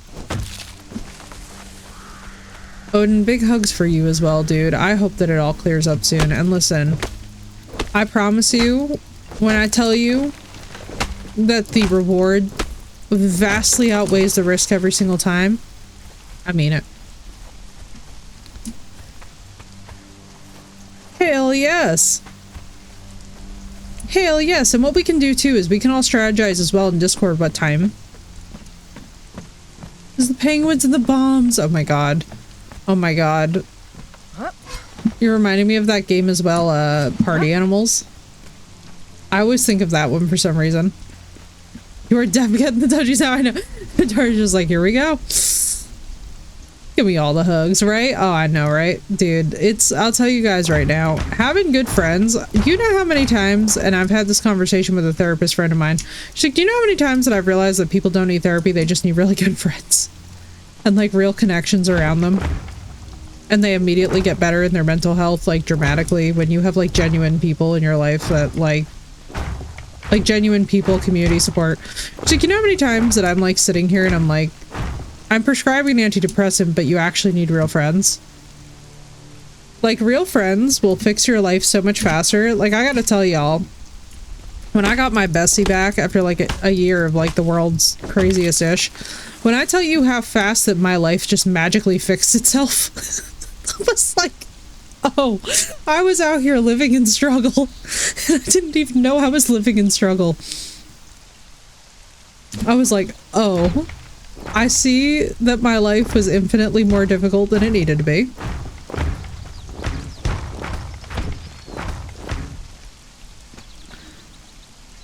I was like, oh, this is embarrassing.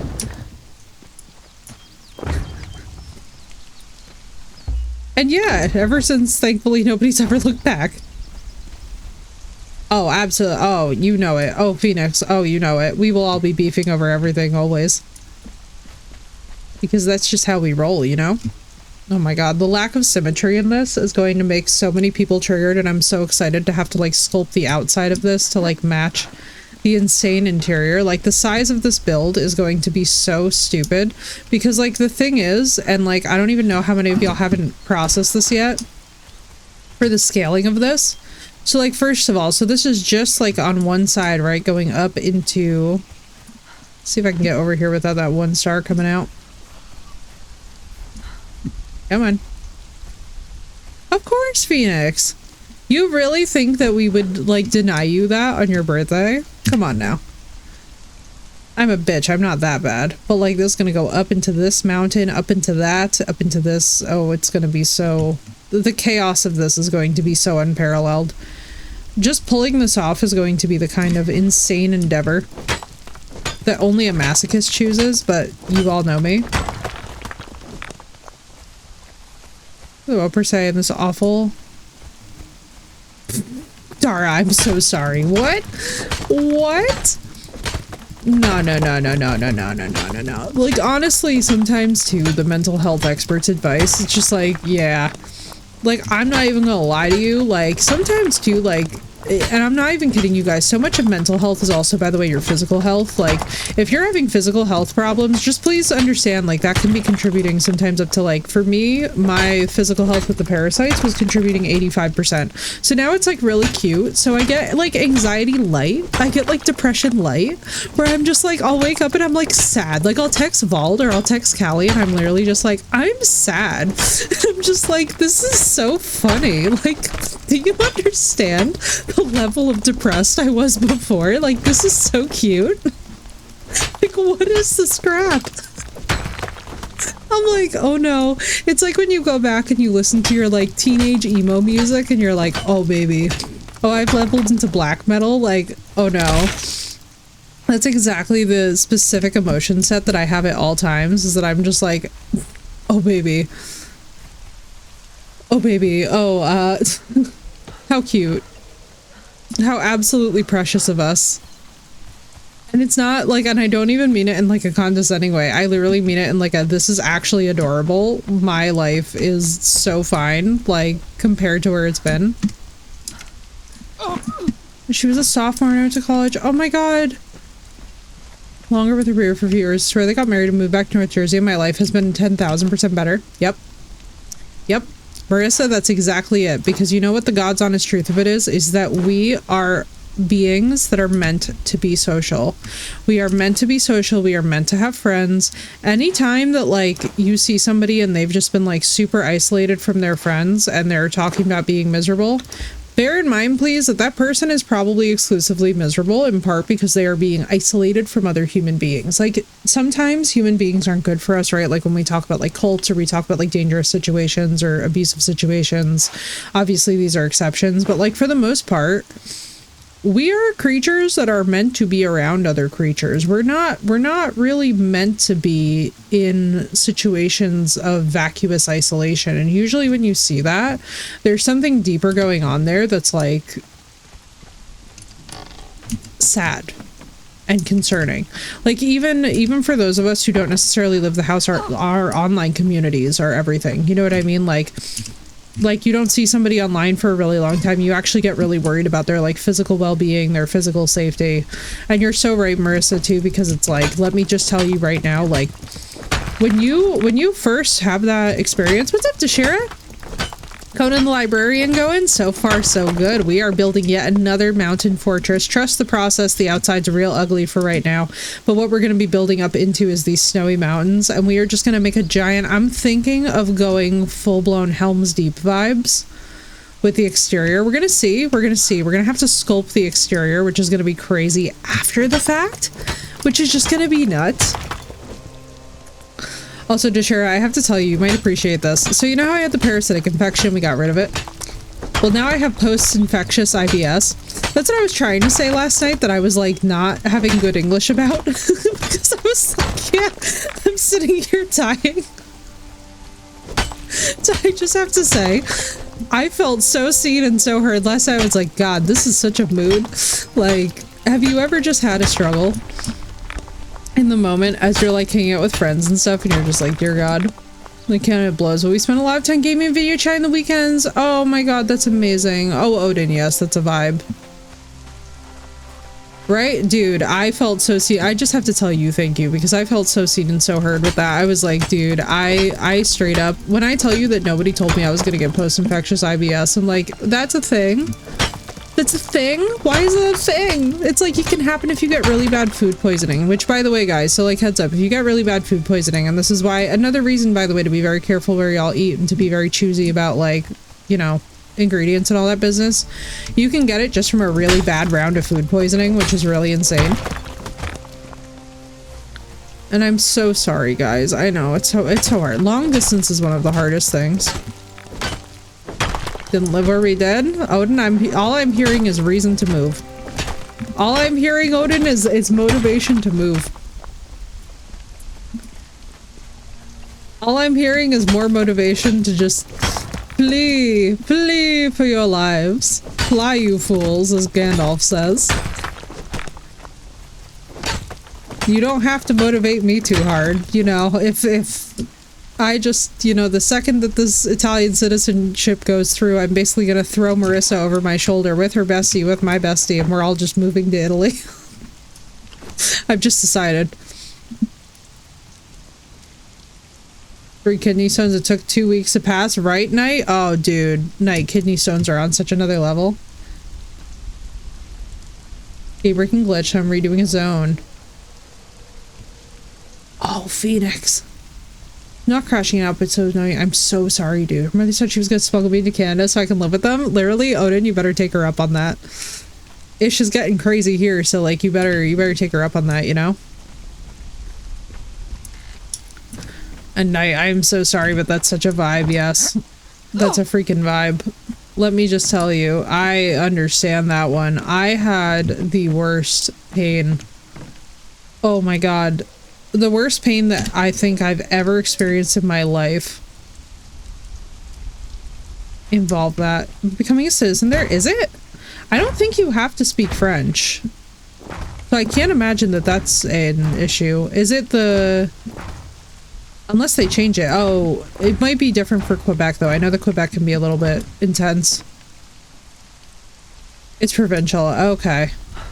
Oh boy. Oh, it's provincial. Okay, yeah, that'll do it. Yeah, that'll send you. Be down the road. Quebec is intense as fuck. I'm already learning French. Yeah, Quebec is an experience, dude. I'm telling you right now, too. I can't wait for you to get into the Three Pines series because you're absolutely gonna love it, and it gives you such a real vibe. I love that it's, by the way, written by someone who is just a wonderful human being and very like soothing in presence. Like the books are just amazing. My friend to live there, which is nice. Yeah, Ontario is beautiful too. Oh my god, I hear amazing things.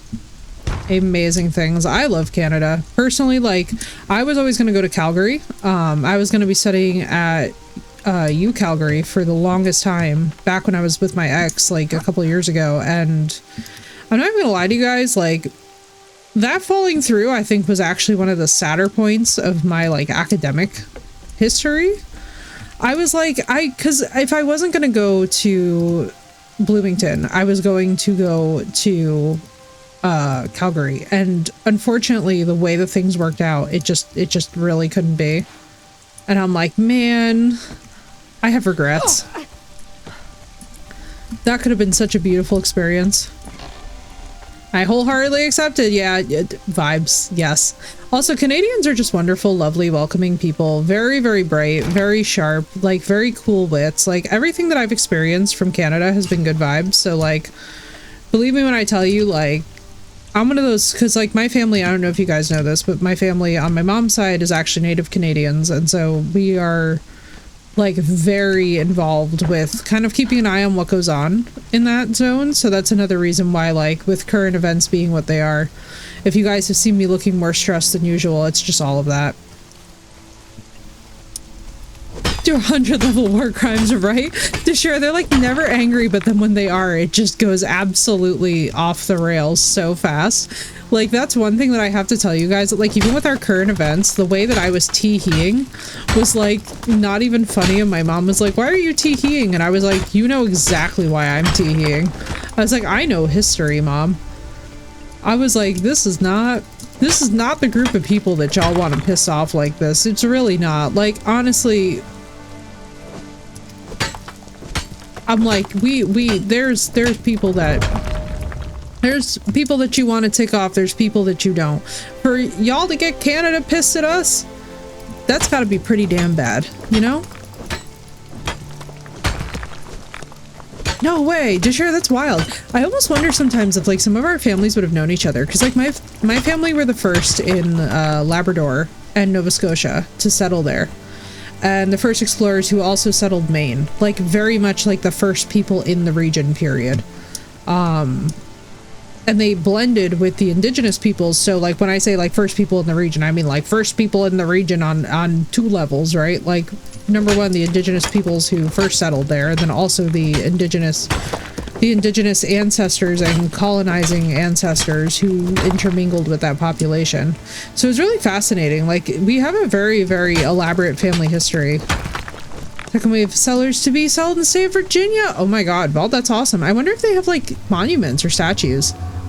Because I'll tell you what, sometimes finding that stuff is like the coolest Easter egg in your own life. Like my many times great grandfather has statues up all over Gloucester, Massachusetts. And it's one of those like interesting, it's one of these like really interesting nuggets of our family history that I'm like, it's so wild to me that my mom's side of the family is so insanely distinguished, but you would genuinely never guess it based off of the current conditions of like the way that the family has gone down in history. Like there's so much like the unassuming, like you would have no idea what's run through my mom's family. Like just for those of you that aren't initiated, like a very non-exhaustive list. So my dad's family has like the more like quote unquote royal side, which is like, this is basically like, for those of you that don't know, like whenever we're talking about like royalty in the bloodlines, unless you're talking about one of like the modern noble families, you're basically talking about bloodlines that at this point are so diluted that it's a little bit laughable, but just let me cook. But basically, on my dad's side, you have the royal. On my mom's side, we have the Salem witch trial judges. We have the first settlers in multiple areas of the United States. We have got indigenous peoples who hail from the very dark side of that history when we talk about things like wetiko-psychosis and other things that went on there. Yeah, that's who we're thinking of. We have got... So besides some of the Salem witch trial judges, and besides those infected with wetiko-psychosis on my mom's end, we also have basically everybody coming out of Palermo. And I'll put it to you this way. We have no idea on what end of the politics of Palermo that my mom's side of the family fell. Marissa probably knows what that means. For the rest of you who are uninitiated, basically we have no idea how that history actually went down for them people. So that has the potential to have some spiciness involved in it. I'm trying to think of what else mom's side of the family has. Mom's side of the family has a lot of witches. We got funny enough, we have the Salem witch trial judges, but then we also have a lot of actual like occult, like proper occultists on mom's end of the family, which is really interesting to me because we also have religious fanaticism. So the fact that the two things are like coexisting on her end of the family is this like very bizarre ecosystem that I wouldn't recommend, because it's definitely not for the faint of heart. Bro, placing anything in this is going to be so interesting. But so far, this entry is like actually coming together. Mom's side, it's the second sons of the House of Stewart. Yo, you have House Stewart? Holy shit. Came to the colonies and were loyalists who fled Canada after the war. Stayed for 150 years, fought in World War I, then moved back to the US. The Mafia Enforcer Goat Herders. Yeah. Yeah. That's a vibe. It's a very specific vibe that I appreciate because I'm like, yeah. When your family's meddling, you know it. Shake your hand. What the fuck was that gonna be? Shake your hand? What the fuck is shake your hand? Alright. Nobody allowed me to sing past like 8 p.m. Clearly I'm losing my mind. Also, hang on y'all. I have got to give Raja his ointments. Give me 1 second. My alarm did not go off for his things. I mean, it's Italian, so you're good. Yeah, there you go. There you go. See, it all came back. It all came back. Let me do this stupid rock. I'm gonna put Raj's little ointments on. He's very cute. He's very annoyed that I have to like put his ointments directly onto his eyeball. Can I just tell y'all, by the way, that like me, who doesn't do any eyeball stuff ever at all in the lab or anything, being like, Mom, where's my drops? Marissa, I wish it was drops, it's ointments. I literally have to rub ointments on his eyeballs. I'm like, me, who doesn't like eyeballs? Like, sitting here in charge of this. I'm like, whoever made this plan was absolutely on crack. Here I am, who's squeamish over eyeballs. Here's him, who's in pain and doesn't want me to touch him. And I'm like, sitting here and I'm just like, I fucking know. Bro. It's like a comedy of errors that I am the person doing this. My mom is like, I don't want him to be scared of me. He's following her around like he normally does. He's not scared of her in the least. Like you would think that this dog would be averse to her. He does not care. He's over here like, I'm getting more pats and more attention than usual, but I'm so used to animal hospitals that I don't notice that anything's wrong, and I'm like, oh my god, this dog. We've conditioned him to be so used to things between surgeries and medications that he's just like bomb-proof when it comes to medicine. So I like walk up to him with these ointments, and even though he's not necessarily quote happy about it, he'll put up with it. And like that's Raj's toxic trait, is he's just like, well, I guess I'm gonna get attention for this, so I guess I'll deal with it. And I'm just like, buddy boy.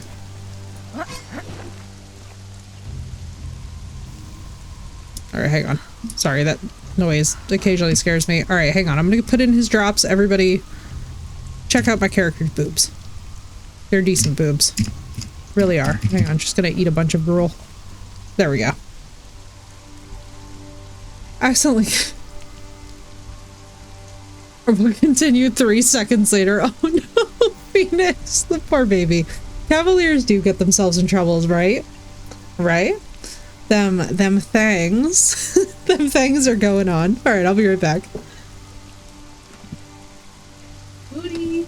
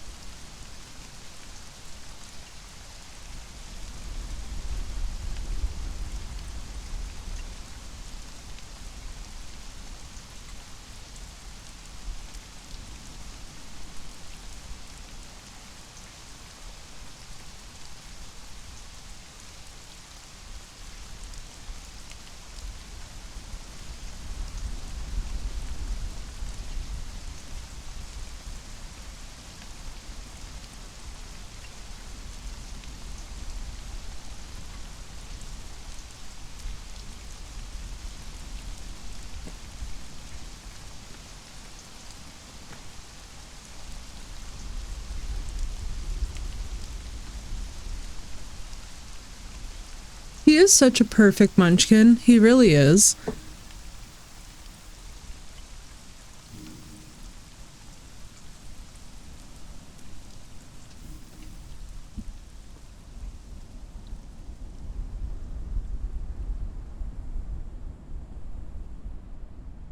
Oh, I was hearing a sound from the TV. I thought it was coming through the headphones.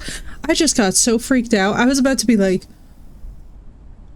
whose channel intro is that? My parents are watching the SNL after party, or like the SNL send-off or whatever. Or not the send-off, like the something anniversary. And I was like, what the hell am I hearing right now? That was the trippiest experience of my life. Y'all are not ready for Raja though. He was so cute. He literally is just such a baby. He's so used to being babied too that he like did not care. Or as my sense, I know.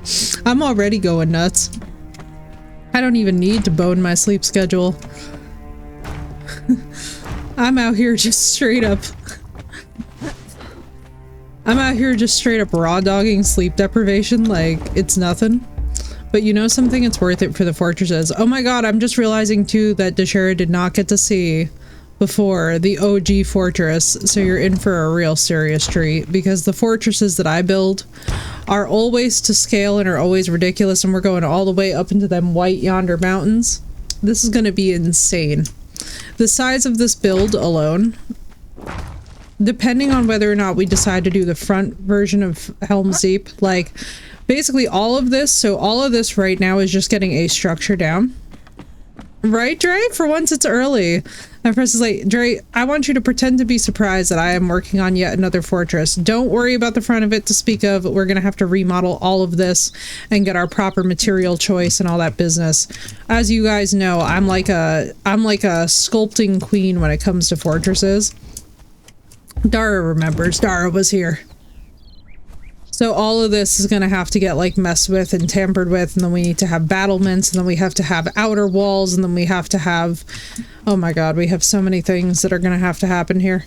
This is going to be absolutely immense. Like just the main, I don't even know if this is going to be the main entry point. This might just be the part at which we start building, but like so far it's just going to be insane. So we've got all of the green views. Hang on, let me show y'all. For those of you, let me see if I can actually, I'm wondering if I can actually get myself all the way up to, probably not yet, but like basically if you sit on the top of that white peak, that's where realistically the top view is going to be. But the insane way that you're going to be able to run around this fortress, pretty much like if we were to bring like 4 or 5 people into the server. Oh, and the green lights. Oh yes. Oh, the necromancy green. That's still happening. And we're not, so we're going to be doing Goth Cathedral style. We might try out those purple torches. We might be able to try out the purple torches. I think that the purple torches could really go hard with a goth build, especially a goth cathedral build. The crazy part about the goth cathedral build, if I'm remembering correctly, I need to remember what our actually specifications are to make this happen.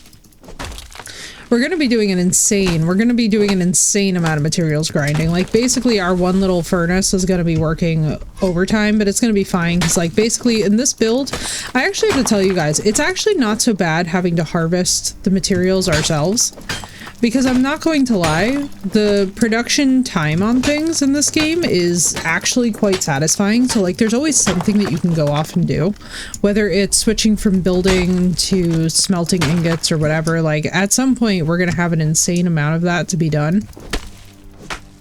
But I'm actually not worried about it as much as I probably should be. Get plenty of bark too, so that when we get that drying rack, we can just slot in hundreds of pieces. Anything can happen, it's true. Oh yes. Oh yes. Oh yes. I actually have this really crazy idea. So I still have the chess piece floor pieces that we have to put in, which are just all basically, actually we should get an artisan's table. We could actually already do those, and that's gonna, like when you guys see the graphic effects on the chessboard pieces, you guys are gonna go kind of nuts, because basically, so my fortress builds are always insane. Like this is our little starter crafting room. And for context, Basically, we have got enough coal that respawns here where, like, this thing is set to go for 4 hours in-game time. So we could just pretty much sit here. I mean, we could make... I don't think we could do hardened brick yet. So we won't do that yet. Let's see what we have here. 133. Good. Good, good, good. Because that means we can endlessly repair. That's one thing I love about building in the Highlands. God bless Tenoch for telling us about this, because had he not, we would be in such dire shape. But we're going to need plenty of shape wood. I need to see what we can... Oh, did we level again? What we're trying to do is get to one of these later levels so that we can never be encumbered again. Because basically once you can never be encumbered again, I can just carry the entire house with me. And you guys are gonna get great enjoyment out of it, I'm sure. Also, before anybody goes, wow, Effie, you're doing this all with one storage chest, don't worry, there's more storage chests on the way. Basically, what we're trying to do is, during the day, just grab as many materials as we can. I'm a little bit... Let me see what we would need, actually. Let me see what we have access to so far. So we have storm glass, which would be the cathedral, which is going to be crazy. So we would need hardened brick, steel reinforcements, which none of this is the end of the world. The Lost Dungeon, however, is awesome, and all it takes is hardened brick, steel wood, or shape wood, and this, like, is insane. Then we have the Aesir, which just looks phenomenal in Viking. This one is very wood heavy, but we can easily do this once we actually have the drying rack. It looks completely Viking. So I'm thinking that I'm actually thinking that this fortress should be Viking. I think that that feels very fitting for the mountains, and I feel like the light wood is going to be beautiful. There's parts of me that also are like, maybe we could have a chapel and it will all be in the storm glass. We'll have to see.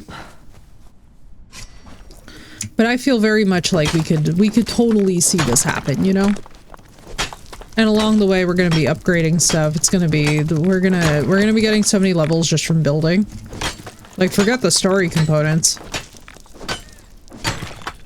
Just the work that we're going to have to do to hunt a bunch of wolves.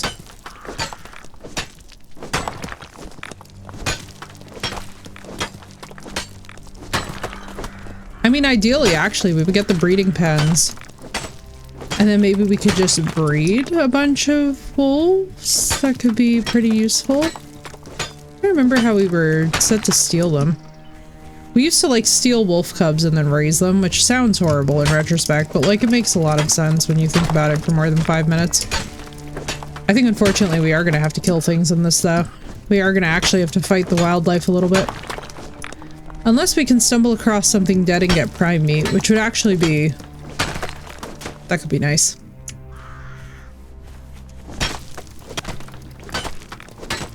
Primes. I think I'm using arc speech for Conan mechanics, which is the most confusing timeline to exist on.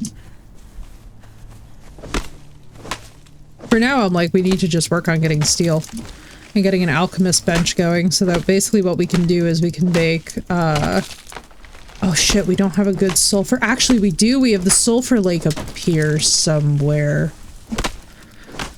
Oh, ditties. Do I remember where the sulfur lake is? Oh my goodness. This is gonna be... Oh my goodness.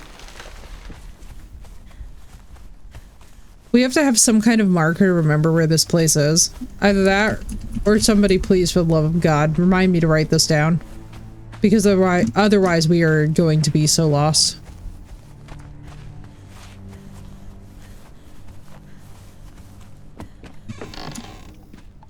Alright, let me just see something. 6F... Crafting... Carpentry...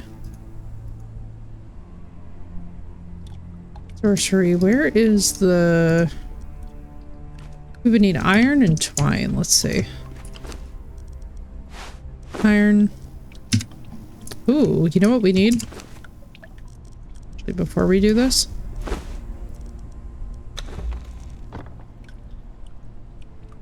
I'm like, actually, we need this. Because we are about to go pretty insane with the twine. And I think once we get the alchemy, then we can have a little bit more fun here. Alright, let's grab these. Oh, the insanity that's about to ensue. Bye. Oh, it's actually not bad. You know, I'm so used to using the high level one.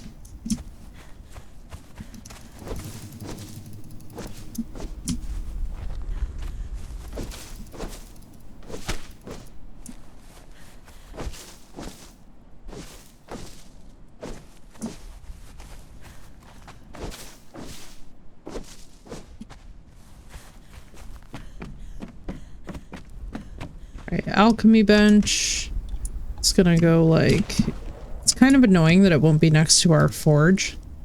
We'll have to figure it out. I need twine for you. Guess we'll do this first.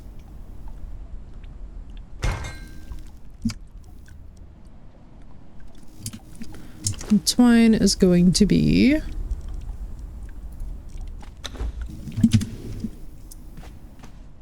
how many it said it needed. We're gonna get more just in case. Dude, we have so much building to do and I'm so excited. Also, I love that in this light you can actually tell that I've been dyeing my hair purple. I know I said it earlier, but I'm gonna say it again. I'm very happy that that is the thing that has resulted from me dyeing my hair like a very dark eggplant purple. I'm very glad it's like showing up on camera.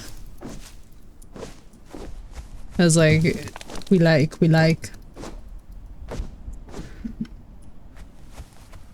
It's like this insanely subtle eggplant, but under the lighting it just happens to look perfect. I'm like, yes. Give me all the purple.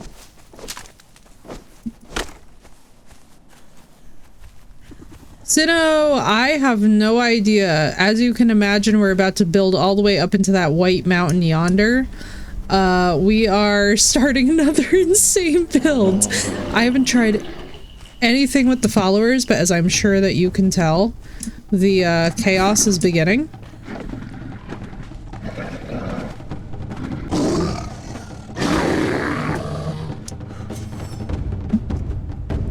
What in the name of Holy Mother of God?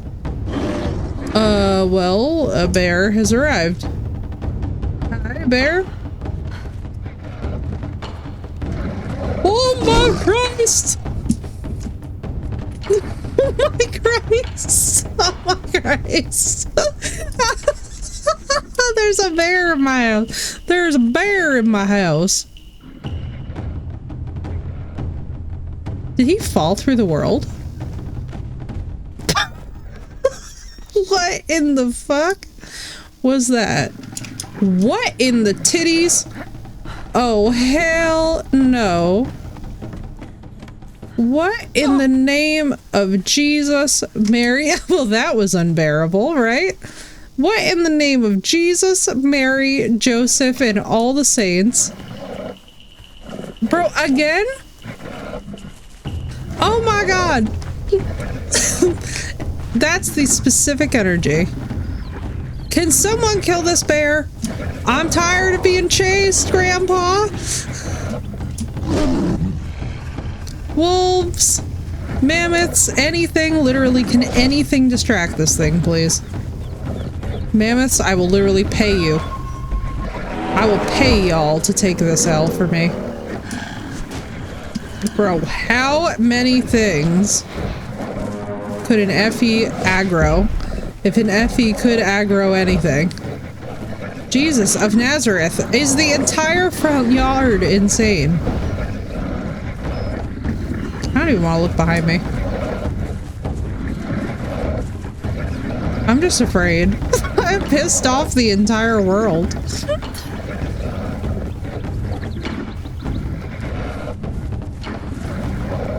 Sounds like it. I am a builder.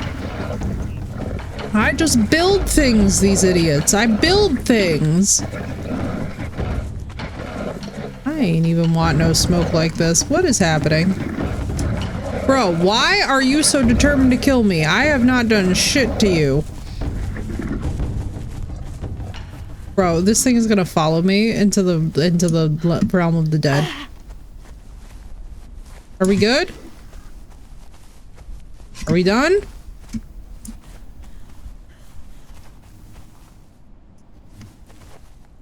Jesus, Mary, Joseph, and all the saints. Holy Mother of God. Only you can prevent florist friars. I know, right? Smokey's getting drunk on the weekends, apparently, and forgot who the hell I am. You look yummier, I know, right? Runs past several mammoths, run past like 20 wolves, me in the background. Could anybody please take the heat off this chick right now? Could anybody be a friend? I'm not even kidding y'all when I say that that was the most overdramatic bullshit I have ever experienced in my life. That was stressful for absolutely no reason whatsoever other than to be a troll. Like, that's one thing I have to say that I love about this game. This game will troll the absolute crap out of you. And then, like, at the end of the day, it's like, what's your favorite game, Conan? What game do you always go back to, Conan? Like, it's the most unhealthy relationship with a game that you could ever have. But yet, it's so damn good that it just sort of sorts itself out in time. Sinnoh knows, like, we have an unhealthy obsession with this game. The amount of time that we have mutually spent in compromising positions in this, the bear's POV is the twerking chicken emote. You ain't wrong. You ain't wrong. That twerking chicken emote is honestly such a vibe. I knew that y'all were gonna love that. Literally the minute that Callie sent me that, I was like, it belongs with us. How can I express to you all enough that I saw that and just immediately was like, I'm so glad Dara. You know, my first thought too is I was like, I really hope that Dara likes them, because I was like, oh no, what am I gonna do if Dara don't like the emotes? Like, I guess I just have to like scrap it all and try again. Like, it's like I'm daunted. You know it's serious if the mods don't like the emotes. You know what I mean? Like, that's when you know that things are getting a little rough. Signs I won the lottery. There will be signs, just has like the most expensive emote pack that's ever existed for absolutely no reason. Alright, can I harvest iron now? Or like, are we done killing me for the afternoon? Or like, what's the thing? If everyone so far, I'm so glad, Dara. I'm so glad. There's a couple of them that are really funny. Like, adding the dead inside one made me very happy. Conan server, that was nuts. I know, so I'm thinking for my birthday this year, I think I want to do a Conan server. What do you guys think? Should we do a crazy ass Conan server? I'm thinking it needs to be on the basic Exiles map though, but we need to just go big or go home. I think we need a bunch of builders is what we need. We need like the dream building team, you know?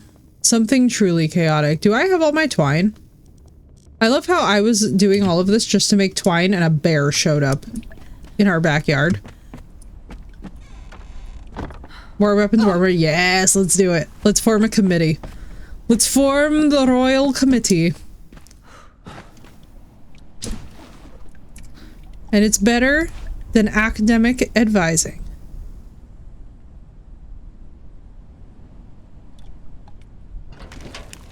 Alright, let's do this. Oh my god.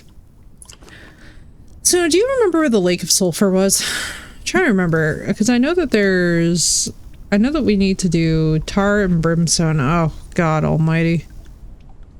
Oh my goodness, do I not feel like dealing with steel at all. But I have to. No. Crapola. How do I make tar again? Isn't tar... Yeah, let me see. I wanted to say that it was like the Sulphur Lake. So we are here. I want to say it was like... No, it's right here. It's right here. It's right here. It's right here. This is what it was. All right, we can do that. Oh, you are so fine, Dre. Don't even worry. You are so fine. Do not worry. Feel free to lurk completely as you would like to. Feel free to engage as you'd like to. There's absolutely zero pressure. I'm one of those folks who, like, when I tell you that I would literally rather eat my fingers than ever like, worst case scenario, and I have to tell you guys that this is one of the funniest things, and Sinnoh knows this about me, so Sinnoh's gonna start laughing. Basically, when in doubt, I tell everybody to just start podcasting. Like, basically, if y'all are streaming and chat goes to bed or something, straight up start podcasting, because at some point, somebody, if you are, like, confidently talking to yourself enough, somebody will eventually respond. You could need a fluid press for tar. It's the tanning bench? Yeah, that sounds about right. Did I not place the... Oh, I did. Oh, I did. I'm just being chaotic now. Yeah, that sounds about right. Don't want to work, though. I just want to go back to bed. Mood. Mood. Trust me, if anybody gets it.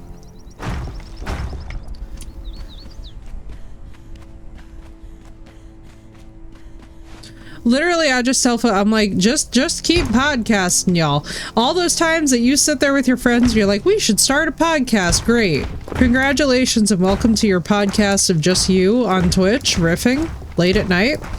Or like doing whatever. Like literally whenever I'm like, there will be rock chihuahuas. Oh my god, they're so cute. I gotta tell y'all, I do absolutely love chihuahuas as a dog. I think that they are delightful. I think that any creature that's that angry can immediately win my affection immediately. Like, I can't be mad at it. How are we out of stone again? My brothers in Christ, the amount of stone that's being used to construct this monstrosity. It's a wonder that the hillside has any stone left, really. A bit impressive, honestly, on the hillside's part, that the hillside has not just completely crumbled into ash. Also, can we just give a big shout out to the Conan rocks that just explode? It's like, it's the way that they think that a pickaxe should blow up a rock that really just kills me every single time. Also, our info respawning iron, like, excuse me? I almost kind of wish that I had a home material that would just shout out for the Conan rocks. The gamer performer, merely a collection. Damn, Frosty Tools, that was a good one.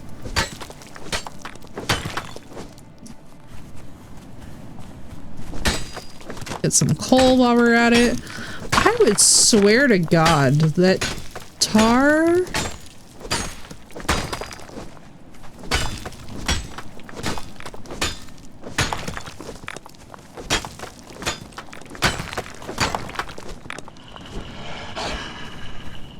God damn it, here we go again. Oh, the struggle is so real. Let's eat some gruel.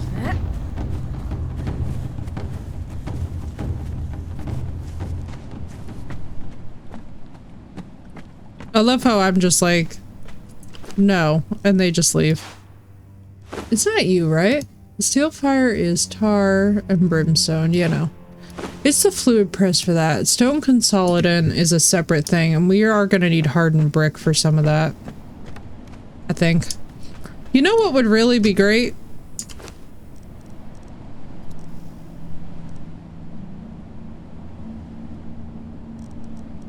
Are you... You're not a standing torch. No, you aren't. Okay. How did I just go? Oh my god, that scared the shit out of me. First person mode in this game is not my friend. How do I only have 7? Coal and a fluid press. Right, okay, thank you. Thank you, thank you, thank you. That's what, yes. Because I was like, I kept on trying to put like coal somewhere and I was like, why am I struggling like this? And now it all makes sense to me. We have like nothing. We have to work on so many things. Oh, we have a casting table and an armorer's bench. Oh, actually both of these could be very useful to me. Never mind.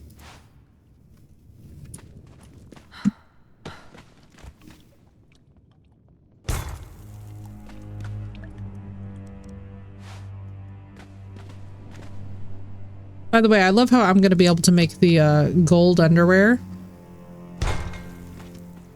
before I can even, like, do anything else. Resin and raw ash.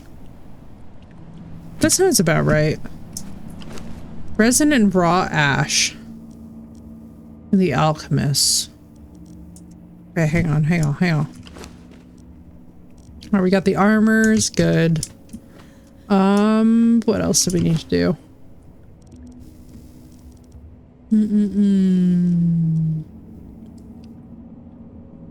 Okay. Here. Where the hell did we get the fluid press? Hang on. Many questions.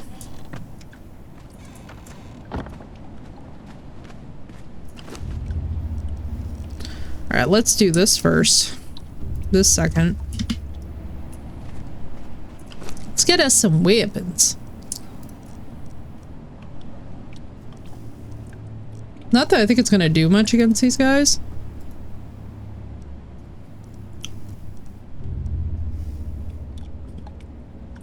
Median daggers.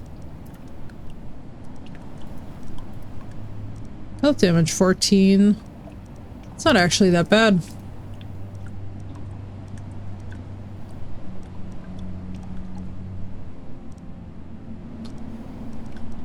I mean, I guess... No, let's not yet. Let's not yet. Let's move along what we need to move along. Alright, let's see.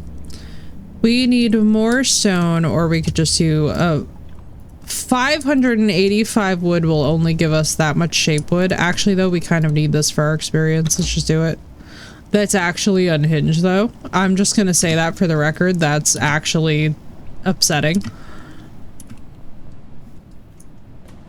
That's like an impressive degree of ridiculous.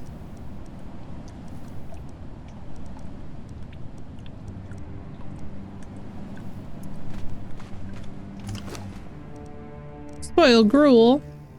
Oh no. Let's see, we're gonna do this. Can we even... oh no. No problem, Dara. Have a happy preparation. I know that vibe. Alright, hopefully that will actually net us some tidy XP. We're going to avoid the wolves. I do love that iron spawn though. The fact that that comes back so routinely is going to be so clutch. Because we are going to need so many different fittings and other things for all of what we have planned.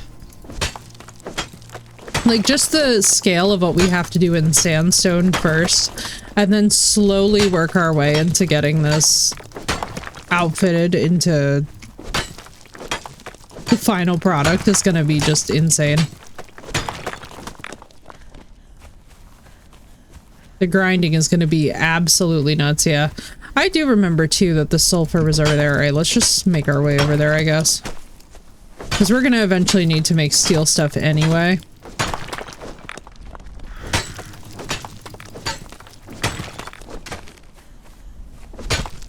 Diggy diggy hole.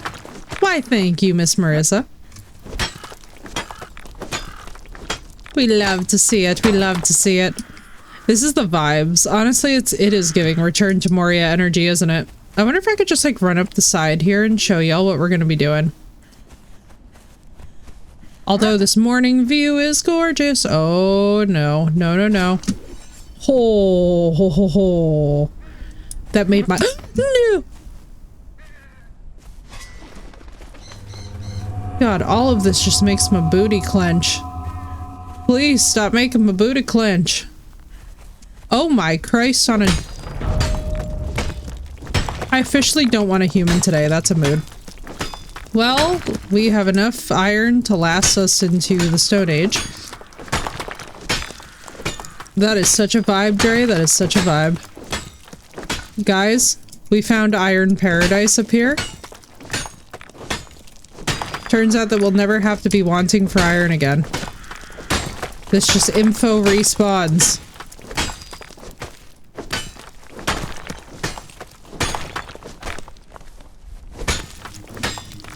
I love how the game is just like, well, you'll obviously just have to make a whole separate, you'll obviously just have to make a whole separate base just to gather materials, and I'm like, oh, you sneaky bastard.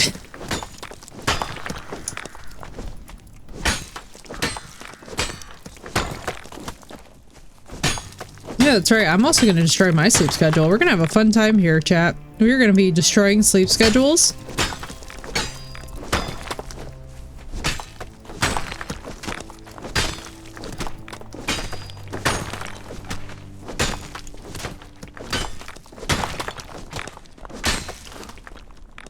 Damn it, I didn't bring the iron bars.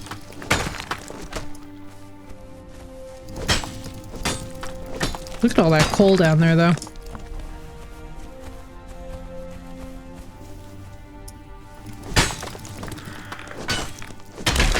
No! Sadness. Bro, this is actually amazing. We've got jackets. Team no sleep, right? That is correct. That is the correct vibe. Listen, back when I was doing like professorial stuff, I used to never sleep to this extent. And my students always used to just be like, how is she basically a vampire? Like, how are you still here in lab? Like, I would be in the lab until like 4:35 in the morning. And I would just get to the point where I would just sleep at my desk. And they would be like, they'd be like, wow, she's so dedicated. I was like, no, it's just data analysis. I'm just really slow at math. And literally when I tell you that none of my students ever figured out, like, that was the grad school grind, I was like, oh, you poor sweet summer children. No! Get the fuck. Jesus of Nazareth. But hey, 418 iron bars. I think we'll be set for a while.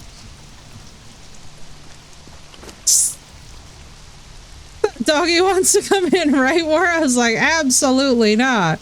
That's not how I remember my Raja. Crazy hours in the military. Worked 12 on, 6 off. That was the worst shift ever. Then the 72. Oh my god, I'm so sorry, Sino. So sleep was wild, dude. So bad. So bad. Welcome in, War. It's good to see you. The doggy wants in. I know the doggy wants in. That's the problem. Alright, let's actually make a weapon and go and try and handle this situation. I don't think it's gonna go well, but we're gonna try it anyway. We're gonna like just we're gonna make attempts here. I believe we can fly. I believe we can touch. Yes, we will drop off the coal and all the other raw materials. Nobody panic. I can feel you all panicking. Also, we're gonna leave this here and this here. What do we need? We need a skinning knife. Can we make a... Why wouldn't I be able to make an iron skinning knife? That should be so easy for me. What? If I want to jump in for a minute, thank you so much, War. I appreciate that. Panic. Yeah, right? Oh, dude, that was the panic button. That was panic button. That was giving vibes. And for you as well, War. I hope you get some amazing rest, my friend. Yes, oh my god, absolutely. Ooh. Ooh. Abso-freaking-lutely, so no, we have got to make that happen. It would just be too much fun. I can't believe I actually put my building hammer away. That's like that was sacrilege right there. Oh, we would. And like the thing that's wildest about it is that we would just have such a, like, we'd manage to have such a fun time, even though I assure you that it would in no way be relaxing. It would be all of us just constantly like making sound effects that are objectively nuts.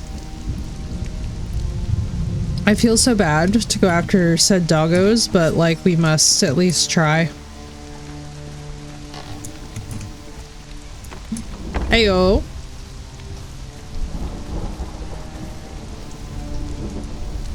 Rawful stomped, I know, right? Dude, bro, right? Alright, come here. Shit, I can't take both of you. I have had no combat experience yet, and I'm facing wolves. Oh, I do no damage. Oh, that's bad news, bears. Well, at least our bag will be in an accessible place. Sag.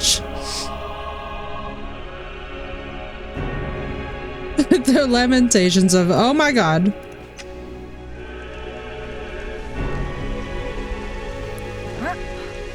Well.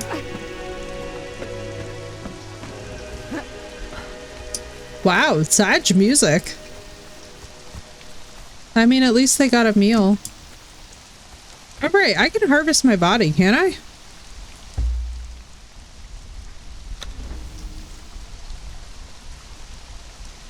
Excuse me?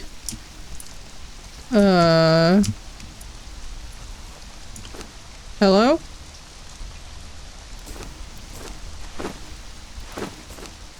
I need a skinning knife. Like, immediately. What do I need for you? A branch and some rocks. That's what I'm hoping for, because I need hide.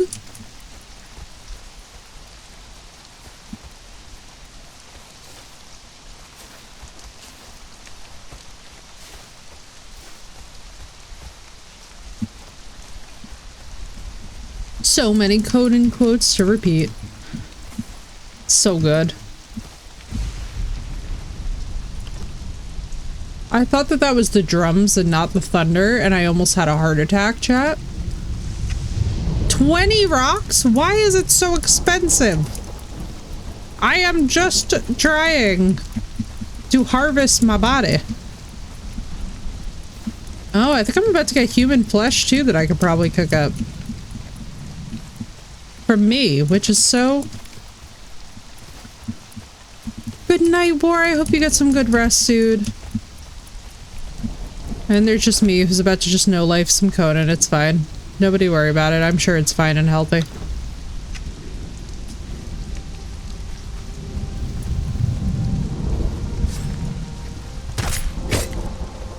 Yeah, look at that hide. Damn, dude, I actually got a decent chunk of hide off of me. That's very unsettling. Yeah, we're almost there, baby. Almost there. All right, that's exactly what I needed, actually. Because I think now we can make... Let me see. Ooh, trophies. Let's see what else we have. I really need that drying rack badly, because once we have that, we're basically set to roll for the... Well, we would need steel. But we could eventually get that. The grinder. Where is the fluid press? Why am I forgetting about the fluid press? Common version of you spin me right round. Thank you. The you spin me right round is my favorite. Wait, can we just like place fish traps and ambiently collect from them? I mean, we need this, obviously.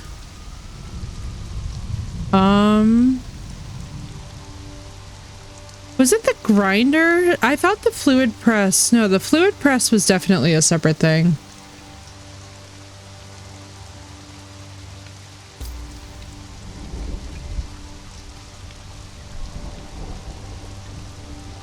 There's our drying rack. Elevators, goldsmith. I know for a fact that the fluid press was a separate thing. It was surely a separate thing. Do I have it? No, I don't have it. There's no way I have it.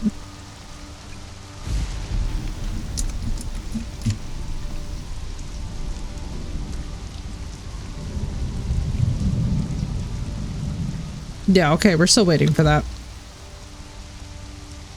I was like, what in the world? Instruction. Is there anything else we can grab here? Not really. Not really. Not really. Get the grinder anyway. Yes, please, Phoenix. Alright, let's see. So we have got our hide. How much hide did we get? Does that say... What is the number attached to that? Mother of God, does that say 47 hide? Off of my dead body? I'm just gonna keep on jumping off of a cliff. Fuck hunting. Fuck hunting anything. We're just gonna jump off of a cliff when we need something? That's insane, bro. Bro, what? Right, Mysterio? Cooked human flesh. Fantastic. Ayo. Nah, you're fine. We do understand.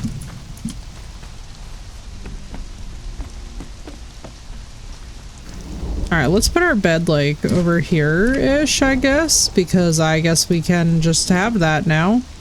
What am I missing? Clearly just the hide, or the twine in the wood, which is not really a problem.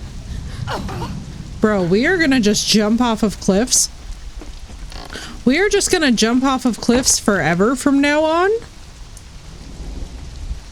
Autocorrect or Twitch mobile? That's facts. Facts, actually. Twitch mobile and autocorrect are really something, are they not? You know? You know what, we'll just stick the bed in here. At least for now, anyway. Also, where's our... There it is. And then we still have so much... Oh my god, we gotta make, like, proper armor. Why are we up so late? Most people get off of work today. That's true. Do they really? I completely forgot that that's a thing.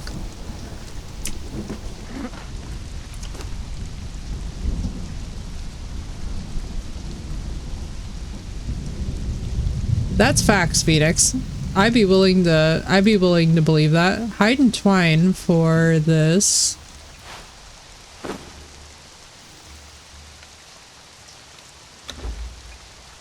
Jesus Christ, I have to jump off of more cliffs. Oh, very nice, Sinnoh. They exist in healthcare. I don't remember what they are. I know, right? I was gonna say, I'm like, yeah. I'm pretty sure healthcare doesn't get the opportunity, which always sucks. I really wish it did. I, for the life of me, do not understand why healthcare workers do not get better taken care of, but that's a separate rant for a separate day.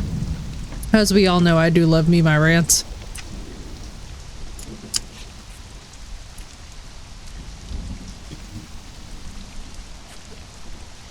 Heard the husband saying his wife looked great for saying, oh my god. See, that just, like, this is yet another reason why I would never trust autocorrect. You know what I mean? Because, like, autocorrect and AI and all that other business, craziness. Also, what in the, oh, it's the corner of my Conan building.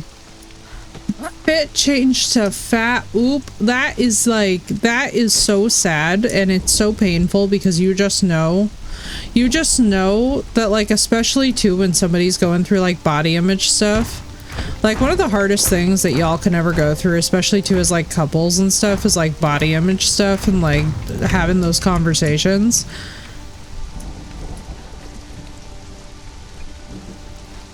Like, that is, like, not an easy topic for people, so that kind of a mistake can actually be, like, an immediate relationship ruiner, especially, too, like, if you're just new into dating somebody and they say something like that. Like, I'll never forget, the biggest L that I ever saw was a buddy of mine. Oh, you are so fine, Doss. Do not worry. I hope that everybody's okay. I am sure that stuff is getting wild because all I will say is, like, girl, the climate out here. Do y'all ever just, like, look around you at the state of the world and at the state of stuff and just think to yourself, like, dear God, sometimes I really do just miss the 90s and the early 2000s and, like, how blissfully just unaware of everything that everyone was. Back when the internet was purely just, like, a fun little tool that people used and it wasn't, like, this insane validation chamber. Like, I was thinking back the other day to, like, how Instagram used to not all just be ads. And now, like, as I've gotten older, I'm just like, man, the fact that I can even remember back when Instagram was not just purely ads. Like now you log into Instagram and you are just straight up like assailed with products. It's like, and it's not even that it's like trying to pretend anymore that it's a social media platform. It is just straight up. I miss LAN parties, right, dude? I miss literally anything that existed before the days when the internet was everyone's validation chamber at all times. And I'm not saying that we should take away the normalization culture. It's important that people have representation. But one thing I will tell y'all is that the amount of just chronically online nonsense that you see these days is just so sad. 5 years, didn't get to enjoy them as much as I could have, right, Marissa? Same. I was 93 and I feel like we got robbed.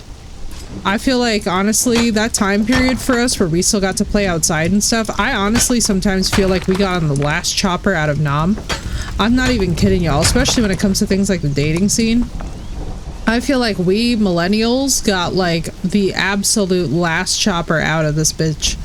I cannot even imagine. Now when I hear dating stories, I'm like, oh baby, I am so thankful that I still grew up in like in an era where like stuff like that didn't exist. I'm bad for them because they were married with children. At least with the new relationship, you know, I'm an established family. I miss when we all used to just ask each other what our favorite emoji was. Same. You know what I really miss is like the days when like people weren't taking stuff so seriously. Like now you see a lot of like, you know what was really wholesome? If you guys want something really just nice to see in your lives, in your journeys today, is like PewDiePie put out a video where he and Marza were visiting Jack and Gabs and stuff and like actually going to go see them in like the UK. It was so nice to just see creators vibing who've like always been friends with each other since the OG. Like no drama, no BS, no weirdness, just literally like people just like vibing, enjoying, hanging out, meeting their friend's baby and like getting to just like relax. I'm like, man, I miss the days when content creation was like that simple, where it was just like goofy videos online and it wasn't absolutely unhinged at times. Because I'm not gonna lie to you guys, and don't get me wrong, like obviously I think with the rise of Twitch and stuff, like we're gonna see all different types of stuff go on, but like, and I think that there's a place for it, but it's so nice sometimes to just see like people still just being people.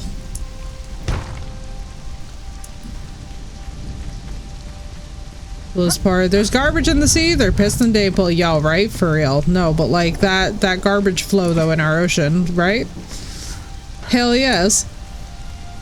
Vine where people are just posting fight shit. Yeah, I really just, and that's why too, like I'm on kind of a quest this year to stop taking stuff so seriously, like in general. And it's so funny, by the way, how I love how the minute that I say this, Raja has like every possible health issue at once. It's like the gods heard me and were like, oh, is that a challenge? And I was like, listen.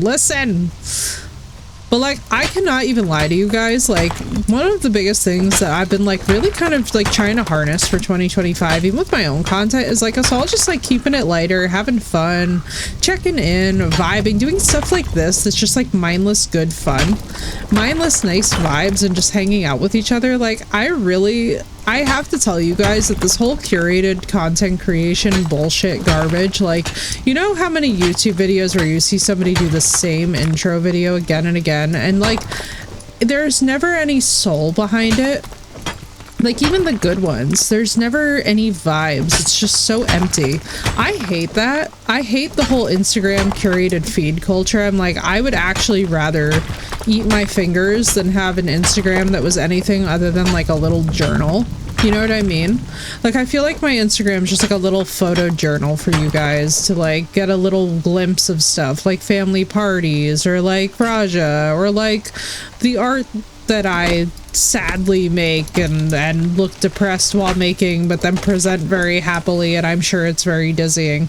Like, the internet is such a wide and diverse place. We can actually still just enjoy it, even amidst like, by the way, like I don't know how many of y'all out there are just straight up trying to dodge the news. I'm literally like, I feel like the Matrix Neo just dodging the news. At this point, I am literally like a freaking ninja. I'm like, I do not want to know any further. Like basically I have seen enough and I know enough history where I'm just like, I would like to just not think about this 24/7, but I feel so irresponsible not thinking about it 24/7 that what happens is that even though I'm not consuming the news content, I'm like thinking about it 24/7. So like if anybody else is in my weird particular limbo too, all I can tell y'all is it's a really weird time to be trying to be a person and to be trying to like get stuff done in your life. You're like trying to be like productive, but like the news cycle just is chasing you and you're like, I am literally fighting for my mental health. Yeah, like I'm literally avoiding it, but I'm thinking about it nonstop. When I tell y'all that like it's one of those things where I just don't understand how anybody could ever be thinking about anything else right now, that it's one of those moments where it's like, it feels very like akin to the early days of 2020 with all that BS going on. So I'm not even gonna lie to you guys, it's one of the funniest sensations to me, but I'm just like, as bizarre as this is gonna sound, when I tell you guys that I am literally dodging this, like my life depends upon it, I am like, I'm doing the Helen Keller method of I don't see it, I don't hear it, do what kindness I can, right? So no, same dude, same. I feel like very much like what we are starting to embrace, both in this weird way as content creators, is just like this kind of like, I don't want to be like, oh, nothing matters, LOL, because I know how like hollow and crappy that can come off when people say it that way, but like kind of this idea that like nothing matters, rejoice, because we're only here for as long as we are anyway, we may as well laugh in the process of everything, you know what I mean? Like I've kind of started to embrace that more and more as I get older, where I'm just like, you know what, half the stuff that people are getting so like whatever over anyway, like life is so short, guys.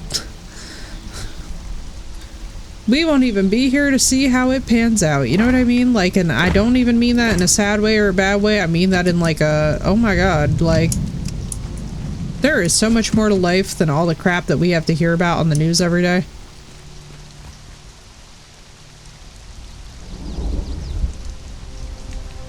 And thank goodness for it.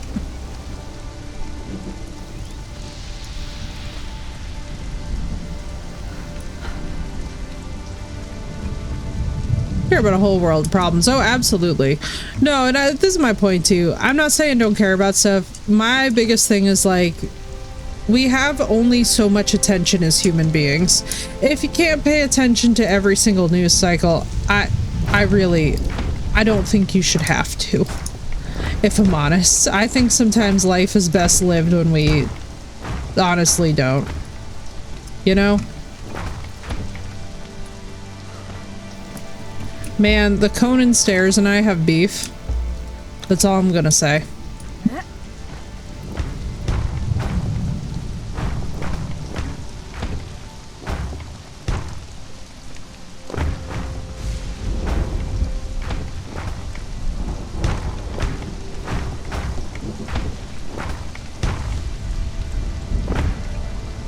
Now, the reason why we're starting to do interesting stuff on the interior like this before we actually build it up bigger, and I agree with you, by the way, Phoenix, I was also worried about similar things, similar vibes. I'm very glad that that didn't really turn out to go all that far. Although I'm not even gonna lie to you guys, like, when it comes to anything with, like, infectious diseases and anything having to do with virology, I am just immediately like on red alert because our crisis response has not historically been all that good. Man, was I supposed to make like...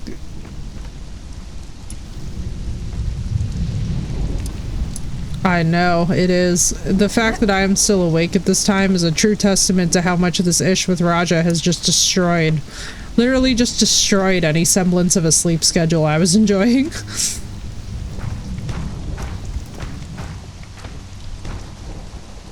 Does your streamer have even a semblance of a sleep schedule right now? No.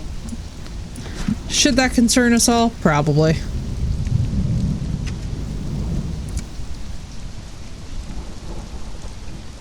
What do I need to make these things? I need regular torches for this. Yeah, I kind of just like have to, you know? It's one of those things where you're just like, as weird as it sounds, like, I gotta tell you guys, as much as I've been through the ringer with him health-wise, and I'm sure that it would seem like, man, like, Wouldn't you kind of like be at a point with it where like you have more peace with it? No. Especially with any kind of like an elderly anything, an elderly person, an elderly parent. Like, basically the minute that you're having all these kind of complications with their health, you immediately start being like, absolutely not. We are hunkering down. We are making sure that they are comfy and safe and all this business.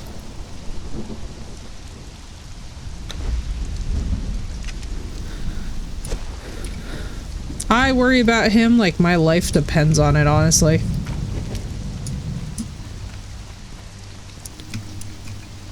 My baby.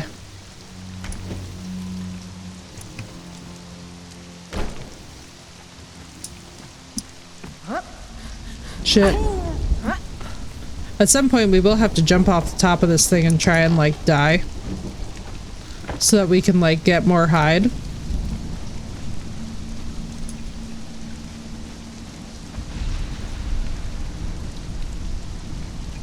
Exactly, right?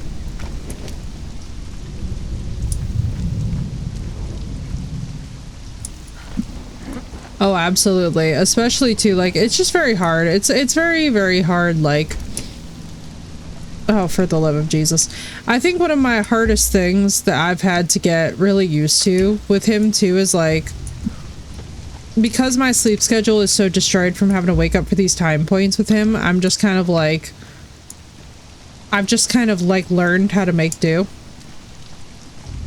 My wrists were in the air. Yes, I remember that. Oh my god, and apparently this torch is just on top of the chest. Oh god. Oh, that's so dissatisfying. Hang on, I must move this. Not you. You. Not you.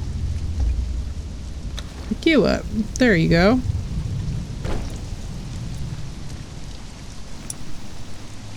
Oh my Jesus. This is the crampedest crafting room ever. But I'm also happy that we're getting standing torches up because I'm like, there is no way that your girl is going to keep on working in the dark in here. We need torches AF. And yes, we will do the green lighting. Don't everybody worry. I have not forgotten who I am inside. I will always be Necro Effie.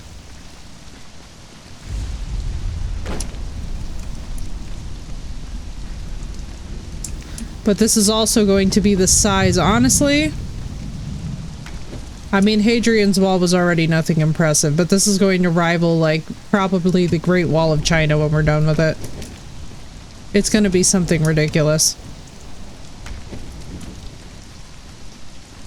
Like, this is only the start, and it's just, it's already insane, and we haven't even gotten into, like, you guys have to realize, we don't even have, like, the basic bedrooms built. Like, this is, like, we are going to be going up into the snowy mountains. We're going to be changing altitude.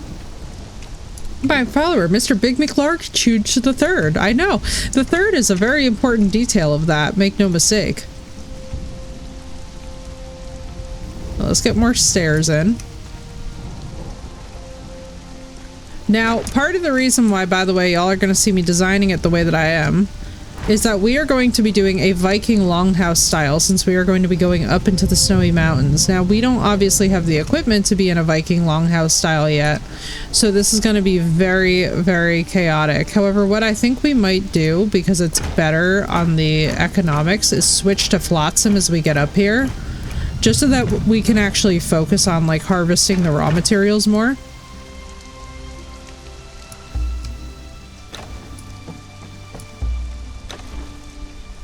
Because I'm pretty sure that sandstone actually costs more. Let me see. Mr. Big McLarge Huge, my fave.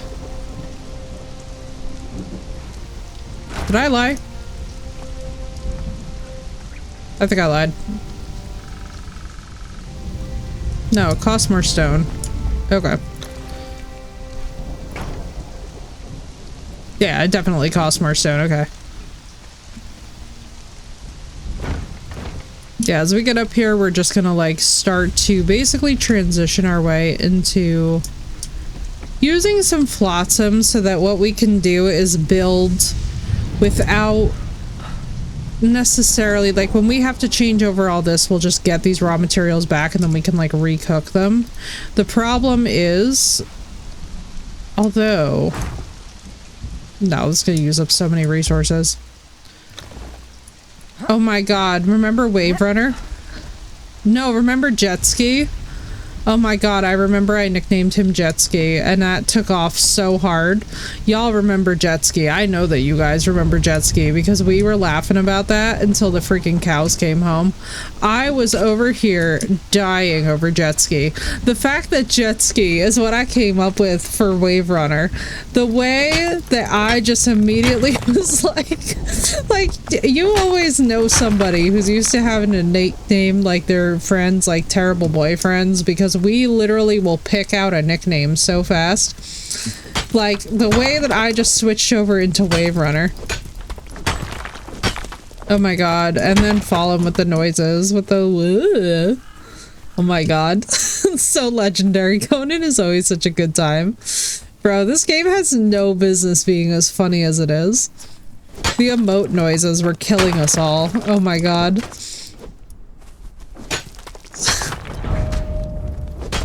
Oh, thank you, Jesus. Drying rack.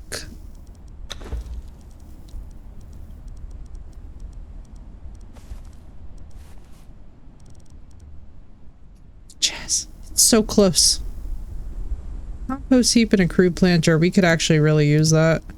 Oh, I love that you can make tabletop dye. That's cute. Rugs, doorbell.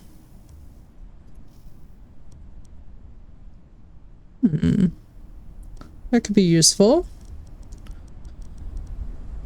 We have these for now.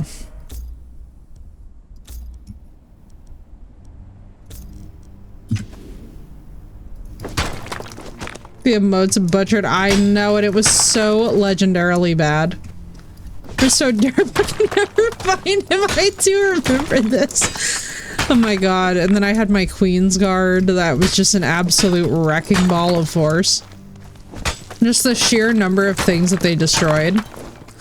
I don't know. For this playthrough, we might actually have to learn all the systems that we didn't learn that time.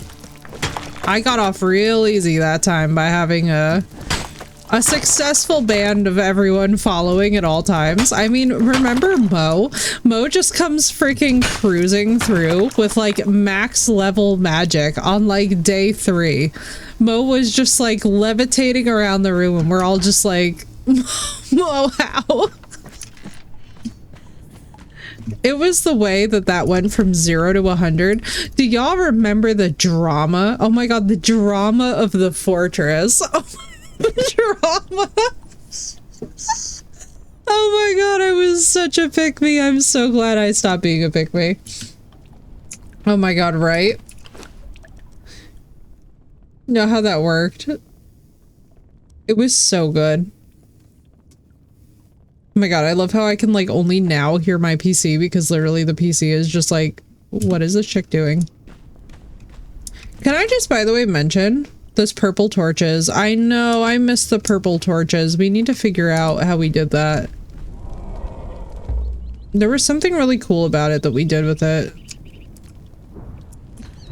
I don't think it was a mod either. I think it was like a thing that was put on it. I do, but they produce so much lag. I know, bro. The number of standing torches that was like leading the way to the house was absolutely obscene. We had so much drama. Our Conan server was literally, there was like a day or two that was so much drama that we were all just like silent on stream.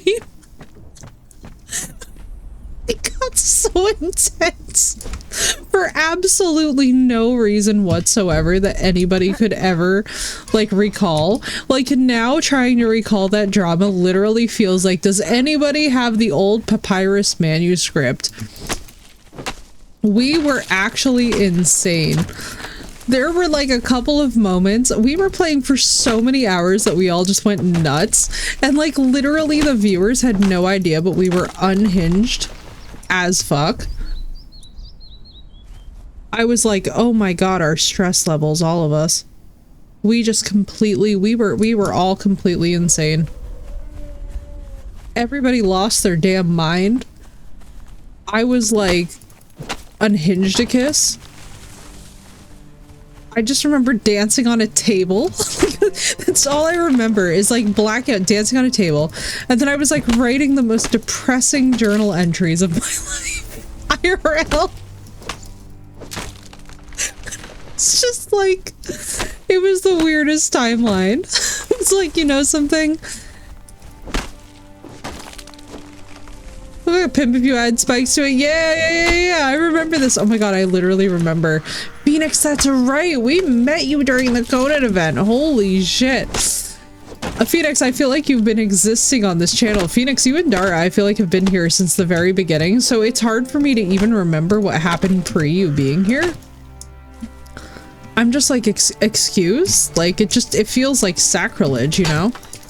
I was doing donuts horseback riding. Remember how Auburn kept on running me over with the horse and kept on being like, horses don't just break on a time. And I'm like, it's a video game. Yes, they do.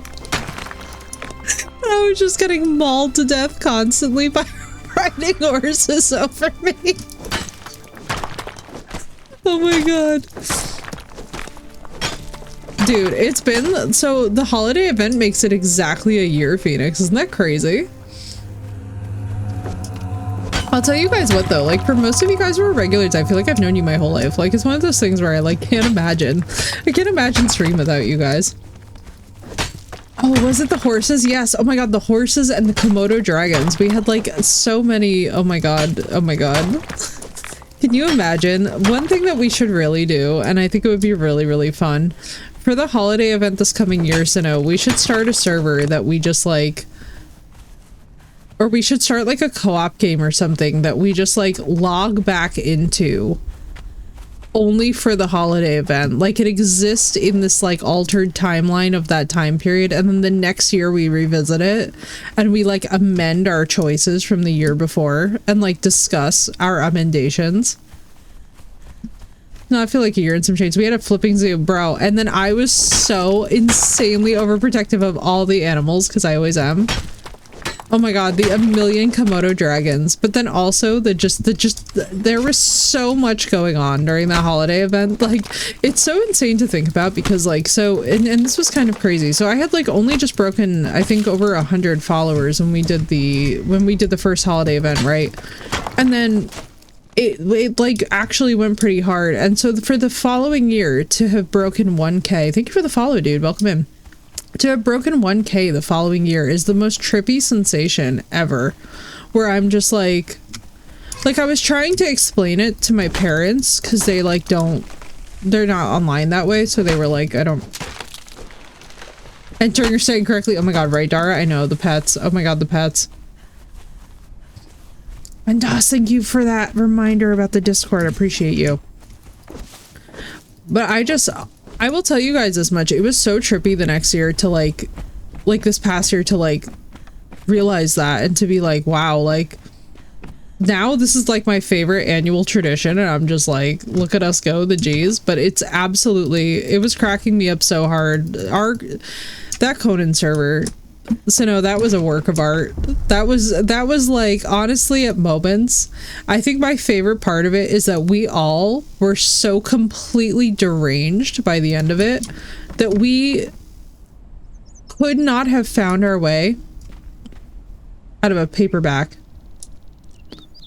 We had an army of wolves, about 12 horses, a platoon of Komodo dragons, bro. And then like, that's not even where the insanity stopped, which is like the craziest part of that story to me. You would think like that's where it stopped. Then we had the elephants. I think renting a server is the way to go. Agreed.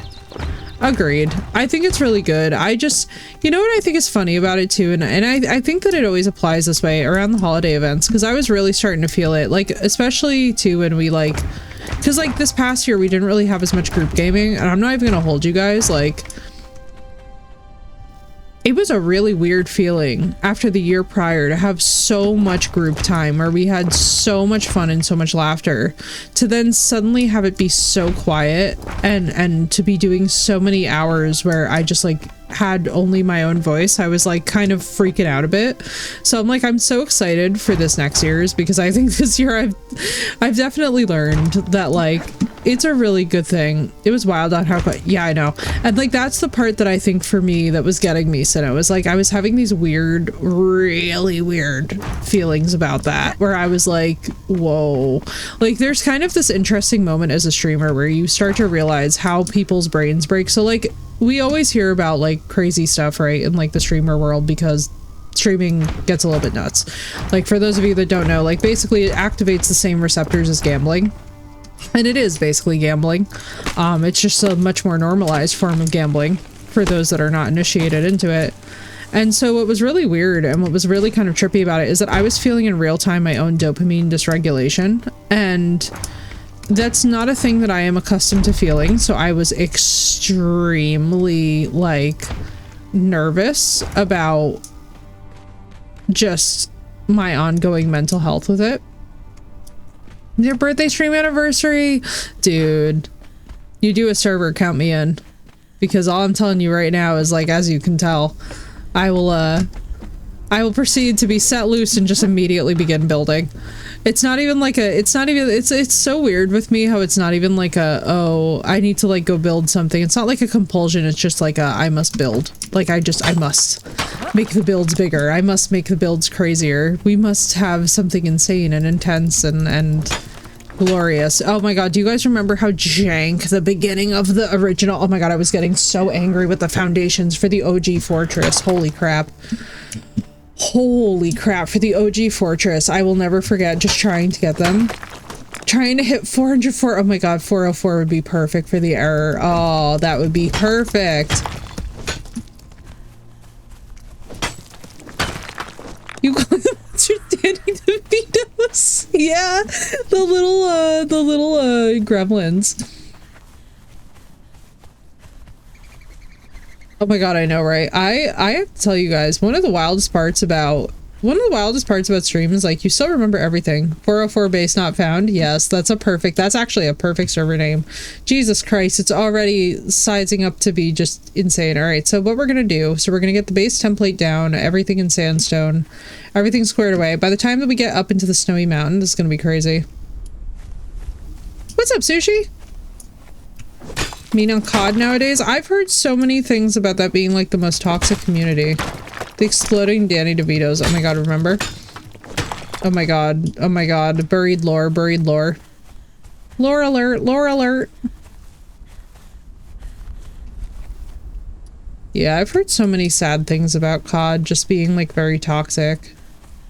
I know, I'm so sad about it. I really wish that gaming, and like we were saying this earlier, and I still stand by this statement, I really wish that people would just relax and enjoy games and just like not be sweaty and toxic and crappy. Especially in lobbies when they're with other people. Like there's absolutely, like I was very freaked out by some of the weird like, and I mean, like, everybody has probably heard of, like, the girl gamer trope. Thank you, Mysterio. Ooh, big stretch. Ooh, everybody here has probably heard of the girl gamer trope at this point, but, like, just some of the toxicity in those lobbies alone makes me like, yeah, I would never touch COD, even though it's, like, it's sad because I've heard really good things about it. Dude, that's crazy. See, like, that to me, too, is like, taking it way too far. You know what I mean? Like, I don't know, guys. Like, I don't have the capacity to do that with games. I don't honestly, like, I feel like if I ever get that heated about anything, I just have to walk away from it, you know? Understandably. Used to be a lot more friendly. I guess those people either stop playing or change for the worse. Yeah, that was some insanity. Like, I have to tell y'all, good night, Mysterio.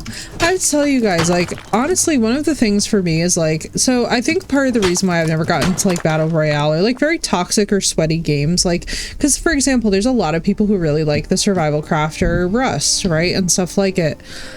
I am not even gonna lie to you guys. I'm just somebody who like, once it gets my heart rate going, I'm not having fun. And that applies to just about anything except for like diving or like the gym, like unless I'm absolutely doing it for like a motivated purpose, I don't enjoy feeling stressed out. You know what I mean?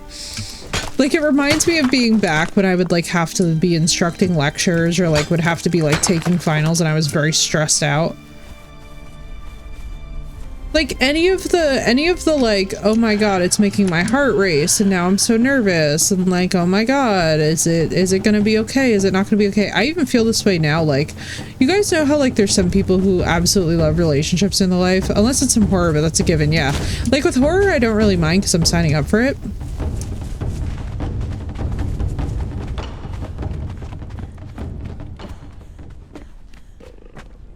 But yeah, I agree. Most of the time, like, oh my god, what was this monstrosity? Well, it saved my life, so I guess I shouldn't call it a monstrosity. But no, I think for me, one of the biggest things that I have been feeling for a very long time about gaming is that I wish that people would go back to relaxing and enjoying and not doing the toxic sweaty stuff.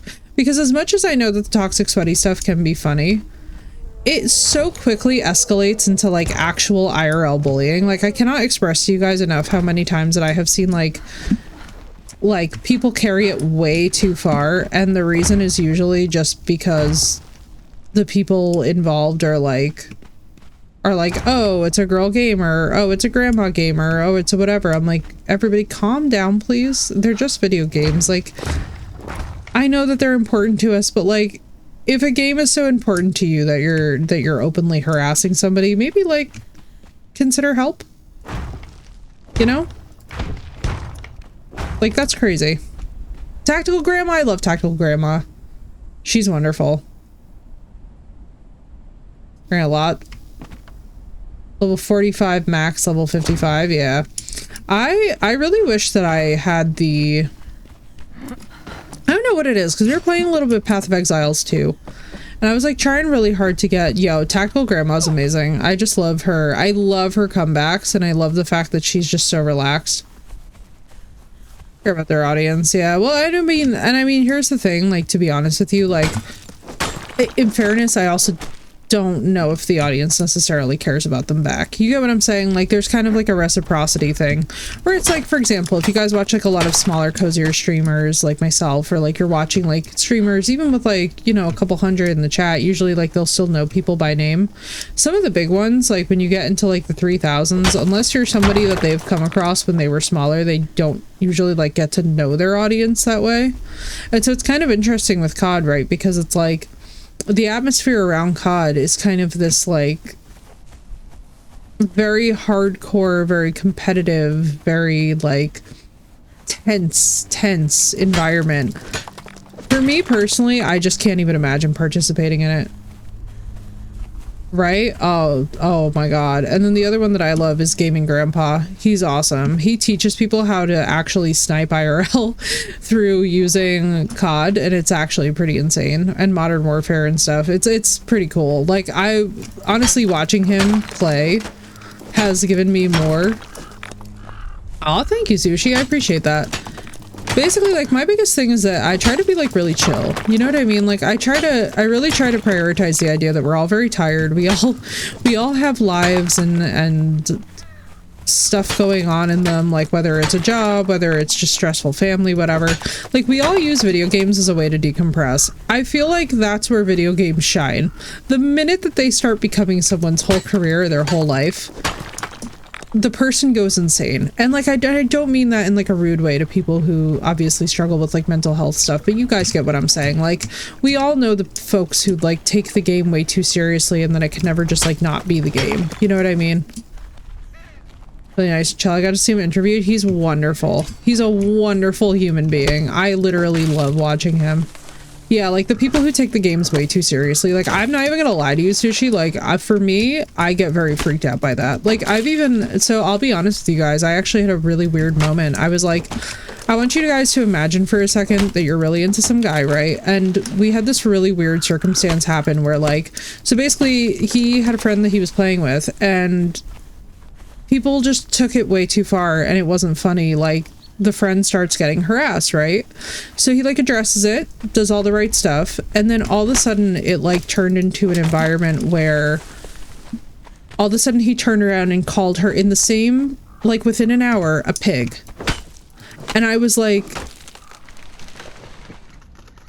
it was one of those moments where like your brain flashes to white and you're just like, I can't see.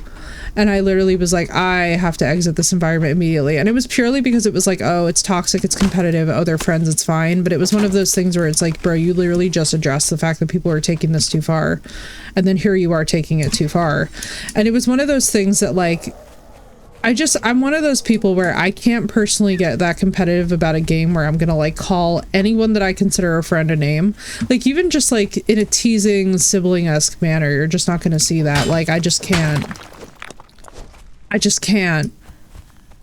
Like when Sino and I are gaming together, if he and I were ever like on opposing teams, I'm not gonna like start calling him fucking names. It's actually crazy.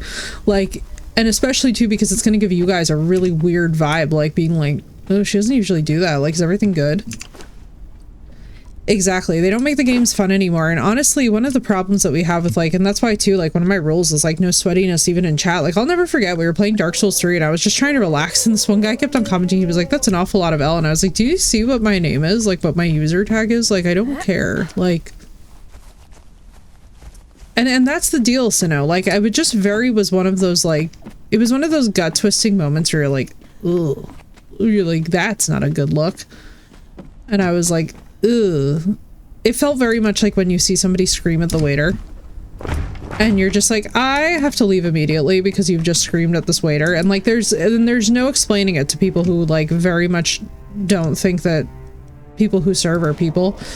It's one of those things where you're just like, I can't explain to this person how to be a good person, therefore I must just spontaneously combust right now. Oh yeah. Over with COD. A lot of toxic people were in the COD series, yeah, and I'm so sorry, dude. I have to say too, I really do wish that more of these franchises would also like do a better job at addressing that, because like I'm not even gonna lie to you guys, like I'm gonna just say this, like with a lot of what we have going on right now, even too with like the crazy like the how dare anybody feel included in a game franchise, the like insane calls against DEI and all this other stuff. I've got to tell you guys that for me the wildest sensation is that I'm sitting here and I'm like hearing all of the insanity right now in the games industry and I'm like, so what you're telling me is that you want to be the opposite of inclusive, which to me is like a very linear.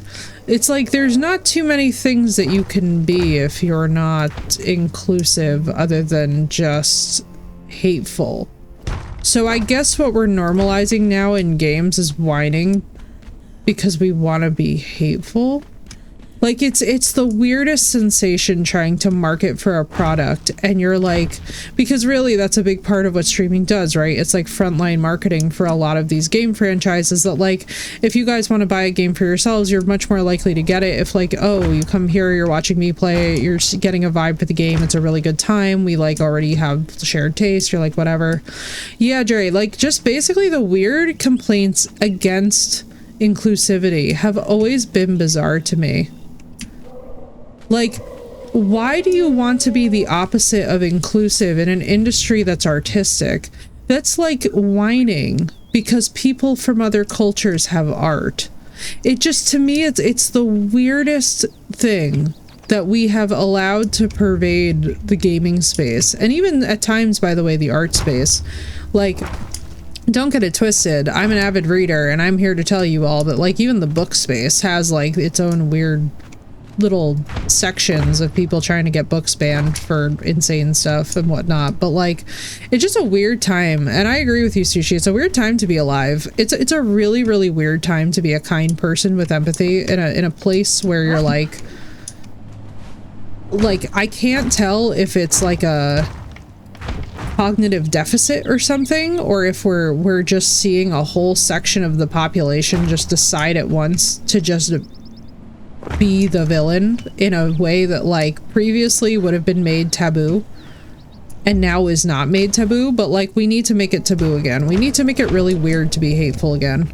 I can't express this enough, but we as a society need to all just come together and find a way to make it weird to be a hater again.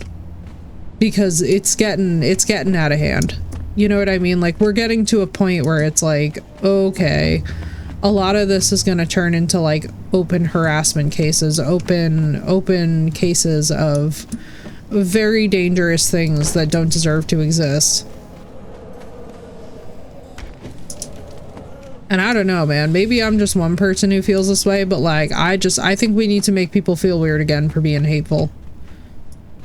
You know? Like, I think that's one thing we don't need to normalize, is the idea that like, oh yeah, a good sense of bullying is good for you. Like, actually, it's not. Oh, what happened, Dre? Oh, who tried it?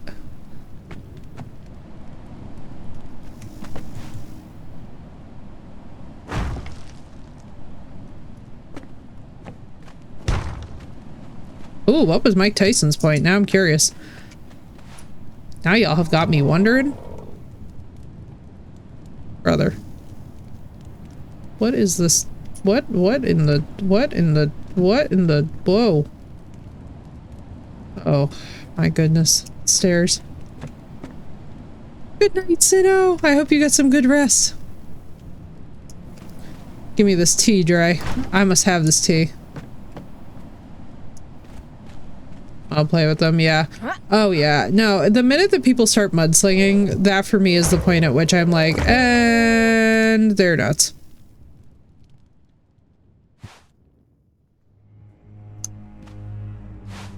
Completely agree, Phoenix, completely agree. I think for a lot of people, if they met the iron fist of consequences the first time when they were just acting wild, we would not have half the problems that we have. Can talk to him, nothing. Okay.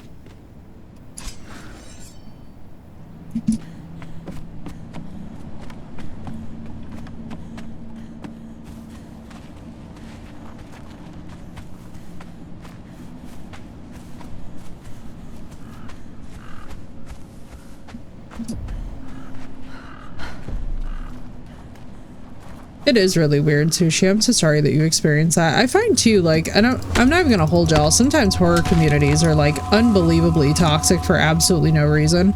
I've met some great horror streamers, like, you know, I know quite a number of them, but like sometimes, I'm telling y'all, sometimes the people who like the scariest shit because they're looking in the mirror. You know what I mean? And I mean that in the nicest way possible, but like,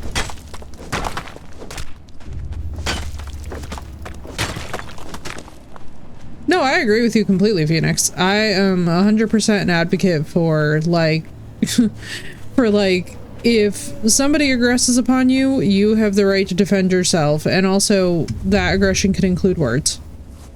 You know what I mean? Like, there's certain things that, like, all I'm gonna say is that if I had a kid and they rallied on somebody for calling them very specific things on a playground or saying very specific things to them on a playground, I'd be like so proud of them.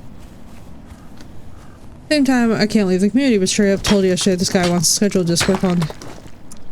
What the fuck? Dre, that's such a cult. That's such a cult. What is happening? Wants to schedule a Discord. I'm so sorry, but you're gonna have to arrive at this meeting for your online behavior that's being taken so seriously. Can everybody just get over themselves? What the fuck is that? I'm so sorry, but I'm not laughing at you, but that's actually insane. Like, schedule a Discord call. What the hell?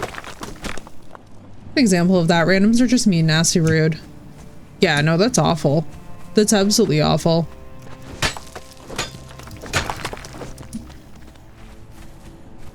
It does, Sushi. I went through it actually at the beginning of my streaming career. I went through insane levels of harassment. I still kind of like, I still deal with residual after effects from it. Like, unfortunately, it hasn't quite resolved.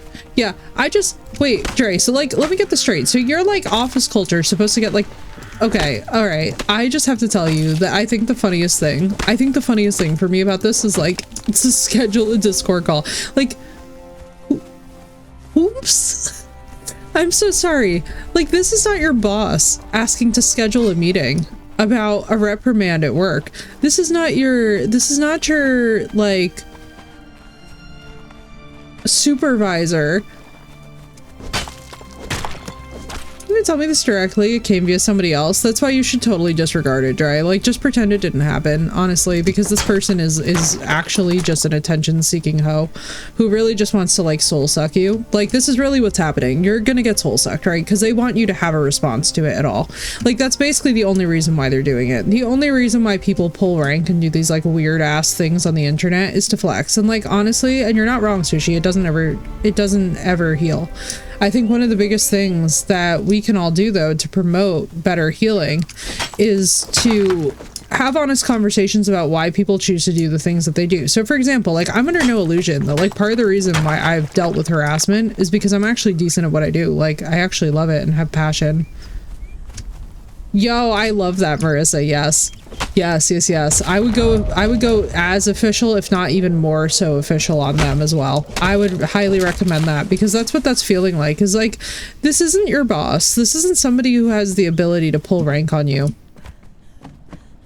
I think one of the biggest things for me is, like, I've been growing as a creator and as a streamer generally, is like, one thing that you kind of realize is that people take this industry way too fucking seriously, and they take themselves way too seriously in this industry. Like, every now and then I have a night where I get frustrated, or, like, you know, like, something rude happens and it's like, okay, it's like kind of understandable that I'm like at my limit or whatever. But for the most part, like, unless it's truly serious, like, why? You know what I mean? Like, unless it's truly something that's, like, vitally important to address that way, like, why? There's absolutely no need for the crazy.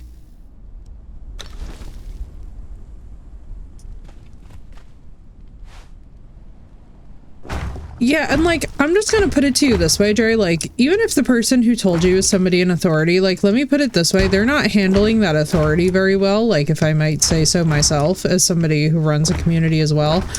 I don't think that that was handled well, because that, you should not have even been bothered with that, because that is weird and disciplinary for absolutely no reason. Like, that kind of hostility kills communities over time. So much inside human, it does. Rejection really sucks, Sushi. It really, really sucks. And it's hard to, like, and there's moments too, right? Like, where I'm not even gonna hold y'all. Like, there are times where, like, sometimes as a creator, you'll have somebody come in and they come in on, like, the rudest possible note, and you really are in this weird gray area where, like, you're going through your own stuff, and sometimes you have a human moment and you have, like, a snap reaction. But I think it's really helpful to, like, try and at least attempt to address that stuff.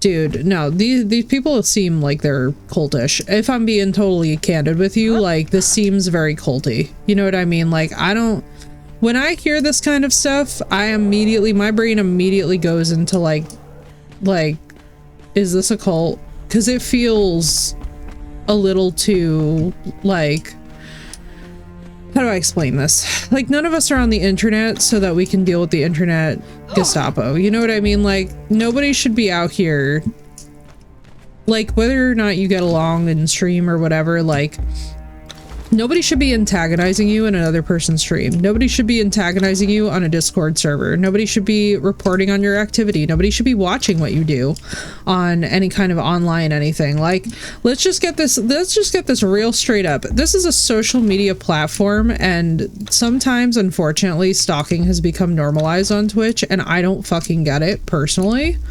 But there's a lot of people who think it's, like, very chill to just, like, behave this way in, like, Twitch and Discord, and it's absolutely not. It's absolutely not. It's hella weird. Now, to be calling a meeting, like, who in the surveillance hell? Like, for me, that immediately just goes to, like, a meeting? Are you getting paid? Do you work for them?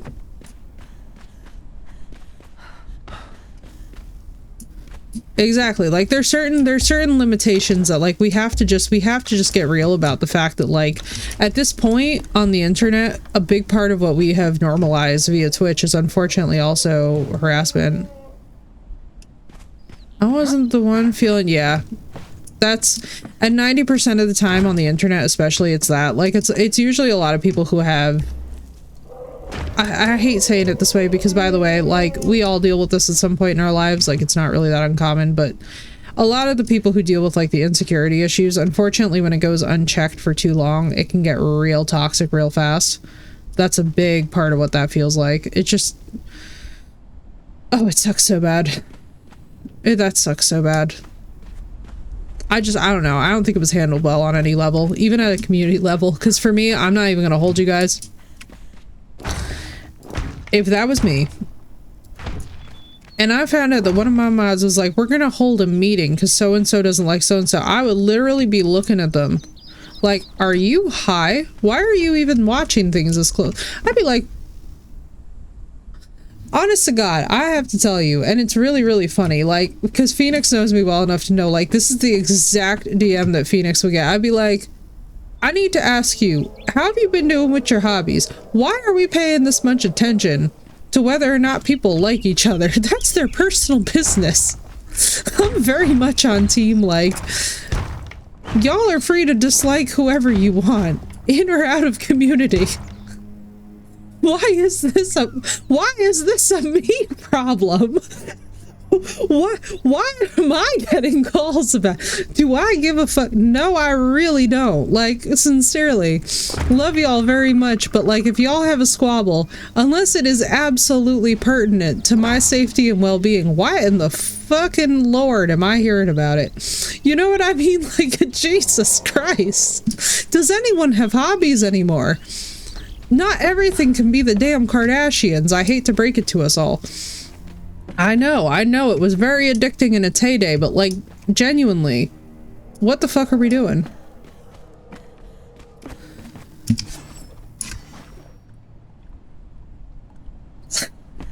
Like, I have to say it, like, it just, to me, that speaks of just abject insanity. Like, like,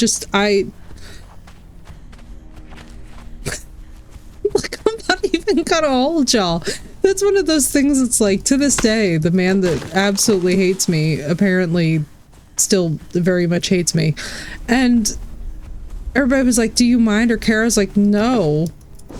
I don't think I've ever cared about anything less in my life.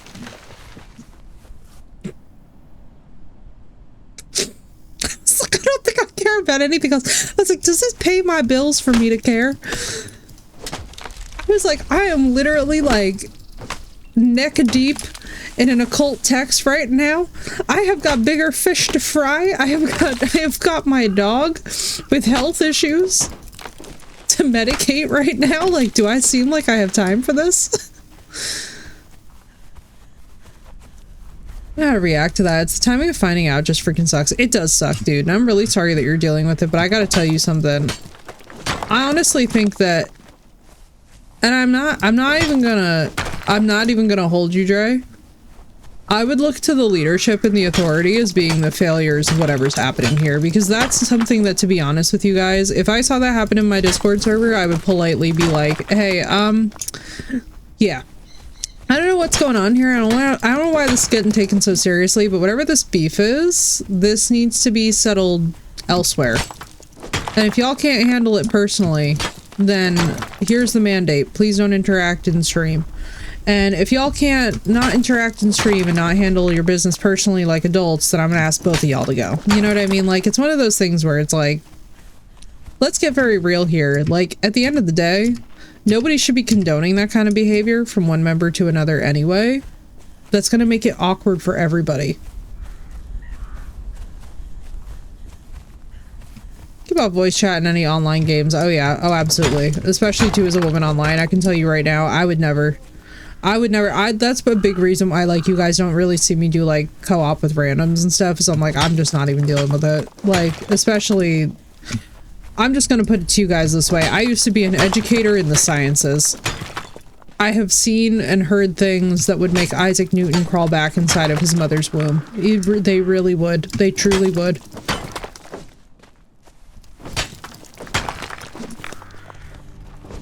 So for me, it's like, I don't need to hear how many different ways that so-and-so would bend so-and-so over a table and do whatever. I have got to tell y'all, I am old and angry and an occultist. I have got no time for this shit. I have got demons to summon. So either they can get very serious very fast, or they can get out of the kitchen. I can handle it yourselves. No, right? Same, Phoenix, same. Like, basically my whole point is, why? It's like, can you imagine calling the FBI over your neighbor's chickens constantly being in your yard? That's what it feels like. Levels of just like, why is this landing on my desk kind of a thing. Like, I'm not even kidding y'all. If my Monday tomorrow started with that, I would just be like, surprise, surprise! You're getting the boot right up the butt. What's up, Unique? How you doing?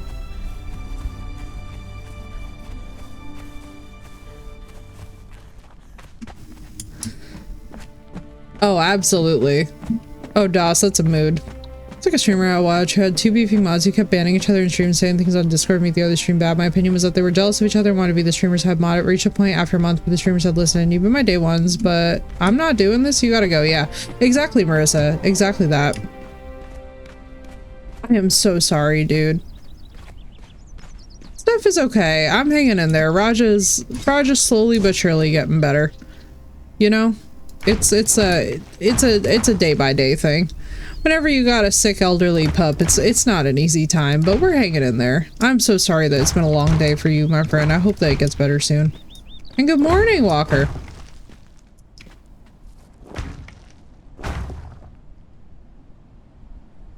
Free eggs. I'm sorry, but it must be said. Listen, at least you didn't say free cutlets. That's all I'm gonna say about that. You know, like, you at least had the mercy to take the free thing anyway.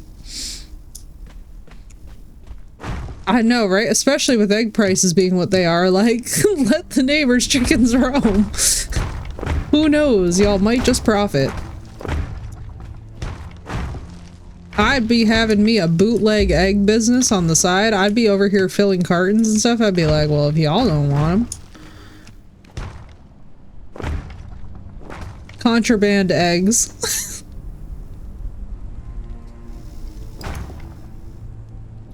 Oh yeah, I feel the same way, Sushi. I'm very big on the, like, when I tell you guys that, like, unless I know who I'm playing with, y'all will never catch me on voice chat. Like, even if y'all run into me in a game that I'm playing with, like, an open server or something, you will never see me in voice chat unless I actually know the people that I'm playing with. I am one of the most reclusive people when it comes down to it.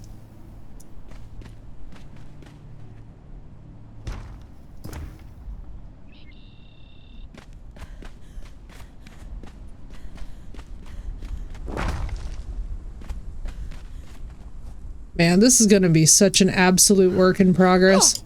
Like, just the hideousness of this creation, but also the unbelievable scale of what's going to be on the inside of this when it's actually done. So, like, you gotta realize that all of this is gonna have to get converted into Aesir. This is gonna be, like, the most resource-heavy nonsense that anyone's ever seen, and it's going to terminate somewhere up there, which is gonna be absolutely insane. Right, Walker? I feel the same way. Devour crew. But with randoms, no, yeah, no, same way. Same way. Especially, too, because, like, not gonna lie to y'all, stranger danger for me is still such a real thing.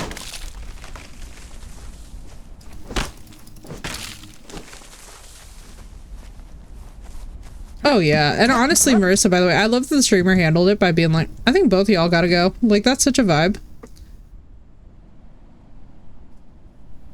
Cabin in the woods, away from humans mood. Yes. I'm not even gonna lie to you, Dre. I feel like for a lot of us, this full moon this week was reckless. I'm just gonna say it. This full moon this week can absolutely get bent. Whatever this was, it needs to crawl back into hell. exactly, Dre. I'm like, what level of emotional commitment do I need for this? And then usually, unfortunately, my level of commitment is going to require me to always be like, oh god, this is so insane. Why am I doing this? Why would I do this way?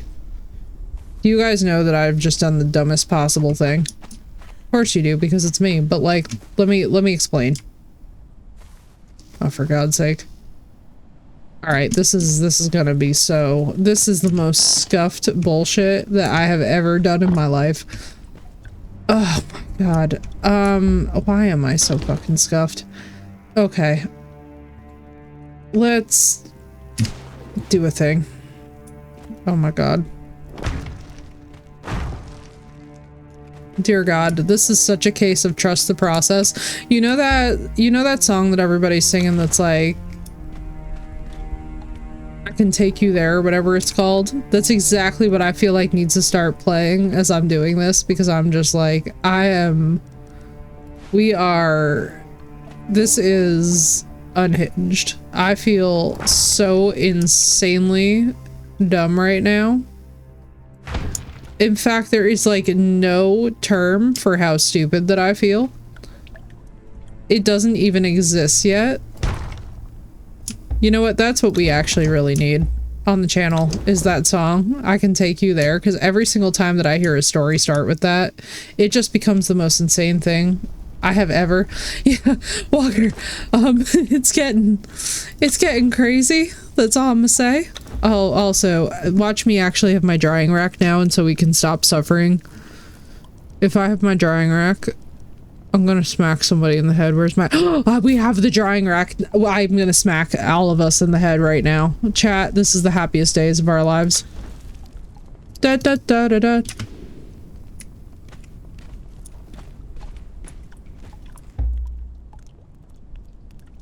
Why, thank you, Dre, right? Like, that's a mood. I just gotta tell y'all, I'm so bad at being a social human. Some days I literally forget how to be a person. It's not good. What the hell? What do I need for you?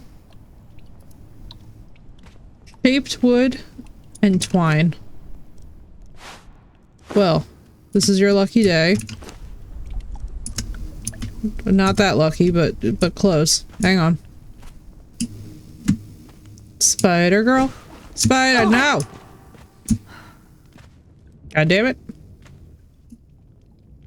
Let me in. No, no, no, no, no.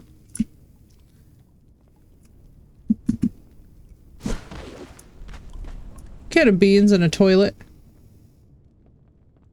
You know,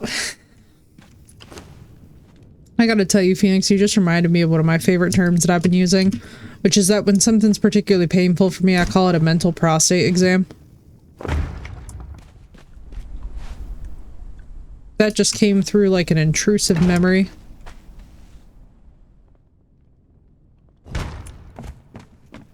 God damn it. Me and my giant forehead.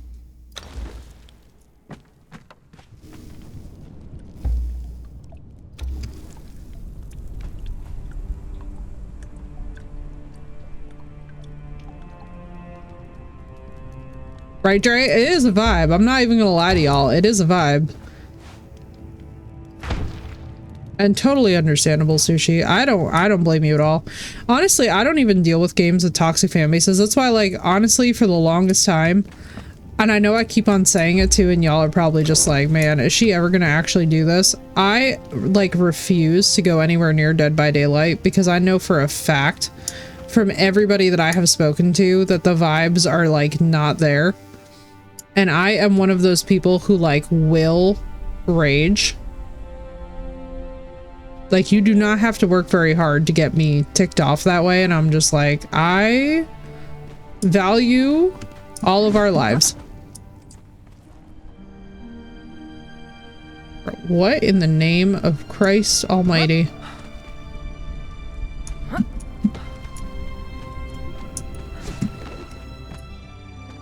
Rabbit hole of memes, right? No, I get that. No, I totally get that. I think too. One thing that's Dead by Daylight, because I know that's what everybody has had to say about it. And I'm not gonna lie to you guys. Like, usually when it comes to a game like that, I like to make my own decisions. But like, I think that there also comes a point where after a while you gotta just like admit it if you've seen something. And I don't know, man. Like in the horror communities, especially when it comes to anything competitive in horror. The number one thing that I have noticed is that it just almost never ends well for the nice people in the situation. Like, if you're a particularly chill person, one thing that you learn real fast, you do not get the same treatment back.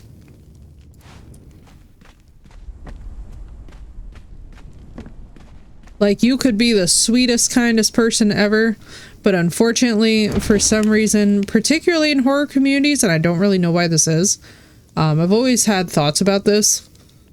I think it's partially the content that, like, makes people feel like they can just behave however, but, like, I don't know, y'all. I think it's a little bit insane.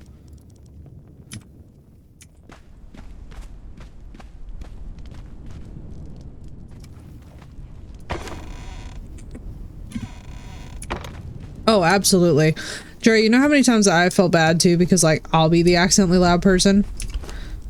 But yeah, no, like unfortunately too, like, and this is the thing, like when you really love horror content, and it's really sad, like when you really love horror content, and I've always felt really sad about this, like unfortunately, sometimes the people who are into the thing only like the thing because they see themselves in the villain.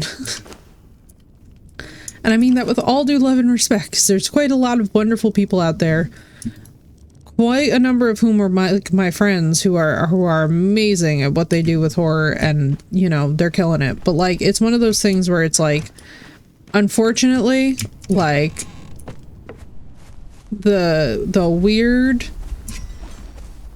the weird bullshit that happens in the horror community, I am convinced is because people want to be as hard as the content that they're consuming, and instead of being able to just enjoy the game as the game. But like, and you got to remember, by the way, the horror industry is also the same ones who keep on taking advantage of people with PTSD, who can't seem to make a decent game about grief, even though they mention it in just about every single horror game that exists out there.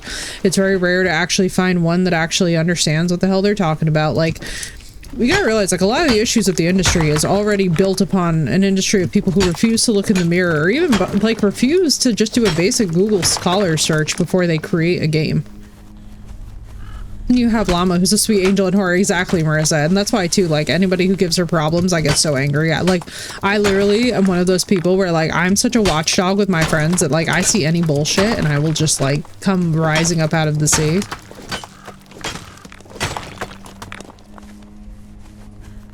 Go for it. You're all good, Doss. Don't worry. Listen, I don't ever categorize anybody as needy. It's just not my thing. I have literally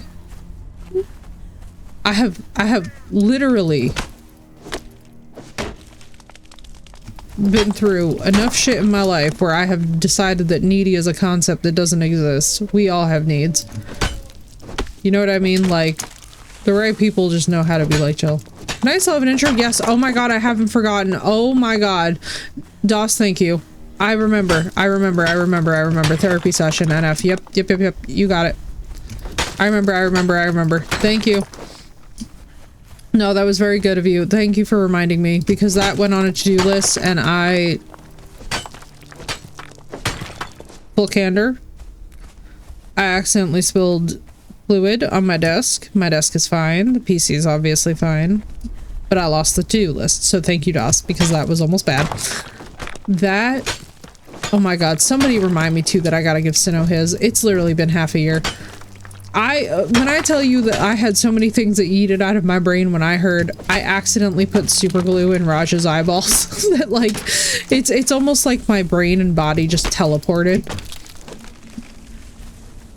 Agreed, Sushi. Hardcore agree. I love games without voice chat. In fact, the minute that I even see voice chat is like a thing that pops up, I'm just like, oh, I don't need all that business. But no, thank you so much for reminding me. And also, by the way, any of y'all who are like waiting or expecting on stuff from me, Always feel free to remind me about that stuff, because I legitimately, when I tell y'all that I am the autistic ADHD that is just chronically forgetting things, I do be forgetting. Agreed, dude. And that's one thing that I will say, like, any game that doesn't include voice chat but allows you to randomly lobby, one thing I will say is, like, the one annoying thing is the people who spam the, like, options that are there. 2 whiteboards, one for me, one for the one. Oh my god, Dre, that's so perfect. Whiteboards are amazing, and whiteboards will actually help you guys out so much, especially like big whiteboards, like anything that can give classroom simulation vibes. Oh, get ready for the special interest nerding, which I love so much, especially too with the kiddos, because like I have to tell you guys, one of my favorite parts about being autistic is, like, if you give me a whiteboard marker and like 15 minutes, y'all about to learn a thing. Maybe y'all about to learn a lot of things, because that is one thing that autists are very damn good at. We are very, like, teaching is something that I feel like most autists should at least explore once in their life, for like the different, you know, and I'm not even saying necessarily kids, like being a college professor, any of it. We all have so many very specific special interests that you could like teach a college course in. In fact, I would be willing to wager that so many people go into being specifically university professors because of it. Because what I have seen in the sciences makes me convinced that 90% of my professors were definitely rocking some kind of autism.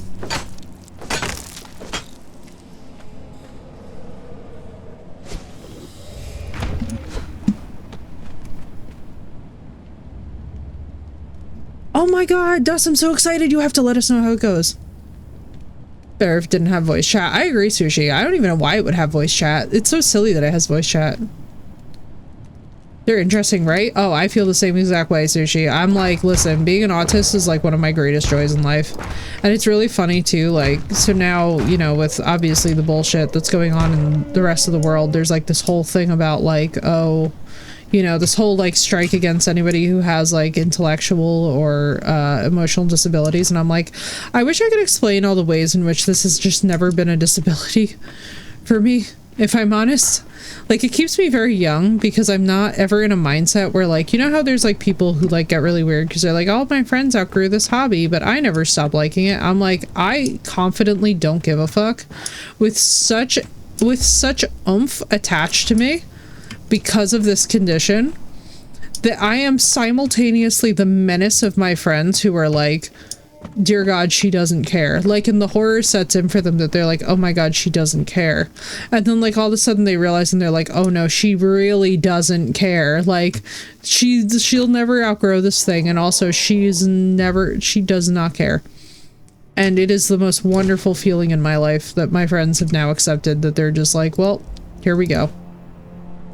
It's like any of the guys that I've ever been into that my friends absolutely hate. They've just had to accept them like potted plants that they can't get rid of. Remember shit, because my sticky notes don't stick and fall into the abyss. Yep. Right? Right, Sushi? Oh, let me tell you right now that my policy when it comes to how nuts I am about just being like confidently autistic as fuck. My mother literally starts laughing because she is like, she knows her kid for one, and she's like, first of all, she's like, my daughter is the kind of stubborn where like, this is not going to go well for anybody involved. But basically the number of times that I have had folks that were like, I don't understand how like this person just like hasn't outgrown this interest or this whatever, and like they just don't understand the concept of special interest as a thing that exists. I'm like, y'all, how is it that we have so many people taking the L of just missing out on the most fun part of life, which is to have special interests, which is to have 1,000 hobbies and different things going on? Yeah, like, I pace. I'll have 1,000,000 hobbies. I have 1,000,000 side interests. Literally, the minute that my life starts doing anything, like the minute this shit happened with Raja, I immediately was just like, oh, well, thank God that I have 15,000 hobbies to go cope with. And it's like, that keeps you from being somebody destructive. You know what I mean? Like, because you're like, oh, well, I'm gonna go focus on this shark thing over here. I'm so sorry, Sushi. It's like basically my biggest thing, and I've always felt very lucky with this with autism, is that I just sort of auto pivot. It's not really a thing I even think about anymore. It's just like, oh, I'm having a hardship in my life. Great. I'm going to now auto pivot and just jump into the next thing. You know what I mean? Like, oh yes, this event with Raja is terrible, and here I am reading a book about Florence in the medieval period. And crystal healing way before it was like a thing. Like it's a very like niche way to go through life, but I feel like the nice part about having autism is that my life has never like stayed still. I don't know if you relate to this, Phoenix, but like my life has never stayed still. It's one of those things where it's like I can just kind of backhand spring to the next thing and I'm just like, okay, cool.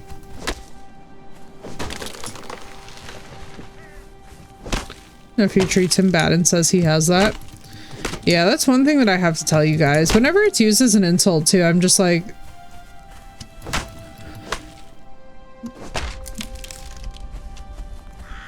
It's such a unique thing to insult someone on. You know what I mean? Because I'm like, I don't think that they realize how much of a flex that they're actually handing to this person that they're trying to insult, but...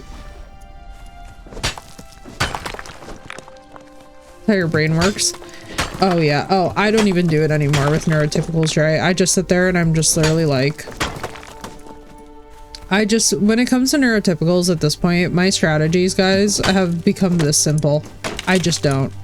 I don't try and explain myself. I'm literally like, I am the witch that lives in the woods. I will make no sense to you. The end. And like, just confidently just walk away. And it's gotten so funny for me in my life because this is the approach that I have taken, and aggressively at that. Until they're done. Exactly right, Marissa. Yeah, that's us.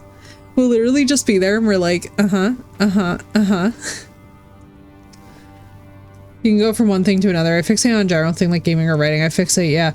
I have very brief. My fixation periods are very brief, and I do think that that is one thing that has probably spared me a lot of hardship in my life, if I'm honest with you guys, because if I wasn't able to just backhand spring into other activities, I legitimately would become unglued in a way that isn't good for me.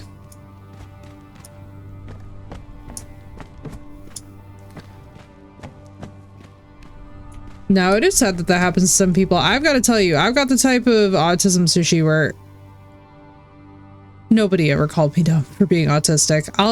One thing I will tell you guys is that there's a very different, like, I think it's also got something to do with, like, I mean, probably there's regional and cultural factors that go into it as well, but, like, one thing I can tell y'all, I got the autism where I am unfortunately too academic for my own good. So the autism that I got was like, the priest was basically like, the priest would see me coming from a mile away and was like, oh, dear God in heaven. He was like, here we go. The trial of my life has emerged. Why? Because this child has dug into an ancient manuscript that she shouldn't even have access to, specifically to look up a point that I cannot believe she is actually trying to look up, because nobody in recorded human history has been interested in this point except for, of course, this one woman who is on a mission. Worse when it's family members, yeah. Oh, dude, yeah. And I'll tell you guys right now, I'm one of these people. I know, I'm not even kidding y'all when I tell you, God bless the pastors and priests that were in my life when I was a child, because all I have to tell y'all is that they would basically see me coming and they were like, oh, Jesus Christ, here she comes. Here it comes. Here comes Armageddon. And it's not anything else except for this relatively nice autistic child who just, and her questions. Like, I was not, and I'm so proud of this point. I feel like I constantly mention this whenever we talk about the occultism. I'm like, I need y'all to understand that there was such a particular degree of satisfaction in finding out I was not the only person interested in the fact that, like, they straight up mention Goliath in the Bible and just never freaking mention that there was a whole race of giants. I'm like, I'm so sorry. Our reality apparently had a freaking race of giants like the Norse talk about, and y'all just completely omitted it. And I'm just supposed to sit here and not have questions about the whole race of giants that he came from? Like, obviously Goliath had parents, so like I'm just not supposed to find this to be the most engaging part of the sermon. Like, I'm just supposed to pretend I didn't just hear that? Like, what in the delusional hell? Agreed, Sushi. I don't really call people that unless I have absolutely no, actually, no. I'm gonna rescind that statement. I consider fascists, racists, sexist, homophobes, people who are just generally shitty people, I do consider them dumb. And I'm not even ashamed of it. I straight up, I actually see it as like a deficit. Because it's actually that hard for me to process the idea that in a modern society, anybody could seriously hang on to these views when we have a supercomputer in our pocket and I want them to use it, you know? Like, I call those people dumb, but I will never call somebody with like a disability or like, especially too with like a mental illness. Like, the amount of mental illness and trauma that goes hand in hand with autism, period, makes me like, again, I would rather eat my fingers. All right, chat. I think it's 6 hours and 33 minutes. I think we are very safe to give it a good pause here. Thank you, DOS. Oh, you know, 3:03 a.m. Just casual 3:03 a.m. Exactly. They've got feelings too.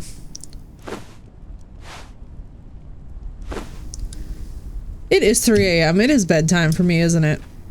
And I've got a time point for Raja in 3.5 hours.